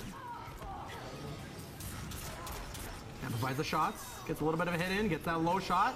Activation on the Fatal Blow. No thank you, says Honeybee. Charges up those shots. And both players don't want to make moves. Okay, here we go. That's going to be a lot of damage now. Honeybee gets himself around, ties things up here. Okay, we're seeing real good signs of life from Honeybee. If he's able to go up 2-0 in this set, that puts himself in a very comfortable position to potentially reset. Man, Honeybee's spacing so good. Really, really good. He's making all those down 2 whiffs. He's playing this sort of mid to full screen game very, very well right now, and he's keeping up with Stabs, where we have seen Stabs take complete advantage before. And Honeybee now getting a nice little combo, good 30%. Great counter there. Another counter. Input error, I believe there. A nice flawless block into the up 3 wake up. Does not allow Stabs any momentum here. Is Honeybee going to be able to close this out? No, not just yet. Calm trying to throw. Okay, Stabs switching sides. Gets a 30% combo. Goes for the low string. Counter. Honeybee closes out the game. He's up 2-0 in this set right now. Jeez. And that's Honeybee's playing out of his mind right now. He's playing out of his mind. So good. Yeah. So good. But all right, we're going to immediately go into game number 3. If Honeybee wins this, it's reset 0-0, and all Honeybee's got to do is win another 3 to be crowned champion. But Stabs is not out of it just yet. I feel like in this matchup, low shot is such a strong tool, and down 3, because hey, you can whip punish with that low shot so fast, and that's what Honeybee's doing. What's also good about it as well is if, you know, you're trying to go for a trade, if Stabs is trying to go for a trade with those projectiles, the first 2 bits of them are a high. Yeah. So if Honeybee trades with the low shot, he avoids the projectiles and gets a hit in. It's actually like a really big threat in this match. Definitely. And Honeybee's using it so well. Like, look at that. He's just finding the right spots to get the hits in, landing combos. Unfortunately, drops that one though, but still, he's got a healthy life lead right now. I'm sure he's comfortable with, and he's just gonna play this full screen game. Okay, there's a hit in. Pushing in, tries to go for the throw, but Honeybee delayed the wake up a little bit. Gets the low shot. Ooh, flawless blocking there from Stabs. You love to see it, but he gets caught, and now Honeybee is on reset point. Wow, a quick 3-0 for a reset point. One more that would round. Be crazy. One more, that would definitely be a real good confidence boost for Honeybee as well if he goes 3-0, because it's a very convincing 3-0, and he may feel the confidence to do it again. Ooh, the restand? That kick. Back 1-2. The micro burst. I like that. He does Stabs the ground extension. Yeah, he does it. He opts not to go for the jump in this time just to avoid potentially missing the hit. Yeah, he wants to guarantee his damage. I kind of respect that decision because, hey, his nerves are high right now. Right. Once again, that low shot, really threatening in this game. Honeybee just chipping away at Stabs' life bar. Okay, but Stabs keeping it safe with a spin. Wake up. Fatal blow, it will connect.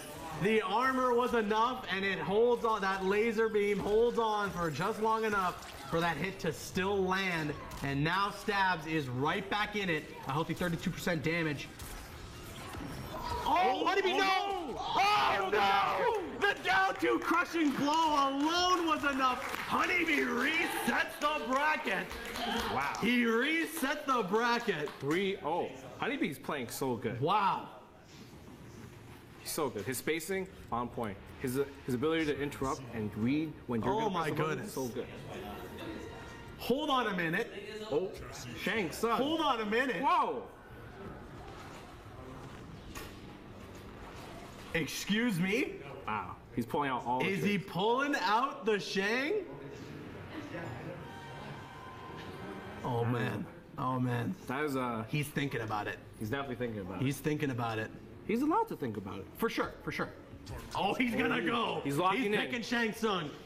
We got Kiritagawa in the building. Absolutely. It has begun. Your soul is mine. Your soul is mine. So good. Carrie, wherever you are, I love you. You're the greatest. You're the greatest. Anyway. No one will ever be able to replace you. All right. Speaking of Start things off. There's those rising skulls.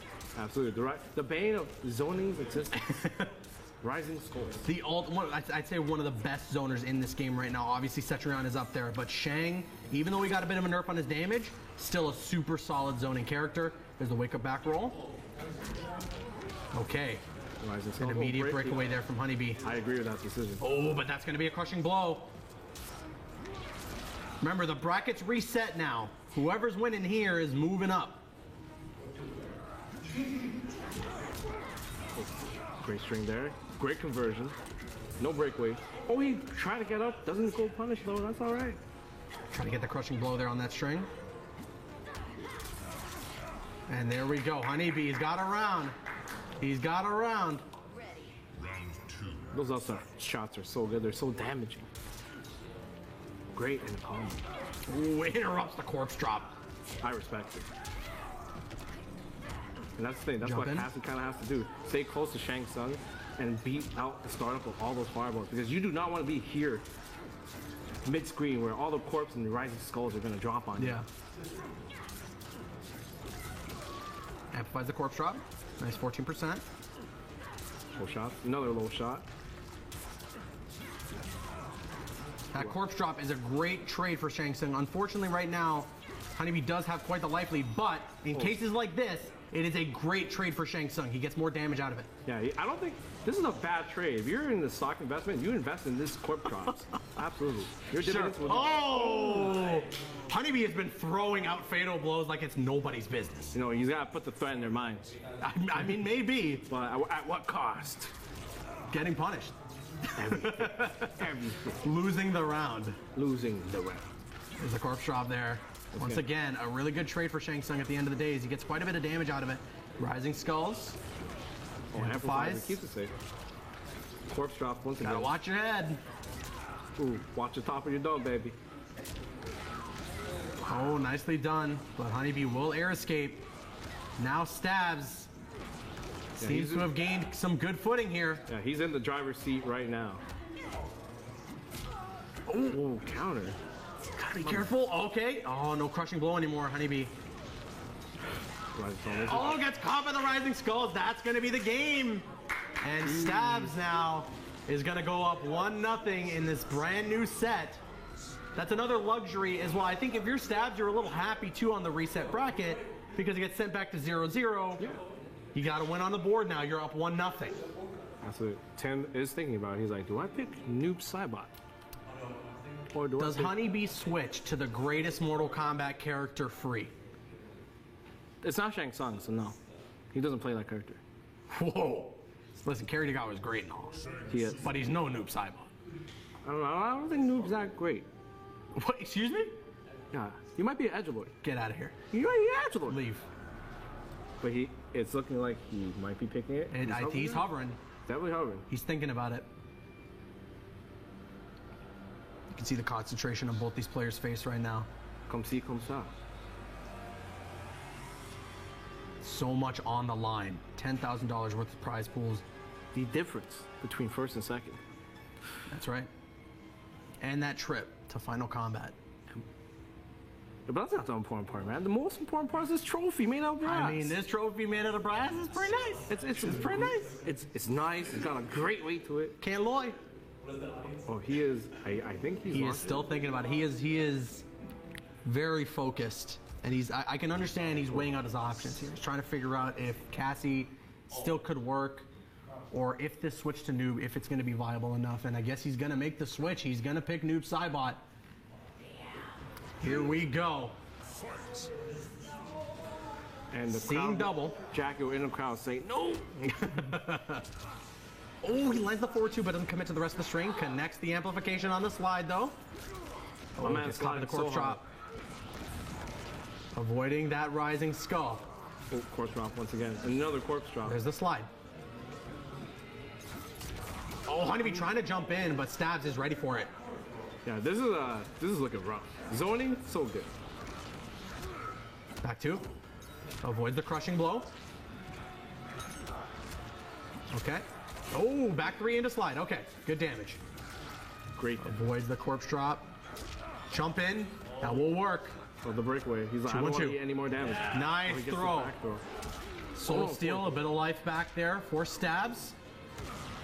And the rising skulls, no breakaway there for Honeybee, and he spends both meter to guarantee himself the round. Great stuff there from Stabs. This is dangerous territory now for Honeybee, where he saw himself get a 3-0 to reset the bracket. Now he could be in a position to potentially go down 2-0 in the set that means the most. Well, he's got his homie though, sliding into the DMs, playing the wingman. I respect it. Oh. Wake up roll.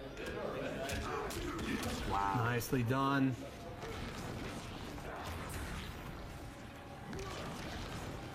The zoning once again. Full effect here. Back one, down two. Oh. Nicely done. Honeybee interrupts. It's the counter. Avoiding those projectiles. Oh, but the rising skulls. Honeybee not going to spend his defensive meter to break away just yet. He's got a fatal blow and he's going to go for it. Not going to work, but he is full screen, so he's not going to get punished for it or anything. Oh. Back three into the slide. Rising skulls. Fatal blow is back. Amplifies the slide. He uses it again. Oh, nicely done there. Good punish there from Stabs. Great punish on Stabs' part. Oh, the jump in. Wake up roll. Oh, no, that's going to be a punish. And Honeybee keeps himself alive. Wow. Ball's right up on the rounds. Slide connects. Absolutely. Sometimes you slide and it works. Sometimes. There's a corpse drop. Sometimes you super like that girl and it works. Okay, good stuff there from Honeybee. A lot of those shadow clones have been sent out. You gotta wonder how close he is to that crushing blow. Oh, they both trade in the air. Oh, the third part of the rising skulls connects. I agree with that breakaway, because that could have been big damage and a bad position. Oh, nice. Forward 2-2-1 into the slide. Honeybee with the jump in. Gotta be careful. Oh no, just get punished. That's tough. Back one, down two. Oh, it is so close. Honeybee's got that fatal blow ready. Oh, the throw. Escape failed. Some life's gonna be sent back Stabs' way. Oh no, he activates the fatal blow. He had the right idea, but he gets the hit in the wrong spot. The slide. He has fatal blow black. Back three in the slide. Down one, down four. Amplifies the slide. Oh my goodness! He gets a fatal blow! Are you kidding me? My man is pulling miracles! Miracles! How did he survive those 2 rounds? Somebody tell me! He had no defensive meter either! That was ridiculous! Oh my God. I can't even see him in the shadows anymore! This guy's sneaky, stealing games! He's been doing this the whole time! He stole one against his brother, he stole one against Widowwood, now he's stealing one against Stabs! Honeybee, by the skin of his teeth, has tied this setup 1-1. The top player glitch is in full effect.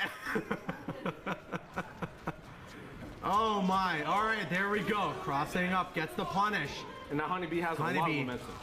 A lot of momentum. You got to see that's a huge confidence boost. Okay, hold on. Amplifies the Soul Steal. Wait a minute. Are we gonna see some new tech from Stabs here? Oh, the teleport.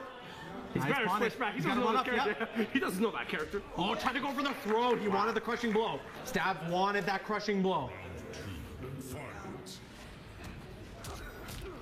Great combo nice there. crushing blow there for Stabs. Great way to start this next round after a loss. Absolutely. Oh, but Honeybee answers right back. The corpse drop. Blocking the corpse drop, yep. Oh, that corpse drop. Oh, he didn't realize that it was going to be out of range, otherwise he would have been able to punish. Oh, amplifies it though. Catches him blocking though. High. Nicely done. Blocking that string, but it is safe. Oh, gets hit by the last bit of it.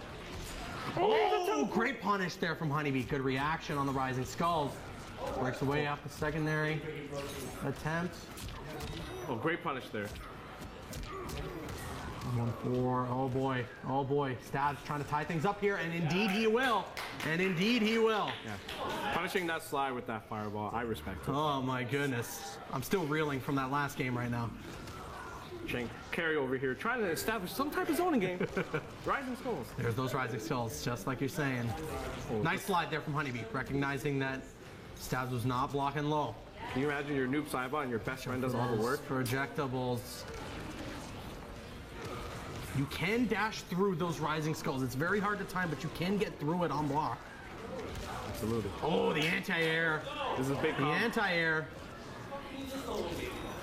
Oh, the trade. That definitely works in favor of Stabs right now. Fatal blow activation. Honeybee just looking for anything right now. First drop. Uh-oh, that's what they're gonna do. Watch out for those Rising Skulls. Oh, gets caught by a straight skull, and that could have been the game. And that's it. Stabs up 2-1 now. He is one game away. He is one game away. Does Honeybee go back to character select here? Does he stick with Noob Saibot? He's gonna stick with Noob Saibot. He's gonna So tie this on is this it. one. He is locked in now. No matter what, if he wins this next game, that's it. He is locked in with Noob Saibot. We're gonna find out if this pick is gonna work out for him, or if Stabs is the new King of the North. Let's see. If Stabs wins this, he is crowned Northern Arena's champion of Mortal Kombat 11. Mortal Kombat class. Back one down 2. Great string. There's those Rising Skulls we've been seeing a lot of. Good trade. Honeybee getting caught in the low. He's walking into these fireballs. Oh no. The corpse drop. Stabs is doing a great job at establishing the spacing here and just not allowing a moment for Honeybee to breathe. He will not let Honeybee in. Oh, the down 2. 4-4. Watch the cross up. Honeybee with the throw. There's an escape fail there that activates 2 crushing blows on either side for Noob Saibot. Back roll. Oh, the down jab. Okay. Okay. Honeybee still showing signs of life. And that's the thing. Honeybee is taking this very slowly, trying to find the gaps, and then he closes in on the gaps using Noob Saibot, or interrupts the start of those fireballs using the Shadow Clone. That's right. And I like that strategy, but Stabs. Oh, the great. A nice teleport there. Amplifies it. 16%.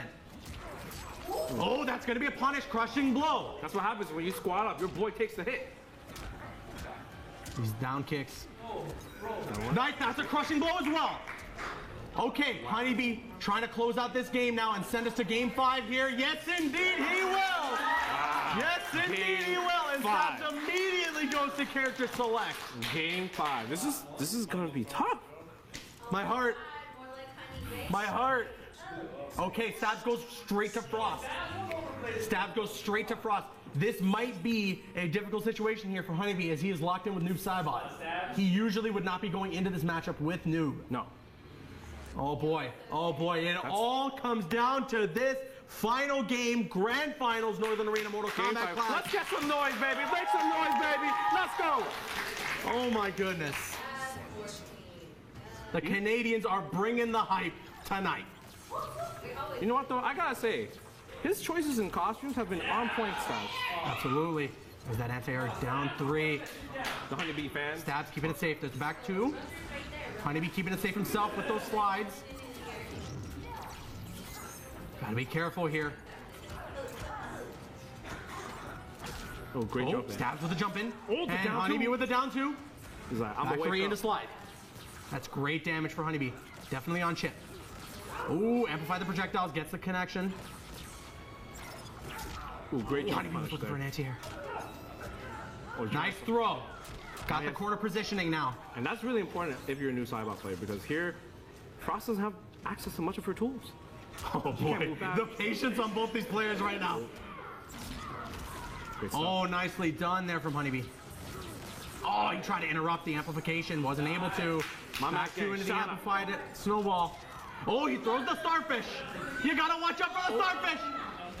Oh no, what did he do? It's down 2. Honeybee gets caught by 2 down 2s, and Stabs is on match tournament point here now.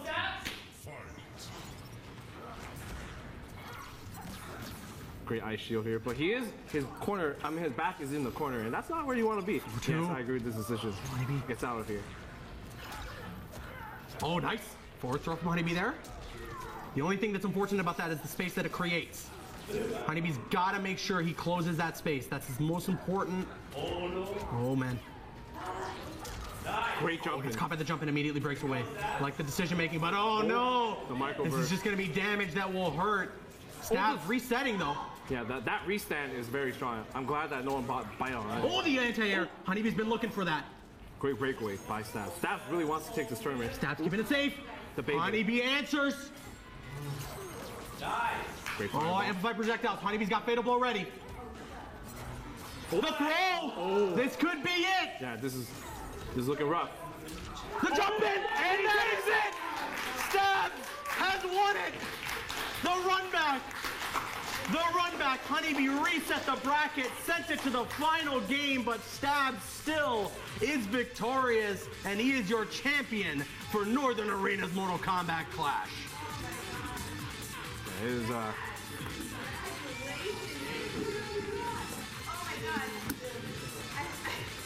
You can put that away later. You just won, man. You just won, okay? Now, going into that matchup, were you very nervous facing B again? And how did you handle that noob switch? Okay, so I know the Cassie matchup's kind of annoying for Frost, and Honeybee got the best of me. He figured out, just shoot me in the leg, shoot me in the legs. It's pretty hard. Bracket reset, I'm like, you know what, I play Shang. That matchup's honestly pretty hard for Cassie, so if I take this first game, I can win a counter pick war. So I'm like, okay, I'll just play solid, just play smart. He planned it. Win every trade, because that's what Shang does. He just wins trades. And as soon as I had the advantage on one game up, I'm just like, okay, Frost, let's win. So it was the switch that made you switch. Well, I swapped first. Yeah. Yeah, but he swapped, yeah, I swapped again because he swapped. Oh my God, congratulations. Let's hear it for Stabs, come on. And of course, Stabs, here you go, my friend. This is all yours. You are the champion. congratulations. There it is. Oh boy. Oh man. Thank you guys so much for watching at home and to our sponsors. We'll see you guys next time.